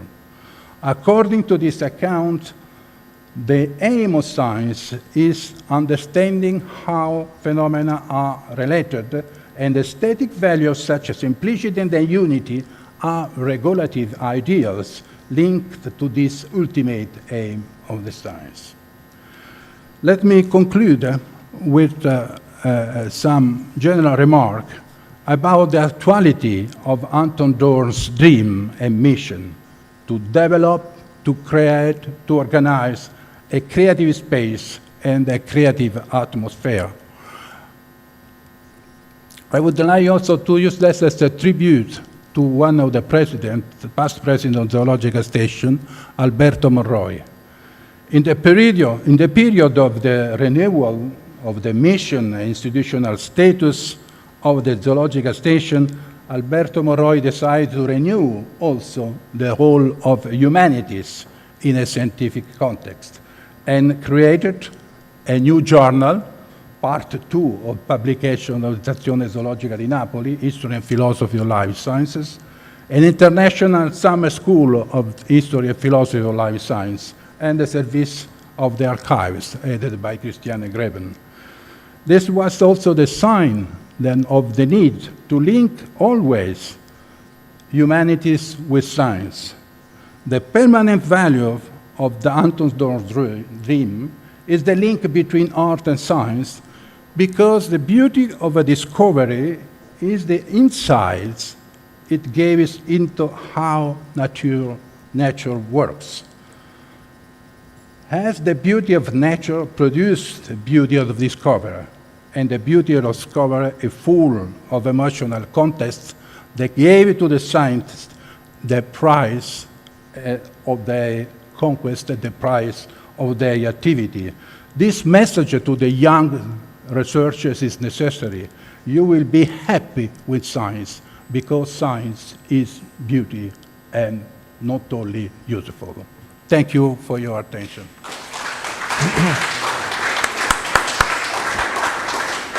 Thanks a lot, Bernardino, for this wonderful, exciting presentation. and for leaving us with a message that, starting from Anton Dohrn, we hope we will carry away at the Stazione, but each of us in his or her environment and personal research path. Thank you very much. I will ask the organizer, how long is the break now? 25 minutes. All right, so let's be back in 25 minutes.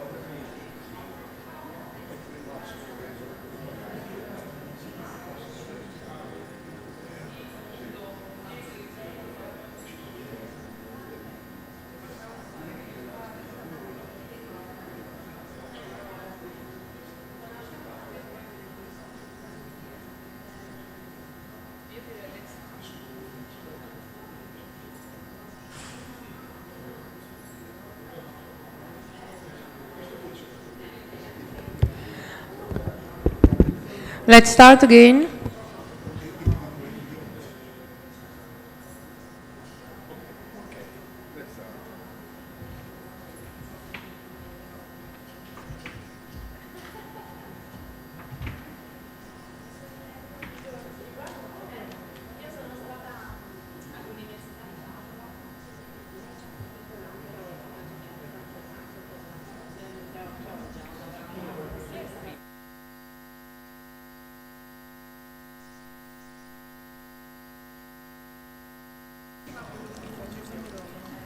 Grazie.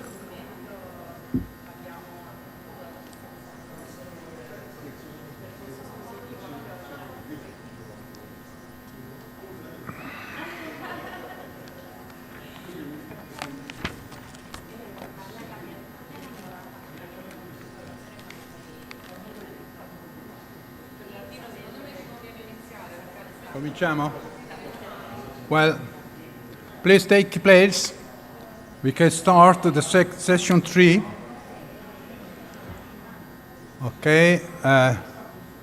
As you can see, I'm not Christiana Gruben, but it is a great pleasure for me to replace my extraordinary friend, Christiane, who is obliged to remain at home. She felt it difficult to chair a session from outside. And therefore, I took extremely, with a great pleasure, the task of moderating this session.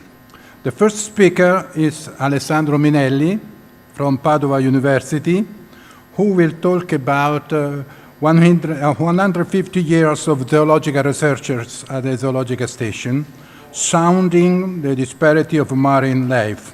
I appreciate particularly the presence of the sound in his title. Please, Sandro. Thank you very much, Bernardino. Thanks a lot to the organizer for giving me this opportunity to visit old literature, to think twice about some concept, about zoology, about diversity, disparity. Indeed, I need to spend 1 minute to clarify a couple of words in this title. Disparity. What's disparity of life? We are now accustomed to speak of diversity, biodiversity. But in at least in some corner of the biological disciplines, people has introduced a distinction between diversity and disparity. Diversity such as something that can be measured by more or less objective criteria, as explained, for example, in the document of the International Convention on Biodiversity, the Rio Convention. The most common way is by giving numbers of species. So there are many more species of insects than of mammals, for example. So in this sense, insects are much more diverse than mammals and so on. But numbers by themselves don't tell us too much. If you have a handful of species, this can be simply a minor variation about the same theme. Little diversity, say, in size, in color, in the proportion of legs, wings, whatever they have. But the same number of species can be so diverse as to stay, for example, within mammals, as a whale, a bat, a giraffe, and a human being, and so on. The difference between these species are much larger than the minor diversity that can differentiate several species in a genus of beetles or butterflies. So this complex and perhaps difficult to define notion of diversity over many dimensions, in many respects, is what is often called the disparity. And we have an example also in this exhibit, whereas the large collection of jars behind you is a sample, gives us a sample of the diversity. Some display, some showcases introduce us to aspects of disparity. For example, even within a small group as are sharks, less than 1,000 species between sharks and rays. Well, there are diversity not simply in proportion, body proportion, ability to swim and so on. But for example, in reproduction, these jars here exhibit viviparity among sharks. This reminds us that not just mammals, not just us, are viviparous among the animals, but there are also some other examples here and there in the tree of life. But other sharks are oviparous, lay eggs, and so this is aspect of disparity. Well, when we go back through the history of the station, we find in exploratory phase of the first decades, not simply the addition of description of new species, not simply the publication of these important monographs, the Fauna and Flora, the Discoveries of the Apples, monographs describing, keying out species in select groups. But we have in other publications of the Stazione a contribution that opened the eyes towards unexpected aspects of animal life. Different ways to reproduce, different ways to differentiate sex, different way to have metabolism to grow and so on. I will give a few examples of this, starting, however, with a little bit of prehistory. Why here? Why did Anton Dohrn choose to come here and to establish this station? Some say economic, some social aspects have been mentioned today, but I will point out some aspects from a naturalistic point of view. In fact, the history of research on animals of the Gulf, of the sea here, had begun much earlier than the establishment of the Stazione. At least, judging from books, from published record, at least 1 century before. For example, Cavolini in the late 18th century published good monographs, not well illustrated, but very interesting, about different kinds, crustacean, fish, and so on, corals. Later, we are still before the end of the 18th century, we see that another author, Francesco Saverio, published monographs on the mollusk, but not just the shells. He was not a simple shell collector. He was a scientist who was interested in the anatomy and illustrated also detail of the internal structure of these animals.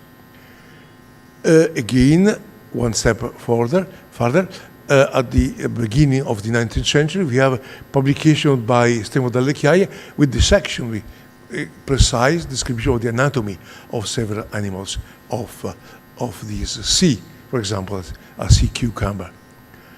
And eventually, the turning point, in a sense, in the popularity of the seas and this fauna is represented by a small and poorly printed publication, 1834, by Oronzo Gabriele Costa, describing this, we will say describing an undescript animal. We see better in another slide. He is describing it as representing a completely new kind of fish, very strange, without vertebrae, without skeleton, without eyes and so on, but more or less kind of fish. You see here a bit better how it looks like, and describe it from the muddy bottoms here near Posillipo. Well, we are now arriving at just the months when Anton Dohrn was still here, lobbying, traveling, organizing to establish the Stazione. In the winter between 71 and 72, a British scientist, a distinguished zoologist from Oxford, Roy Lancaster, was here and was helped in collecting animals by the invaluable fishermen of Santa Lucia. So we have, in a sense, what seems to be a competition between the help provided by fishermen here to these British scientists and the group that was gathering around Dohrn. Let's leave. What happens?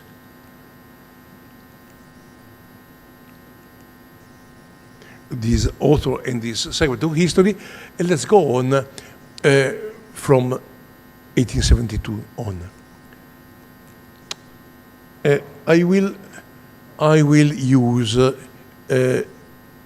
I will select my examples from this publication.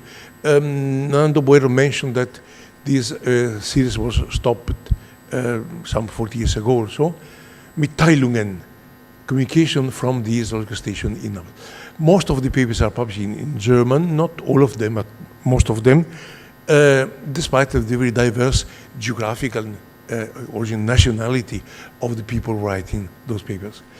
These papers are not so much description of new species or taxonomic accounts, but reports about research on the most diverse aspect of the biology, physiology, reproduction, especially of marine animals.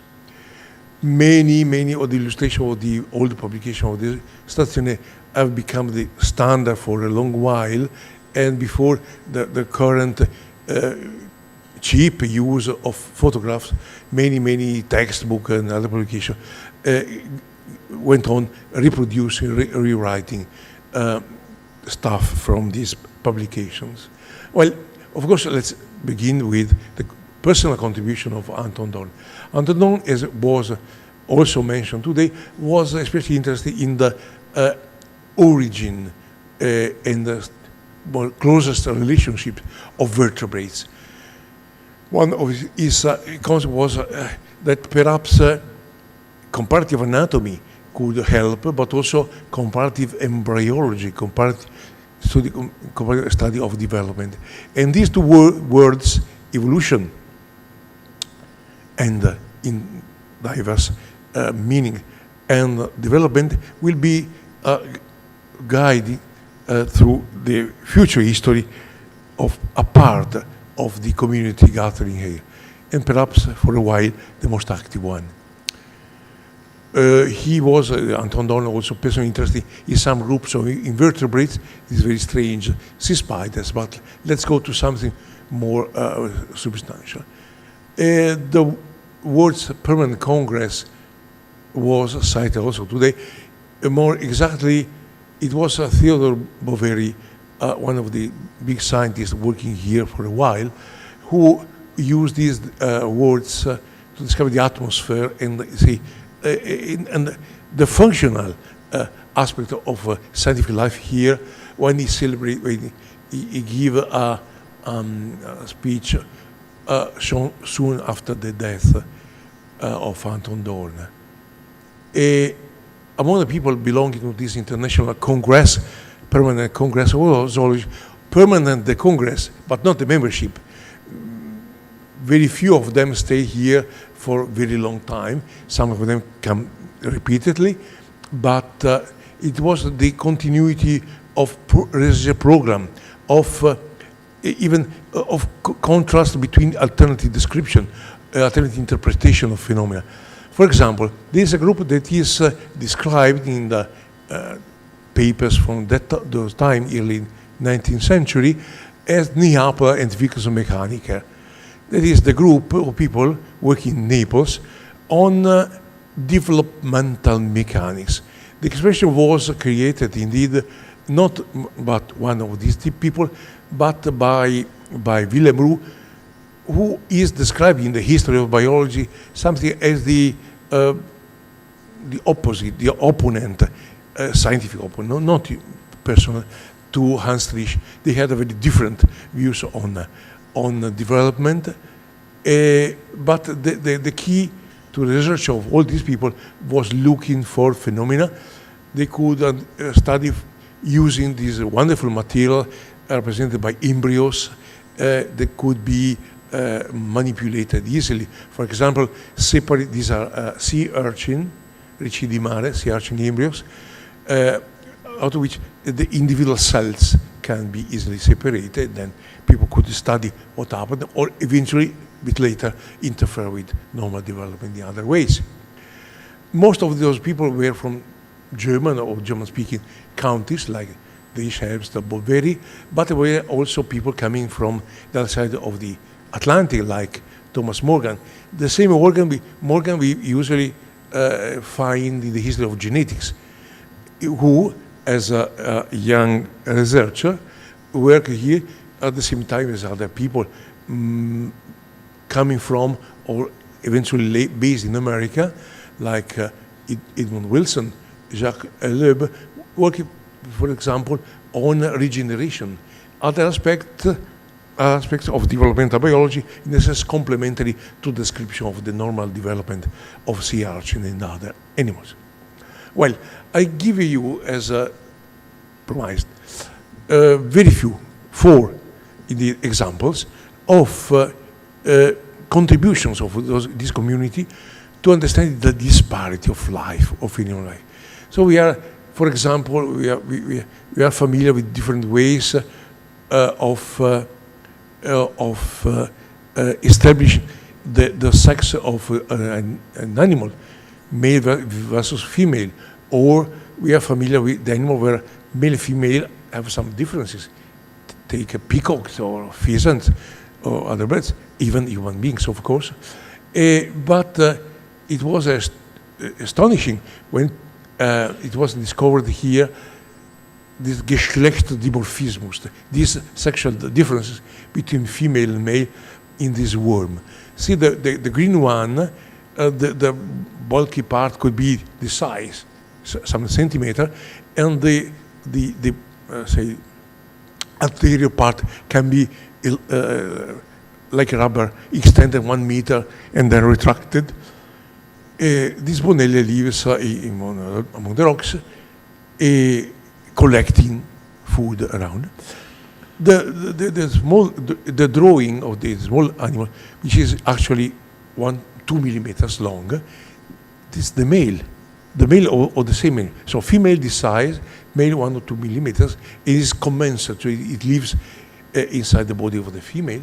But what was eventually discovered was the Bestimmung des Geschlechtes, that is determination, the way the sex is established in this animal, contribution by Balze, again, all from the Mitteilung, from the publication of the station.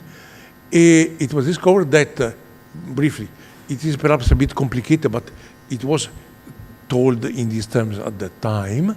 These animals produce eggs. From fertilized eggs come out a larva. A larva, after some free life, looks for a place on the bottom where to undergo metamorphosis. If there are no females around, the larva will, by default, we will say, go on becoming a female.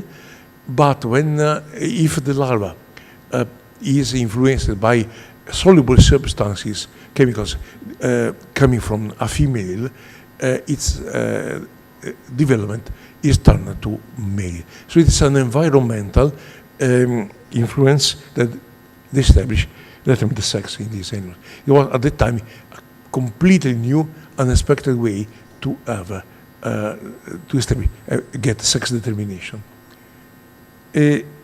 Another unexpected problem. There was some previous knowledge of this system, but a very important step forward in understanding. This case is relative to these animals. These are transparent animals called the salpi, salps. You see here 2 kinds. On the right, in the petri dish, several individuals, perhaps this size, a few centimeters.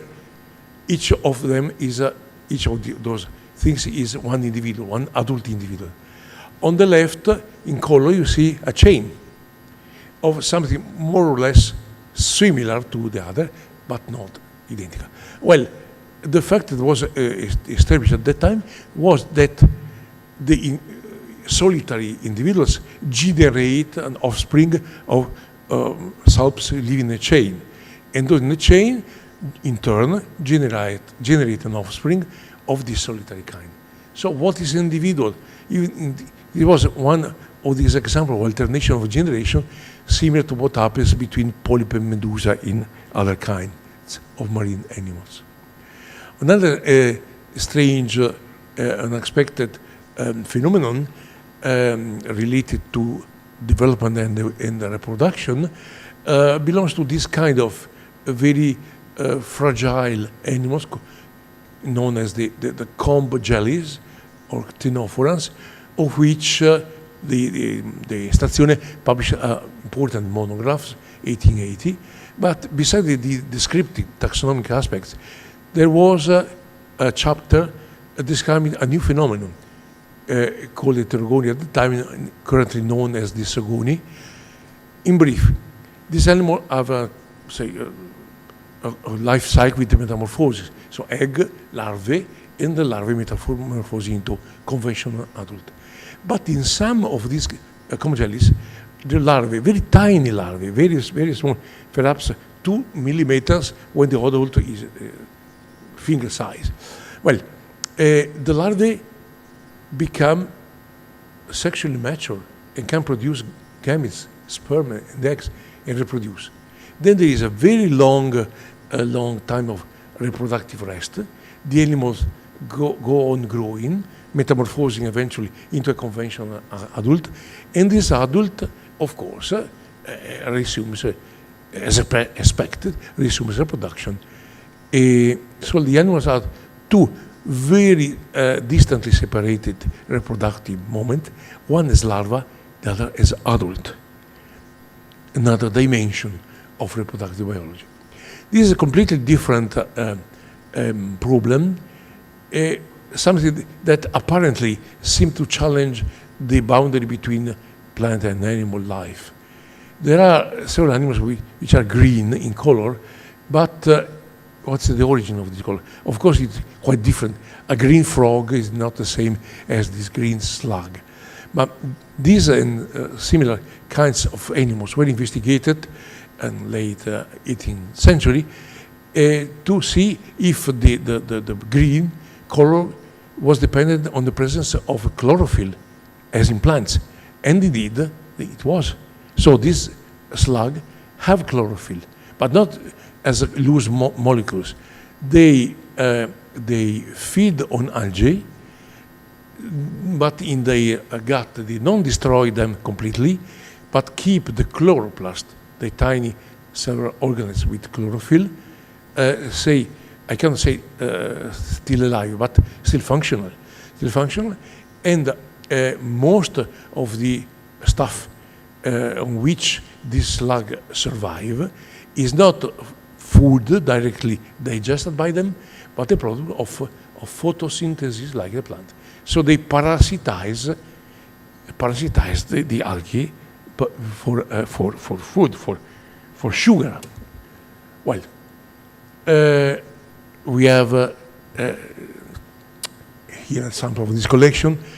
I have shown this direction along which research went on in the first decades here at the Stazione.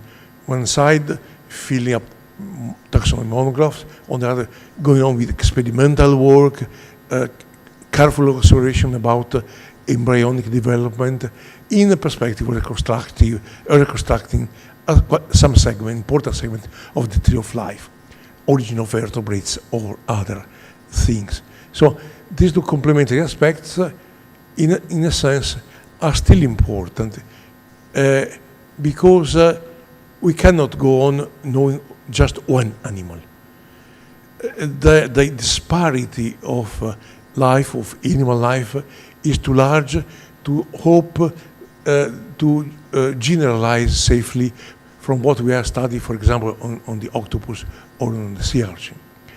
So in recent time, happily, here at Stazione, as everywhere in the good lab, there has been an increase in the number of model species on which experimental research is carried on different levels, genomic, developmental, and so on. Model species, and these are sample of example studied here at the station. So, to summarize, it was said long ago, one century ago, by Hans Driesch, that 9/10 of all fundamental work in the field of modern zoology has been carried out at the Zoological Station in Naples. It has become the place of origin of almost all cell theory in experimental developmental physiology. Of course, size of the scientific community today, the size of the problems in data of science are incomparable, larger than those times.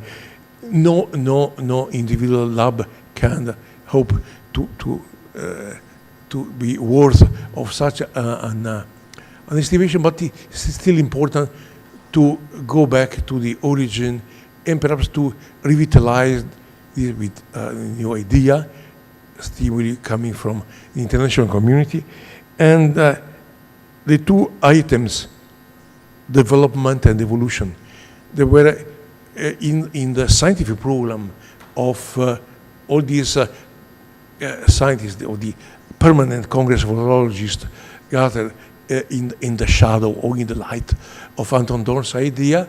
Well, these two concepts are now united in a new branch, lively branch of biology called the evolutionary developmental biology, or by nickname Evo-Devo. And just last month, we, 500 people, we were here. The Stazione, this room was too small to host all those people, but was the core of the seat of the organizing committee, was the seat of satellite meetings, was the seat of the welcome reception here in this room. And so this continuity is signed exactly in the 150th anniversary of the establishment of the Stazione, also but this, say, projection towards the international community interested in this kind of research. Thank you.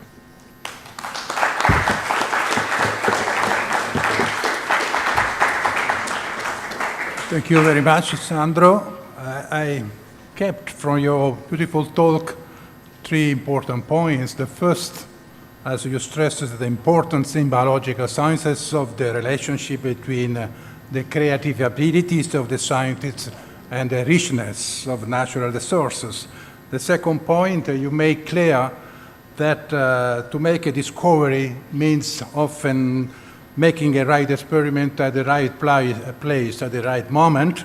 And the second, you stress very much, I agree with you, that cultural scientific traditions like model organisms are something valuable as necessary starting point for innovation in science. So now we can move to the next speaker, Matthew Frost, who will talk about valuing marine stations in Europe and beyond. Please. Thank you. So, yeah, first of all, thank you to everybody and Roberto and Nando and everybody else for the invitation. It's a real honor to be here. There's lots of links between, I'm based in Plymouth in the Marine Biological Association in the UK, and there's a long history of links between us and this station. In fact, the station that I'm based at was built, modelled on the Anton Dohrn station, so yeah, it's really nice to be here. What I want to do really is, it's just been such a fantastic day. I've been scribbling, taking notes, taking photos, really inspiring. I've really enjoyed it, and I guess what I want to do now is give a slightly different perspective. So it's almost like we've spent a lot of time looking down the microscope today, and what I want to do is stand back and look through the telescope, if that's a good analogy. We've focused a lot on what's been going on Anton Dohrn, which I said has been fantastic and really inspiring. But one of the things that I want to talk about is a little bit more about the role of Anton Dohrn as one of a network of marine stations. And this has already been touched on. Fabio in his talk earlier mentioned this, the international element, and a few others. But I'm wearing a few hats today, but one of the hats that I got invited is that I'm chair of Mars, president of Mars, not the planet, so before you know, Mars is, although it looks great on your email, but chair of Mars is the European Network of Marine Stations, and I'm also chair of the World Association of Marine Stations. And what I want to do today is really point out something that Anton Dohrn was really, really revolutionary in his thinking, because what we've heard a lot today is about what marine stations do, but actually there's this concept of networks which really was driven and developed right at the beginning, a lot through Anton Dohrn's thinking. So let's just remind ourselves, where do I point? Is it there? Or yeah, that's. Let's remind ourselves why we're here ultimately. I mean, I was at the UN Oceans meeting in Lisbon last week, and there was all sorts of discussion on the principle of leave no one behind. So this is talking about, remember, there are marine stations all around the world. I'll show you where they are in a minute, or more or less, but there's a big disparity in capacity, in finance, access to technology. And we heard this morning in the opening talk from Roberto about the UN decade and the importance of SDG 14. And we just spent a week in Lisbon talking about where we were with that. And some of the key things that came out was, one is a real urgency to act decisively and urgently. And then the other thing is that SDG 14 we're already behind. There was 7 targets that we were already missing. And one of the things that I've been doing is trying to convince policymakers that the marine stations are a huge resource that is often overlooked. They're very good at seeing what I call the sexy science, the big satellite and data and twin digitals, twin oceans and things like that. But they're not always so good at seeing what we've been doing, because we've been here for so long. That's it. A lot of the marine stations, we can easily get overlooked. So let's talk about why marine stations are important in this role as part of networks. Well, this is something that Kazuo Inaba did for the Global Ocean Science Report in 2017, where he tried to actually map where all the marine stations are in the world. And you can see the figures there. He actually managed to find 784 marine stations worldwide using his definition. And you can see that they're kind of scattered actually fairly evenly throughout Asia, Europe, North America, and then, as you'd expect, some of the other areas have fewer, maybe because they were harder to find. But essentially, this is an enormous capacity that I don't think is being mobilized as well as it should be. And one of the big messages that I'm carrying the whole time to policymakers is, you have this huge resource here as a network, and you really want to be making much better use of it. Oh, sorry, it will move in a minute. Now, obviously, it depends, that figure, it depends partly on how you define a marine station. There are various marine stations, and marine stations are very, very different. So it can be 3 people in a place in Albania, just kind of doing their own thing. It can be one I've worked out in Russia, in the Arctic, which was the students helped build. It can be a massive multi-million-pound facility. But essentially, this is the best definition. So the reason marine stations are so exciting is, one, and Nando and I were talking about this just now, they provide access. They provide access to the sea, coral reefs, estuaries, kelp forests. That's why they're all by the coast, because that was the key reason a lot of them were established, because you got really good access to seawater, etc. They also support research, education, citizen science, long-term studies. So this definition is the one I tend to use when I talk about marine stations within a network. So why are they so important? What is it that marine stations generally bring to the world, if you like, to SDG 14? Well, we've heard a lot about this today, but education and outreach is so important. I've got a picture there in Anton Dohrn, but a lot of the world's great aquariums were actually built from they were developed from marine stations, or they're based in marine stations, or a marine station who set them up. So a lot of what's going around the world in education and outreach and engaging the public is being done. I mean, I don't really need to tell you this. You're in Anton Dohrn. It's world famous for its public engagement through its aquarium. But it's a really important aspect. I was working out in Nikolai Pertsov in the White Sea in Russia, and they're bringing students and others the whole time there to take them out and show them the local environment. And then you can see here the Easter class. So this is in Plymouth, and it's not just bringing people in, but it's taking people out, where we'll actually invite people. And this is going back, this started the Easter class in 1896. And then you had Walter Garstang, who used to take people out in the 30s. They used to come to the lab and they'd be taken out and shown what lives on the shore. This was before the days of proper wellies and things like this. You can see that you just wore your nice suit and dress and wandered off. But it's a really important aspect of what marine stations do. And the other thing is our research, and once again, I don't really need to say this here, has a societal benefit, but this slide I really want to show because it illustrates what Anton Dohrn meant with the importance of being a marine station in a network. So you've already heard about J.Z. Young today, and actually he first came across cephalopods when he was working in Naples here. So he came here, and he was introduced to cephalopods, which was very exciting for him at the time.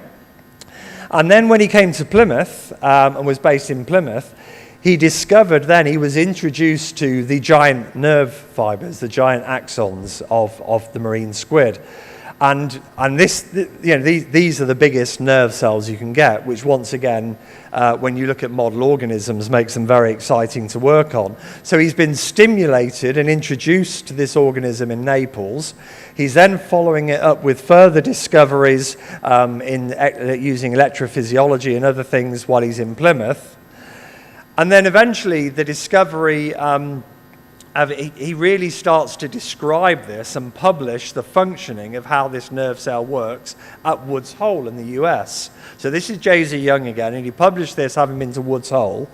And this is all building up. This whole story keeps building. And then eventually, and this, by the way, before you ask, or put your hand up, it's a slightly simplified story. There are a few individuals I've had to miss out, and a few, but this is pretty much the simplified version, but it's the real version of what happened.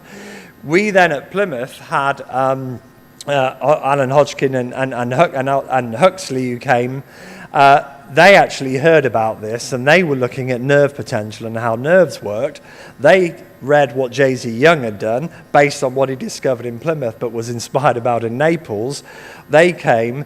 They then worked out how nerve potential worked, and they got the Nobel Prize for that. And the whole basis of modern neurophysiology, what we know how about the brain works, is based on the fact that J.Z. Young originally came to Naples and found out what a cephalopod was.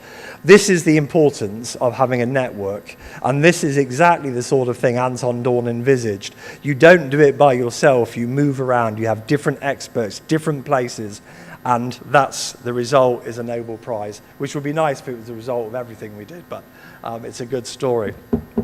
The other reason marine stations are important is because, and once again, Nando's already shown some of this, is because a lot of what we know about the basic biodiversity patterns and distribution on our coasts and our seas have been undertaken. So Plymouth and Naples and Roscoff and other places, the first thing a lot of them did is they went out and they mapped a baseline. Now at the time, that was interesting and it needed to be done. But now, of course, when we're looking at climate change and all the different stresses, this is a fantastic baseline that can be revisited and updated, and we can see how things have changed, not over 5 years or 10 years, but in many cases over 100 years. And we've already started doing some of this work in Plymouth. So once again, I think there are other places in the world that I've got seagrass maps and coral maps that we haven't even discovered yet. So there's a really exciting baseline. And what it enables us to do, so I won't go into detail in this, but this was a piece of work we did through Mars, where we actually looked at different marine laboratories that had historical patterns in terms of algae, in terms of intertidal and subtidal, and we actually looked historically, and we published these papers at a sort of Atlantic scale. So that's the other thing that happens. When you start to work in a network, you're not just seeing what happens in your particular bay or in the Mediterranean, you're actually starting to understand what's going on at a really big scale.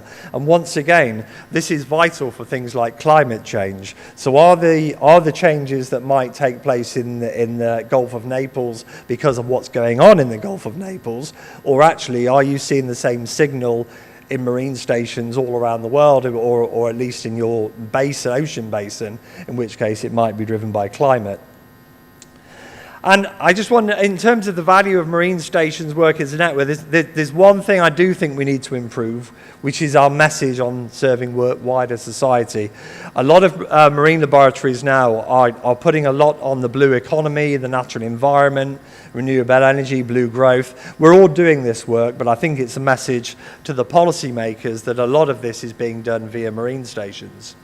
So let's come back to this idea of networks and what marine stations offer. Well, quite often, as I said, when you talk to policymakers, they're using images like the one there from the NOAA website. And you'll notice that picture of a marine station I've actually added myself, because there's no marine station in that picture.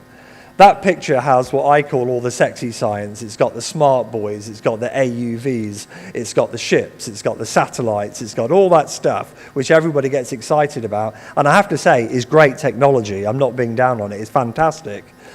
But they didn't have a marine station on this picture. And I keep seeing this picture and going, where's the marine station? Because without the marine station, you lose all of that stuff that I've talked about. So you lose the gateway, you lose the outreach element, you lose the biodiversity, the time series, the fact that we're all the ones measuring the biodiversity outside of our windows, with open windows, not closed windows. The capacity building. So a lot of the public, they're engaging with marine science, not through research vessels or smart boys, that's not really, they can't do that, but through the aquariums or through talks or through museums. It's through the marine stations that and if you think about those 870 marine stations, they have a vital role to play in actually mobilizing the public, and as we all know, the politicians ultimately will respond to the public. Research I've already mentioned, and then pathways to impact.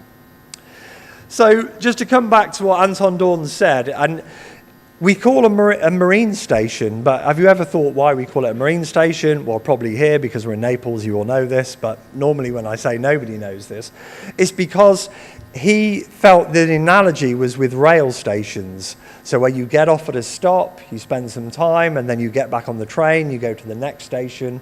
And that's exactly what Anton Dohrn envisaged, and that's why I think what he was saying was so radical.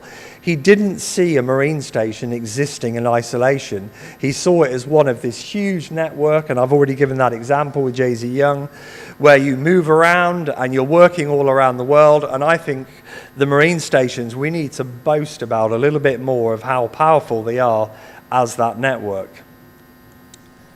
So the theme of this meeting is looking at the past to plan for the future. So what are we doing about this? Well, one of the things that we've done with MARS, the European Network of Marine Stations, is we've actually set up something called the World Association of Marine Stations, which is a major effort to mobilize capacity for marine stations globally. So I went to Paris in 2017-18, sat down with Vladimir and the IOC and said, are you aware that we've got all of these marine stations worldwide and we'd really like to contribute to the decade? So they were very excited about this and told us to go off and get on with it. And last year we had the first World Congress of Marine Stations. And as a result of that, we had signatories from around the world who signed a communique basically committing to work together as marine stations. So what do we actually want to do? Well, you actually have different hierarchies. So if you look at the US, for example, they have the North American Marine Laboratories, and that brings all of the marine stations together in North America. MARS is Europe. You have the Tropical Marine Network in Australia and CARICOM across the Caribbean. And you could add into this things like the EMBRC and POGO and other networks. But essentially, there are a lot of these networks, and what we want to do is bring them together to have a fora where we can share ideas and also promote the value of marine stations globally. We also work with a lot of national networks. So most countries now are trying to mobilize all their marine stations and into a national network. So here's an example in Japan, where you've got about 20 marine stations. They've all come together under this network called the Japanese Marine Biological Association. Last week I met with Mares in Portugal, where they brought together about 70 marine stations. So all around the world, countries are realizing now the importance of basically doing what Anton Dohrn told us to do, which is to have a network where we all work together, we can share facilities, we can share data and other things. So just as I come to the end of the talk, just to finish off, what are we actually doing about this? Well, as I said, we've now got a World Association of Marine Stations, which we formally launched last year at this World Congress.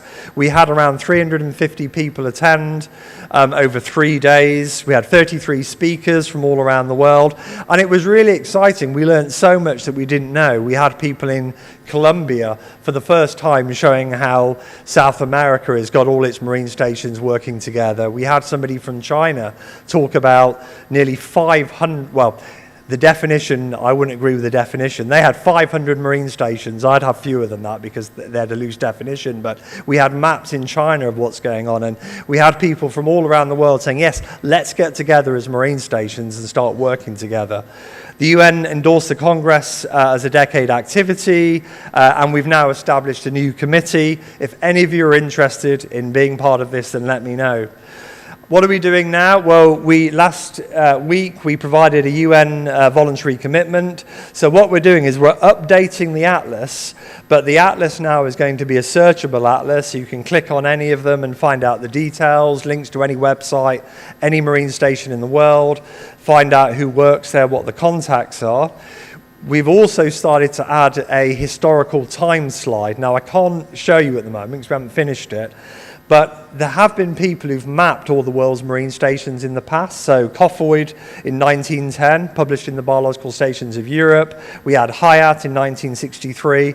So what you're going to be able to do on this atlas is actually slide the thing along and see marine stations come and go throughout history. And that's really important because one of the things that I'm aware of in the UK is some marine stations, they just disappear in the blink of an eye and nobody worries about it. A university accountant somewhere or somebody's decided it's too expensive, and out of the blue we've lost 100 years of data and nobody notices. So we're trying to keep track on all the marine stations that come and go. We're also going to be launching a bursary scheme because one of the key things we want to do is facilitate travel between marine stations. So we want people able to come here and say, okay, I'd like to go and work in the Antarctic or in Brazil or in the UK or whatever. Are there any bursaries available? How do I get money to do that? So we're going to be launching a bursary scheme as well, and we're also going to be a UN Decade implementing partner. So just to finish off, just to say, you know, all of this really, for me it's really exciting, but it all comes from Anton Dohrn building this and saying, you know what?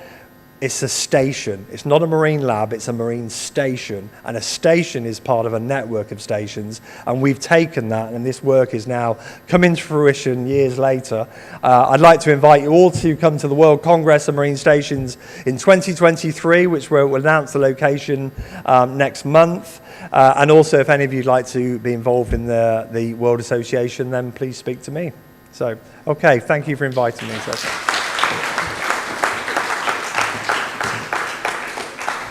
Thank you very much, Dr. Frost, for your wonderful presentation and you're stressing so well the relevance of scientific networking as producing knowledge, innovation, and new environmental policies. It strengthens the importance to promote globalization, global approach, without its negative aspect, for example, limitation of cultural diversity, individuality, marginal but rich innovation in ideas.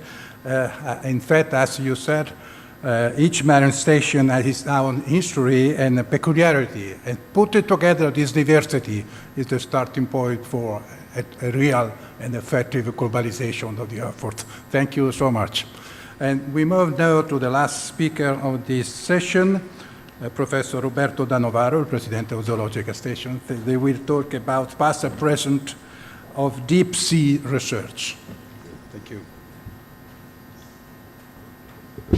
Thank you, Mr. Chairman. And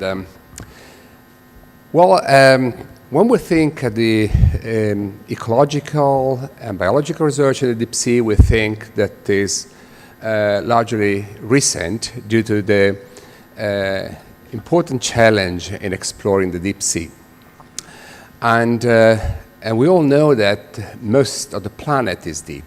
Actually, if the ocean covers 71% of the ocean or the Earth's surface, likely more than 65% is deep, actually. And in terms of volume, the percentage of waters, deep waters, covers more than 95% of the overall waters of the planet. So actually something related to the deep sea exploration is something that we cannot absolutely neglect. And the golden age of the deep sea exploration started actually in the 19th century. If we think to the campaigns of John Ross and samples gathered down to 2,000 meters with the collection of crustaceans, corals, shellfish, but also exploration in the Messina Strait or in Antarctica. And then also some Italians like Risso in the Gulf of Guinea was able to find fish deeper than 1,000 meters. And then, of course, James Clark Ross, that we know, the Ross Sea was dedicated to his exploration in Antarctica, and they had a good here in the Davis Straits in the Arctic with fauna dredged down to 500 meters.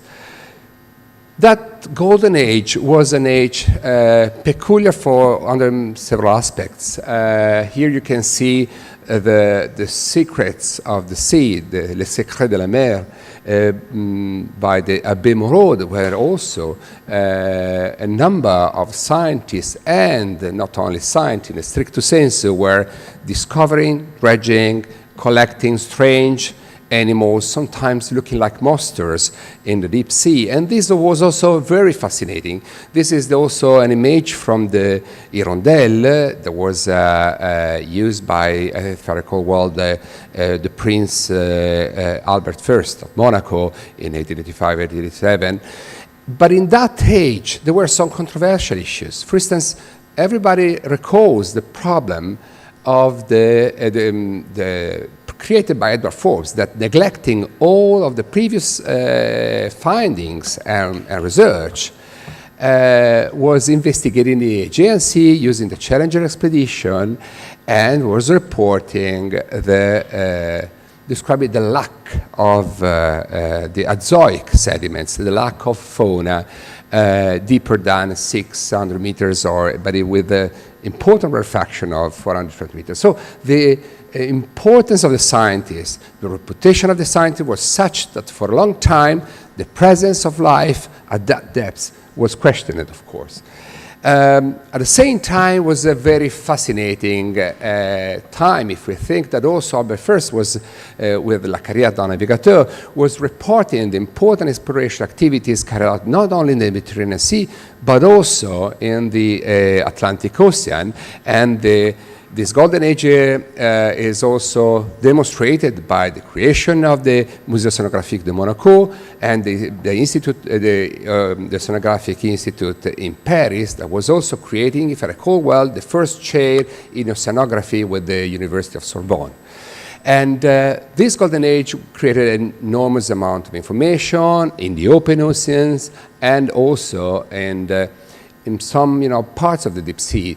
For that reason, during the Exposition de Paris, l'exposition au Muséum d'Histoire Naturelle de Paris in 1884, some of the tools, dredges, nets, or just samples collected in the sea were shown to a large audience and were, evoking and stimulating a huge enthusiasm and for their, completely unusual shapes and characteristics of these life forms. It was also a golden age all over Europe, of course, if we think the importance that Norway gave to the exploration, the activity by SARS.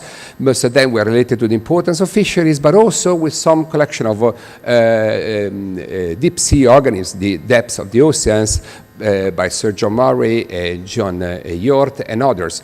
But that golden age actually terminated with the World War First in 1918 and so forth. At the same time, and I thank here Andrea Travaglini and the colleagues of the CAPE department that are taking care of the archives and the material, some important explorations were done also here by the now famous Lo Bianco that was mentioned many times, and that was also going to get abyssal collection of fish and fishing down to considerable depths. Here are some images of the area explored. I think is close to Capri, if I remember well. And here are some activities that were conducted at that time, and some of the individuals that were collected during that exploration. So there was also an area of deep sea exploration at the Stazione Zoologica Anton Dohrn, and I think that also today has been mentioned also the exploration by Chun and the activity of fishing down to more than 1,400 meter depths. This is to say that the more we explore, this is another publications by Lo Bianco, meet on the activities and the abyssal collections at the Maya. And this is to say, and again, the location of the sampling area where we can easily find considerable depths there. So this is to say that we have a long track of exploration, but these were just episodic events driven by curiosity of the exploration of the unknown, and still we are much, late, very late respect what we should do and know about the 65% of the planet. Actually, we know very little of the deep sea. If we look at depths, deeper than 2,000 or 3,000 meter depth, we just have explored in a very superficial manner the 5% of the oceans. But in terms of biodiversity, organisms, habitat, and ecology, less than 0.001%. So this is to say that we have a huge amount of huge portion of the planet in front of us, 50% of which is beyond any natural jurisdiction. So it is an important, portion of the maritime space that is going also to a considerable risk of unsustainable exploitation of the natural resources. Look at the potential of drilling or deep sea mining that are performed on planet also at depths of 4,000 or 5,000 meters. Life is everywhere there. Life is not just, we just by our ability to make, any exploration and to make charts on bathymetric depths and the profiles of the seafloor, we can just explore the characteristic of the bottoms, but we have to consider that a lot of organisms live either above, in between, or below sediment surface. So we have a 3-dimension of the oceans plus a 3-dimension of the sediments beneath. And what I've done in the last few years is discovering a plethora of deep sea habitats. Actually, we were ranking some 10 to 20 habitats until a few years ago. Now we are counting maybe more than 100 new habitats, rich of fauna, rich of animals, even large animals, not just tiny and dwarf animals, but also giant components, creating real, reefs in the deep, but also some organisms that, like those shown here, sea cucumbers and Perimarosea, that are exploding and blooming as a result of the climate change. This is a picture of the porcupine abyssal plain, which is showing an important change in ecological conditions over the last few decades. And these are just some examples of the deep sea, the polymetallic nodules that are full of a new biodiversity too, and rich of fish. If we think that has been recently estimated that 90% of the fish biomass is likely in mesopelagic and bathypelagic waters. So most of the fish of the planet are in the deep sea, actually.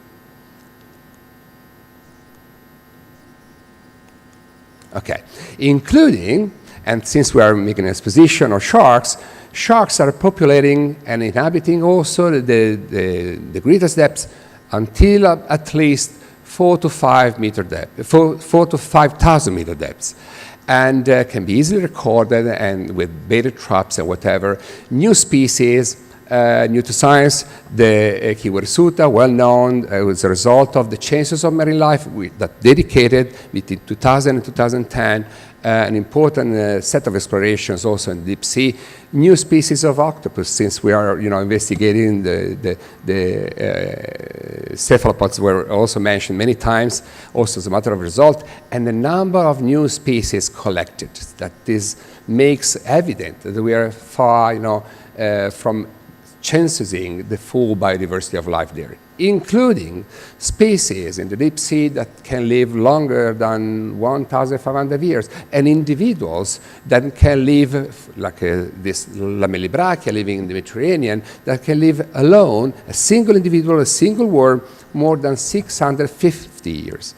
So a huge potential also for the exploration of the limit of life, of the longevity of marine organisms. Canyon reefs hosting a huge biodiversity, and also here, just in front of us, I'd like to remind you all that we have a canyon dedicated to Dohrn, the Dohrn Canyon, that was unexplored before for a long time. We investigated Canyon Dohrn, we published about the biodiversity, and incredible to say, this canyon, despite Naples, despite the proximity to the shore, despite the impact of the city, is the most biodiverse canyon ever explored in the Mediterranean Sea, with a huge number of species that were found in a single place together, where they're found in different canyons all over the Mediterranean. And seamounts, a huge amount. We don't have even the idea of the actual number of seamounts in the world, but they host a huge amount of biodiversity. And some recent studies, conducted by colleagues, demonstrated that 50% of the fauna, or the megafauna inhabiting the seamounts, is endemic, so specific of that individual seamount. And we also conducted recent exploration on the volcanic. We are here at the Vesuvium, so the volcanic activities are very strong, but this is not the volcano of the area, it's a volcano in the Atlantic, and we're exploring the effects of volcanic eruption, and we discovered a new habitat type created by the effects of the lava, the magma that was produced by the volcano with the Theolava veneris, the Venusaires, that is a new form of life, creating a kind of structure hosting a large and novel biodiversity. And here you have, the molecular tools that were introduced by Nino Salvatore, and we are now currently adopting. So this is to say that the deep sea is not a desert, is not azoic, not at all. Conversely, it's full of biodiversity, and if we could census the number of species we know versus the number of species that are estimated to live in the deep sea, we can easily assess that what we know, even for the megafauna, so even for the red bark, prison, the organs are large size, very visible. We know approximately, possibly 50% of their biodiversity, so 50% is completely unknown, but the percentage is much higher for the tiny organisms, including, for instance, nematodes and the meiofauna and others. And if we look also to the importance and biomass of the microbial components, the engine of the planet, we discover that their abundance and biomass do not actually decline significantly across all depths down to the abyssa and other sediments. So what happens is that we observe, as you can see here, a decrease of the abundance of the large fauna organism, but also a tendential increase considering the actual surface of the world, not just the per square meter, but the global surface of the world.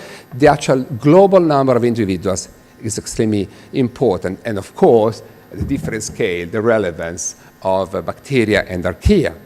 So at the end, when we make a global, balance of the biomass in the deep, we can easily understand that the contribution of the larger components here is quite large, and the upper portion of the deep sea, but very soon the microbial and tiny components represent the majority in the deep sea. So most of the deep sea is unknown, but it's also important because these organisms support a completely different function of deep sea. So here we have that the process is not just related to the fall of carcasses, the sedimentation of phytoplankton and other exports from the photic zone are relevant to support the deep sea life, but also we have an important contribution due to the dark energy in the deep sea. So the contribution of chemosynthetic activities that represent not just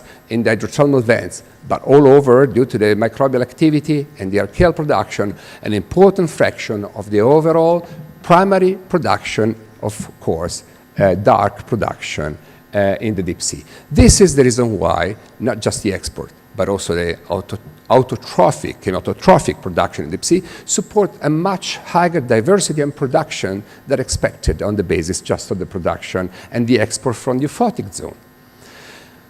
The deep sea also represents a model for understanding some characteristic, also evolutionary perspectives of the beginning of life. There are some systems, the deep sea hypersaline systems that are a kind of microbial soup. And there, the microbes represent not just the engines and the components recycling the organic matter, but actually a full component of the function of the ecosystem for various reasons.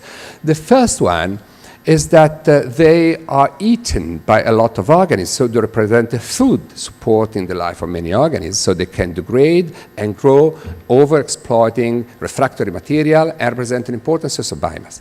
And then also the viruses that control the life and death of bacteria, archaea, and also all animal forms. We know that there are no forms of life without a viral infection, and we can easily say that also for humans, of course. And also viruses can represent an important portion of the global biomass, and their decomposition provides a critical contribution also to the function in the biogeochemical cycles of the global ocean and of Earth. And also in this case, the neuromolecular tools allow to say that there are no significantly declining patterns of biodiversity going from the shallow to the deeper depths, at least to abyssal depths. So life is important, huge, diverse at all depths. The point is that we just explored 99.99% of the studies were conducted here, and very little has been done deeper than that. So, not to mention about the importance of fungi that are now recognized, increasingly recognized as a component that was assumed to be just having a role of decomposers, but we are understanding that they provide a crucial contribution also to the functioning, the biomass, and probably they regulate several ecological functions that we were thinking they were just related to streams or to terrestrial ecosystems. Megafauna and microbes are very much interacting. We are now in the era of the microbiome, so we understand that all organisms host a huge variety of microorganisms, not just pathogenic, but also those that support our functions. And the deep sea studies are demonstrating that in the case of bioluminescence, any activity related to the ability to digest compounds, refractory elements. So this microbiome plays a crucial role, and we can talk about consortia of organisms, not just a single individual, and the importance of the symbiosis is increasingly recognized. So why I was saying that was remarking the importance of the biodiversity in the deep, because the deep also, which is far from the coast, less impacted, we will see, not non-impacted, but less impacted the coastal zones, allows us to make a laboratory of the potential natural interactions, biological interactions. Because we demonstrated with a significant number of samples all over the world that the increase in biodiversity is related to an exponential increase of the functions of the ecosystem, function, performance, and whatever. In other words, biodiversity is exponentially related to ecosystem functioning. This is very important to us because we were assuming that a loss of biodiversity was possibly independent to the loss of ecological function. So if a species get extinct, we can say, well, who cares? Maybe some lovers of that species, geologists, botanists, or whatever. But we can easily demonstrate that this is not the case. And when we lose some species, then we may have a significantly exponentially decline in ecosystem function. So the ability to run biogeochemical cycles, the ability to produce biomass, and so forth. So this is climbing for an important concept that has evolved during the last 2 decades and found a confirmation in the deep sea. That is, we need to protect biodiversity because losing biodiversity means losing exponentially the ecosystem functions we need upon. Then there is a second part of that. We were also assuming that the deep sea, being so remote, so far from the coast, so far from humans, without humans trampling over the deep sea, was substantially not impacted. But we discovered during the last 3 decades that this is not the case. This is not the case at all because most of the trade is crossing the oceans, losing material, impacting fisheries. Most of the fisheries and trawling is carried out deeper than 200 meters. And we are facing a unique simplification of the food web, which is also affecting the deep sea. The human footprint across the deep sea is becoming larger and larger. We are going deeper and deeper for the oil and gas extraction. Now also the offshore wind farms arrive to the deep sea. We have floating system anchored in the deep sea. We are planning already making trials of the deep sea mining. We have cable, sea lines, pipelines crossing all oceans. We are connected to the United States through cables crossing the oceans and so forth. So the increasing amount of impacts makes very difficult the future of deep sea oceans too, because in the deep sea we have very fragile ecosystems that have a very low recovery with a very long life span species. This has been also demonstrated in the Mediterranean Sea. Ploughing the deep sea floor means that the trawling carried out extensively along all of the deep sea of the Mediterranean, canyon included, is making a kind of desertification of the deep sea. So we were able to demonstrate here in the Mediterranean that the trawling for fisheries at 500-meter depth was transforming that system, making that similar to an abyssal system at 2,000 meters. So a kind of desertification, we would say. Not only that, but we know that we are talking about plastics a lot, but most of the plastics do not remain floating on the surface. They are rapidly colonized, they sink on the floor, and have been discovered recently down to the Mariana Trench at 11,000 meter depth. So this deep sea are the final collectors of all contaminants, plastics, garbage, dumping, or whatever. This has been demonstrated also by a number of studies we conducted also recently, and they are particularly concentrated in certain regions, like in the canyon, in submarine canyons, like in front of us, where we can find whatever we can imagine, more than in the open slope.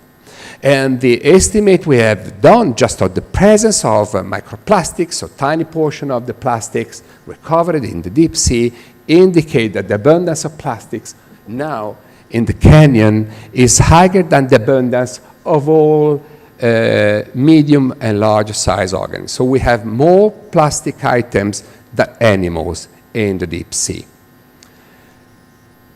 Is that a problem? We will see that. But this is not the only one. So besides contamination, besides the marine litter, and we all recall that ocean health has been one of the priorities for the current decade, and one of the priorities of the G7.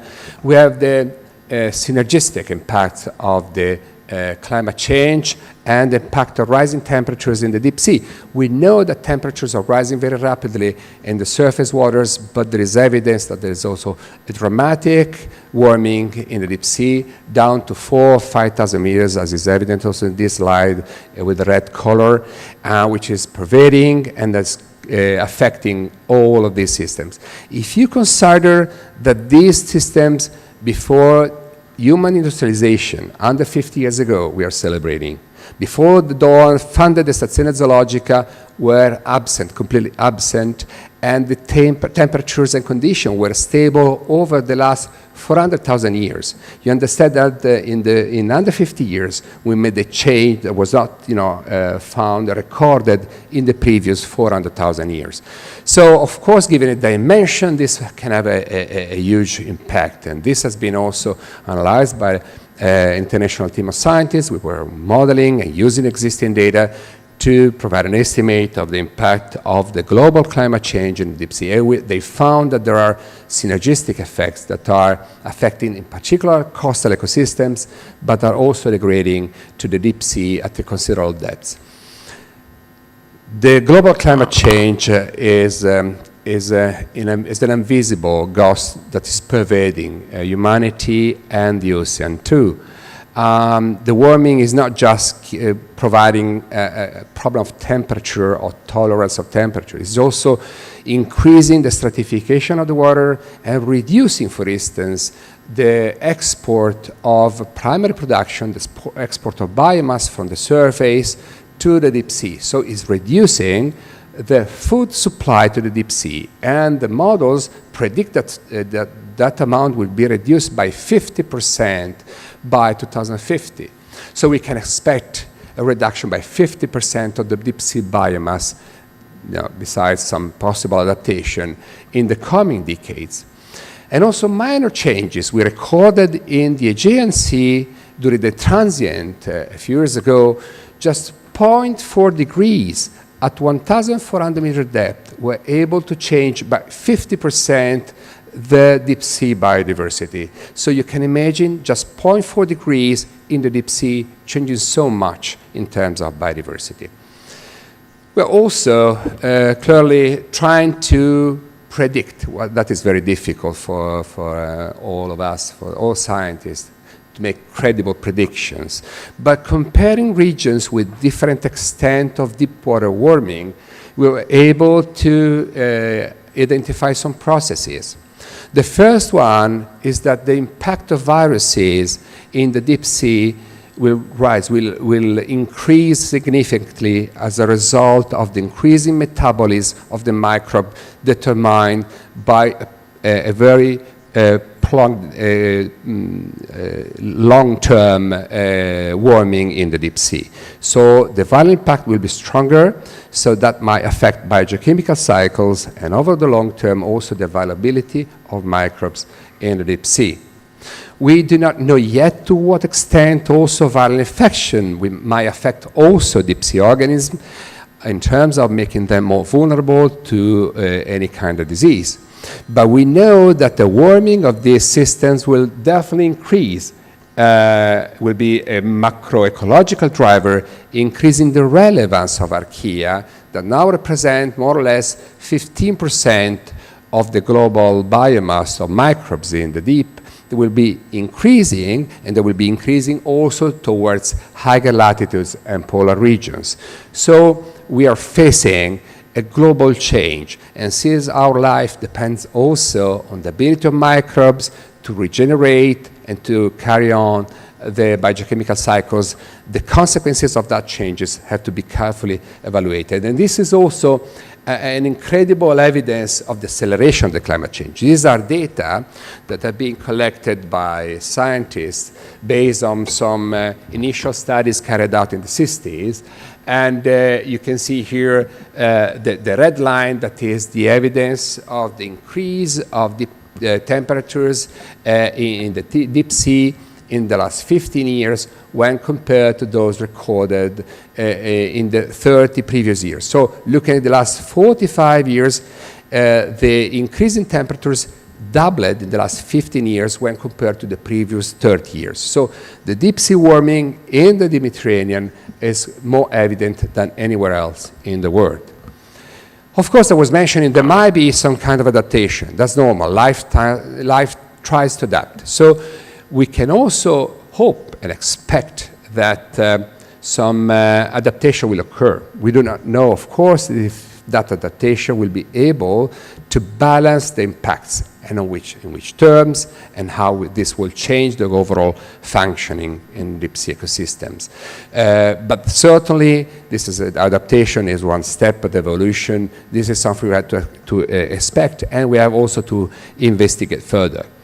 But we can already demonstrate that the global climate change is also promoting the invasion of alien species, non-indigenous species in the deep sea. We conducted a series of studies also in the Mediterranean, and we know, all of us know, the problem of the alien species. The CIESM conducted a very important studies on the invasion of the alien species in the Mediterranean.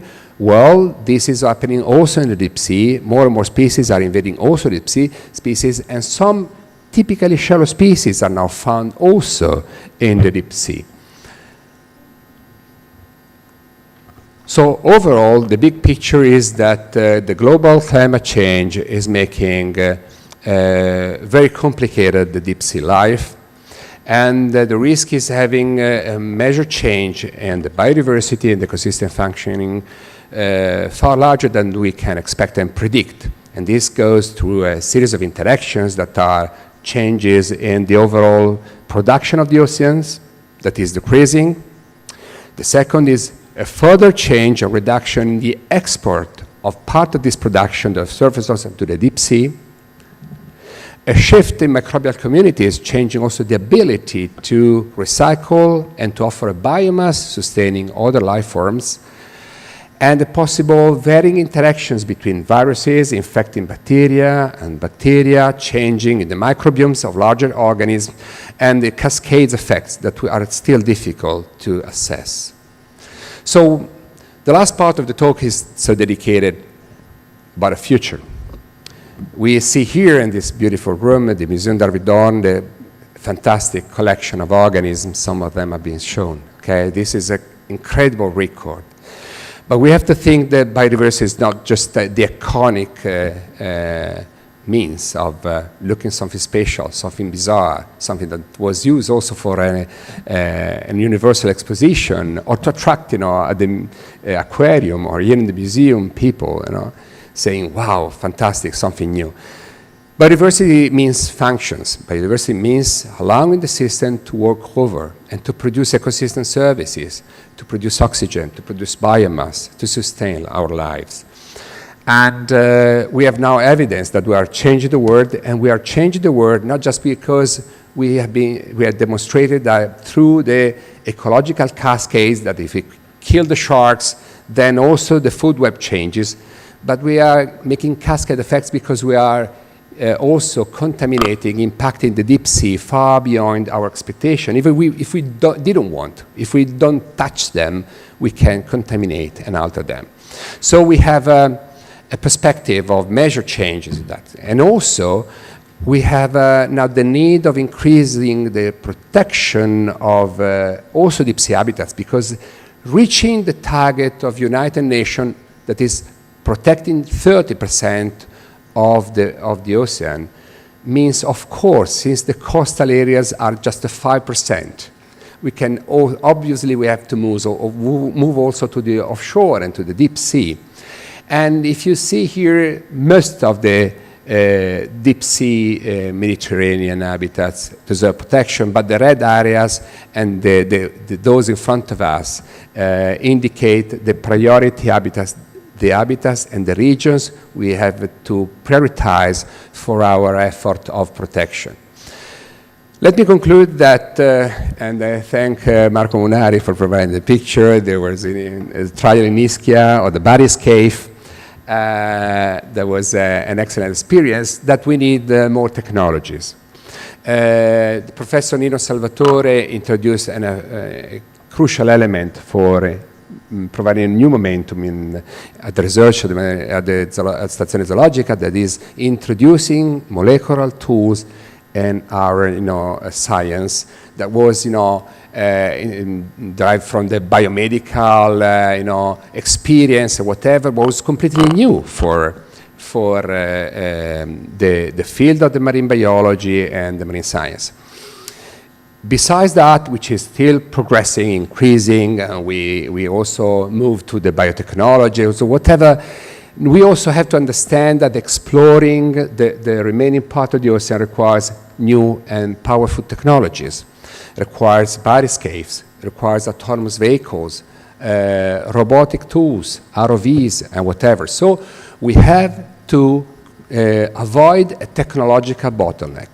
The most advanced countries will be able to make the most important advancement, scientific advancement, if they are able to develop new technologies. And this is in line with what was done by Anton Dohrn, that was developing the first microscope, was developing new technologies. It was fully aware of having new technologies was given a competitive advantage, something that others could not offer, and was making unique the opportunity to do some science here.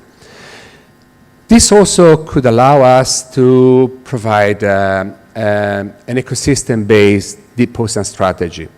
Today was mentioned the importance of transnational activities, transnational science. So we need to cooperate. We have just one ocean, many countries, but one common good, that is our ocean and seas, where everything is connected. If we fish and dump here, then the water moves and the dumping moves away and can contain the waters exit from the Gibraltar states arrive to UK, to Plymouth. So what we do here is connected, and we know that we are all responsible for that. So we should make global effort like those for aerospatial or whatever, development of science, a common effort to put together our tools and fundings to work together, because every individual station, every individual country will never have, even the largest, the tools needed to afford the larger challenge of the future, which is exploring the deep sea. Too wide, too extreme. We need definitely better technology, new observatories like the one we are doing here for observing in the long term the changes occurring, not just in the shell, but also in the sea, and look at the 4 dimension of the deep sea, so not just depth and surface, but also changes over time. And I think that important lesson that we can learn from the Fondazione Stazione Zoologica is time, is the possibility to work in a system over time and looking at the changes. And when we face the problem of the global climate change, we have to understand that very little can be done if we have not a record of 150 years studying what was here, what remains here after such a long time. So we have to surpass the technological bottlenecks together. Thank you very much, and enjoy.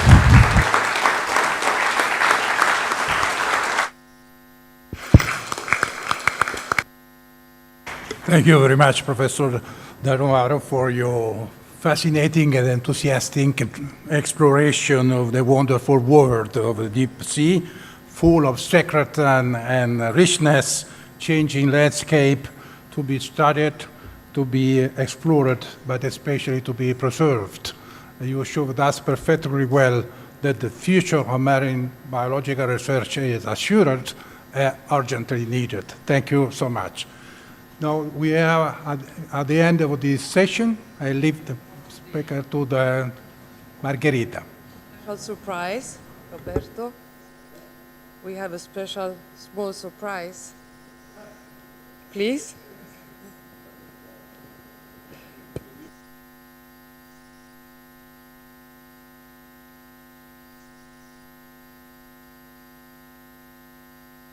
And So when we celebrate something, what we do, we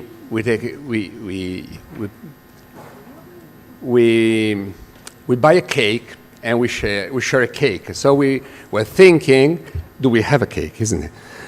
No, because this is a surprise. The cake is not there eventually, but ideally we wanted to celebrate the Anton Dohrn history with a coming cake, of hopefully coming cake, and share a cake together.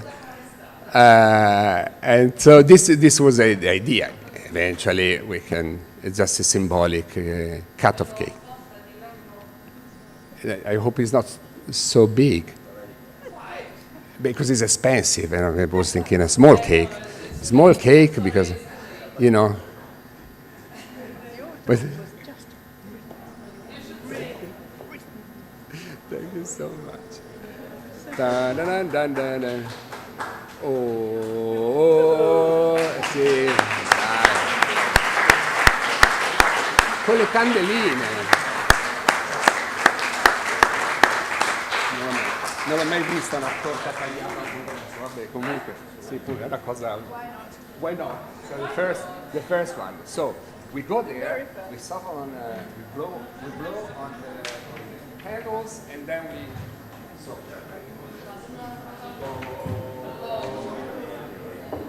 150 years is quite a new. 1, 2, 3.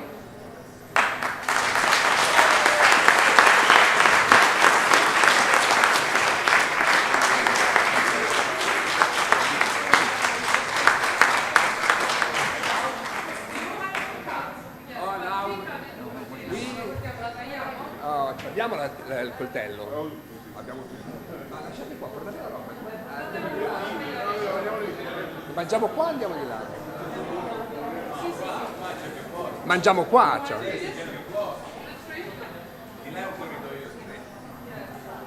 This is more. Did you know that? No.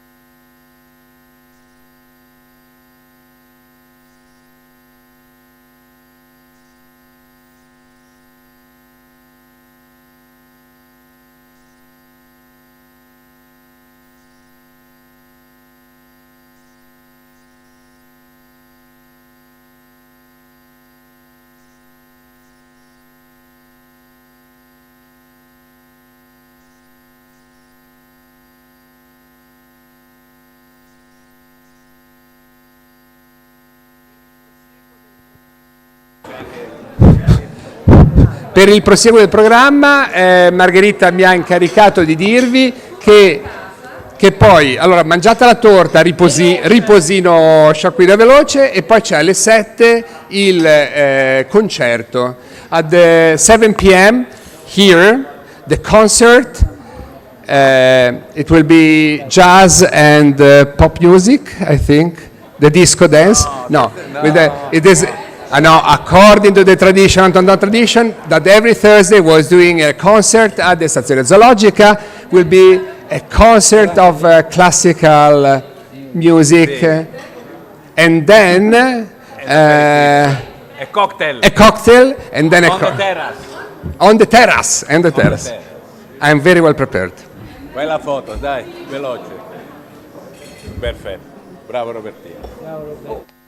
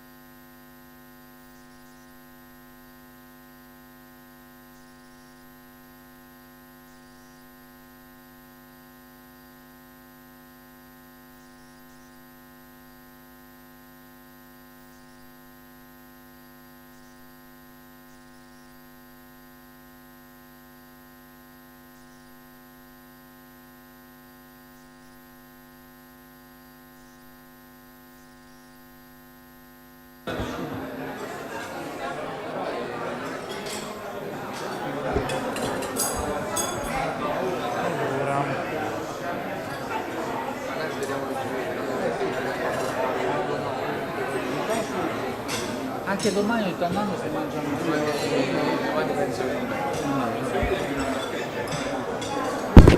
poi ti faccio vedere il video.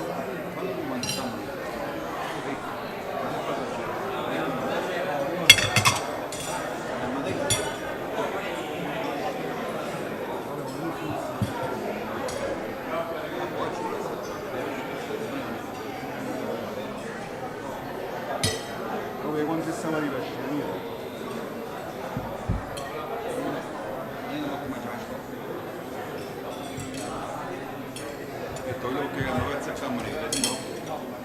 Magari ne abbiamo due difetti. Già sai che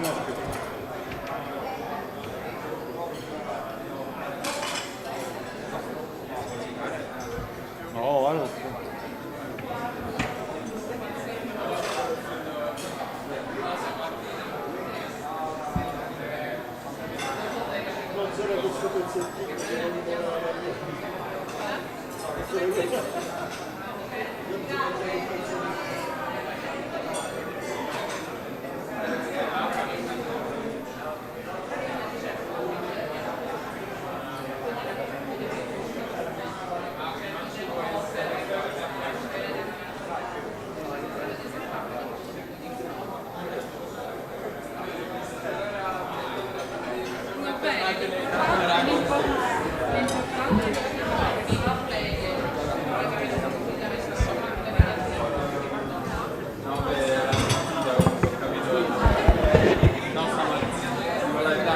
Capito la situazione.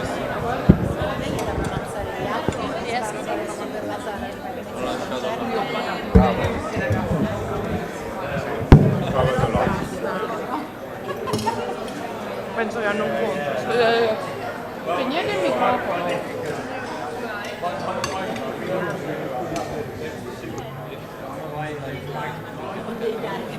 No, hanno registrato.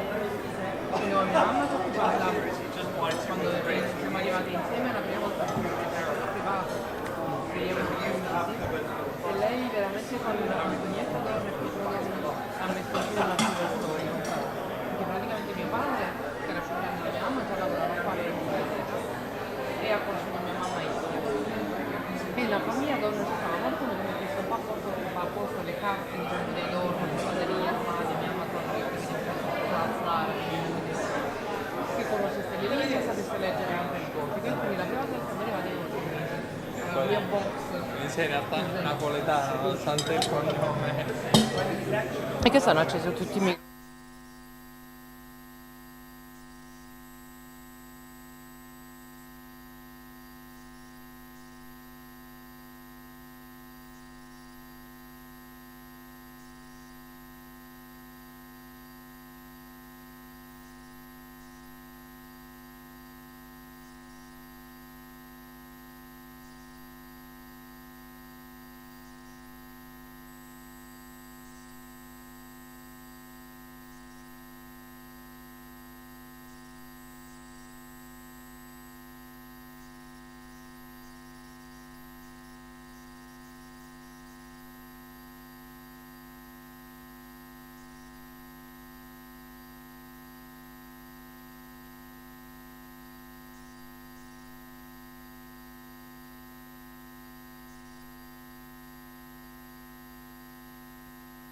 Ciao torta.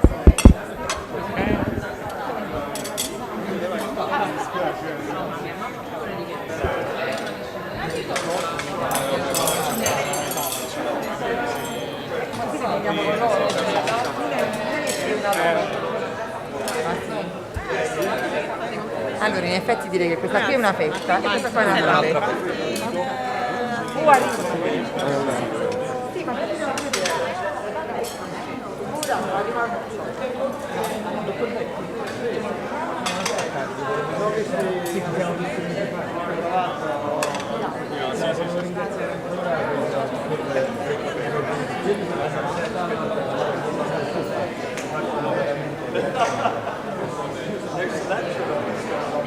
Vabbè, però adesso siete voi che state portando avanti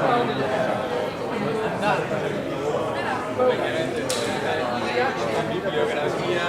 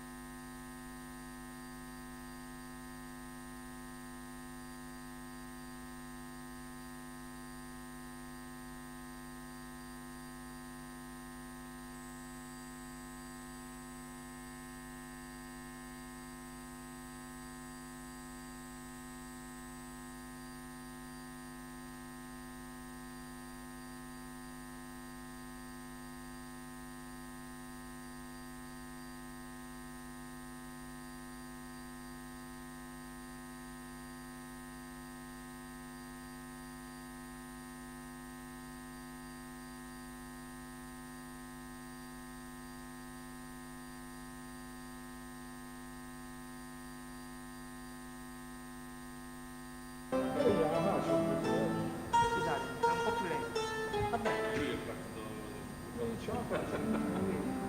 bene così? Io ho capito, no, c'è l'idea è tipo. La cavola? Sì.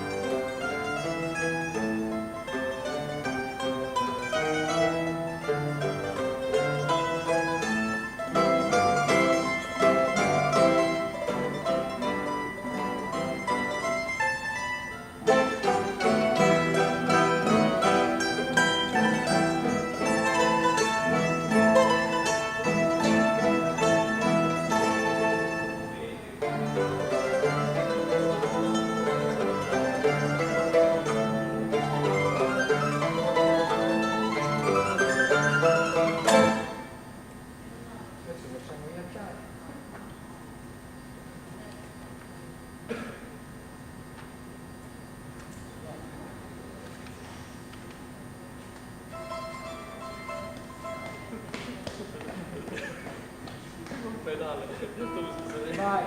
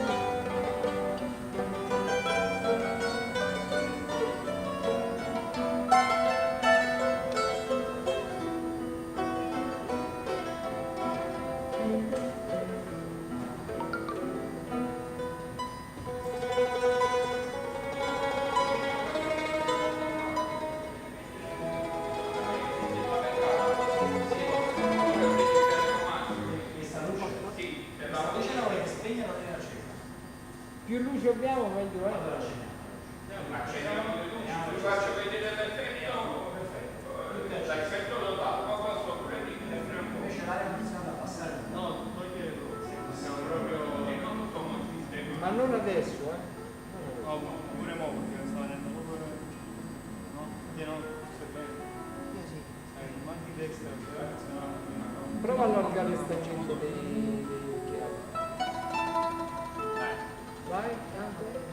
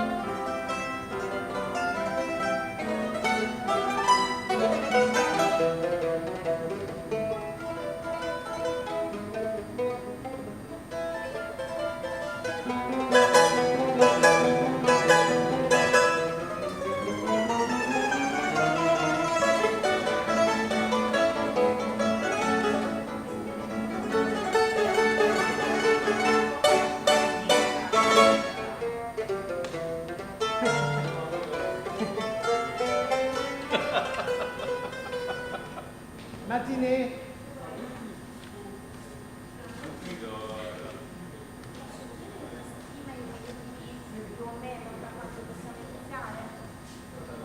A me hanno detto alle 8 che dobbiamo cominciare. Eravamo programmati 7. E qui abbiamo ancora le persone, volevo capire. Scusa. Sì. Nei nostri programmi è alle 7. Vi mando la Gruben.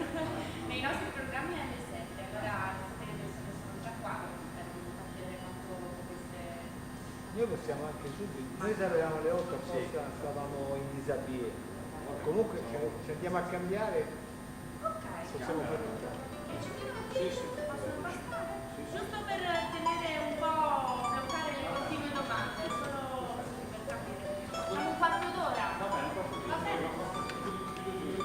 Avvisa, io avevo qui, che faccio? Vedevo che non venga più.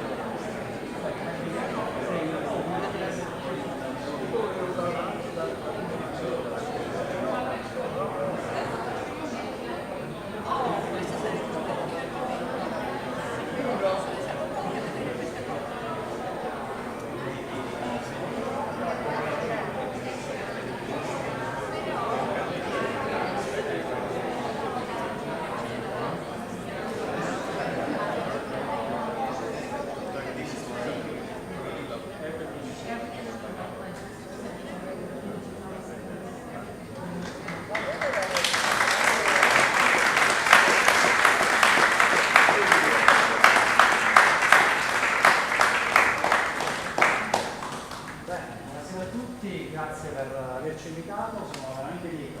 Questa sera qui il Festival Barocco Napoletano, io sono il presidente Massimiliano Cedito. La nostra missione è quella di far rivivere i capolavori della musica del Settecento napoletano. Quindi tutto quello che abbiamo in questa meravigliosa città all'interno del conservatorio, che poi unisce i famosi 4 conservatori della città, oggi diciamo la nostra missione è quella di far rinascere questa musica e riportarla al pubblico. Per fare questo lavoro che alla fine non facciamo soltanto un lavoro filologico, ma facciamo un lavoro basato sulla ricostruzione di quella che è la musica di quel tempo, che riportiamo ovviamente su strumenti nuovi. Facciamo anche contaminazione con generi musicali moderni, sempre per creare diciamo, una continua flusso di quella che è la scuola musicale napoletana, che dal Settecento a oggi non ha mai smesso di esistere e continua a produrre cose meravigliose. Stasera sentirete 4 musicisti particolarmente bravi, particolarmente talentuosi, fondamentalmente lavorando su un progetto di strumenti a freddo. Fondamentalmente a Napoli tra gli strumenti più importanti che venivano utilizzati c'erano questi strumenti, che sono mandorle, mandolini, chitarra, che venivano usati ancora, diciamo, erano strumenti prevalentemente usati da tutti. Tutta l'immagine che c'è diciamo, molto colorita di Napoli, il mandolino in realtà c'è una cosa che viene negli ultimi anni del dopoguerra, ma in realtà il mandolino era tutti gli strumenti a freddo, sono strumenti che si usavano. Stasera sentirete un programma particolarmente dedicato a questa struttura, alla Zoologica Anton Dohrn, al grande ricordo del che ha fatto questi investimenti, questa scelta di appunto investire su Napoli e creare questa meravigliosa struttura di eccellenza che ancora oggi è un faro per Roma, ma possiamo dire anche per il mondo.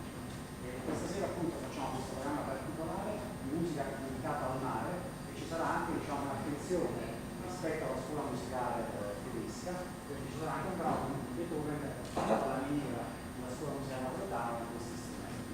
Quindi sentirete veramente qualcosa di particolare, di nuovo e spero che vi piaccia.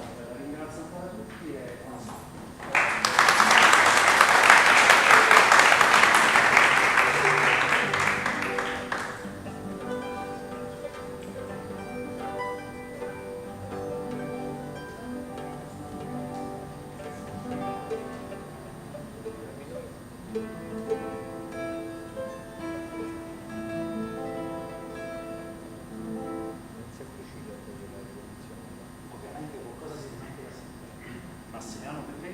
Fabio Menditto, Federico Mantaduno e Edoardo Trolli.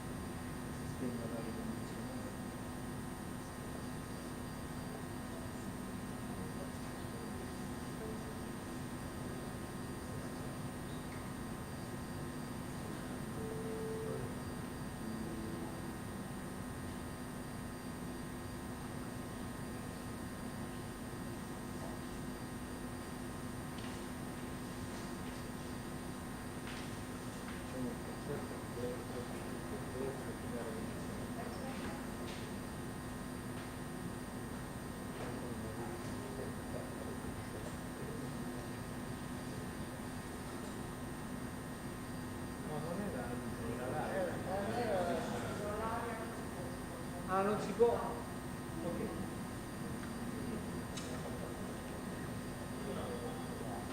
Facciamo conto che sia il mare. Esatto, il mare. Ma speriamo che non arrivi. Va bene, va bene. Grazie.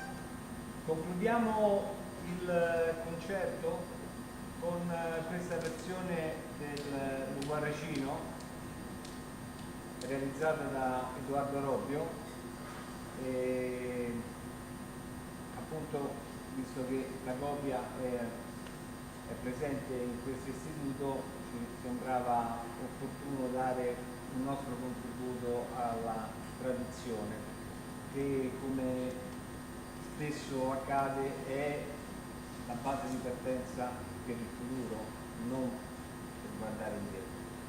Quindi ringraziamo Edoardo che ci ha fornito questa versione strumentale. Purtroppo non cantiamo, anzi per fortuna non cantiamo noi. E speriamo che possiate immaginare il testo e speriamo di aiutarvi a farlo. Ecco.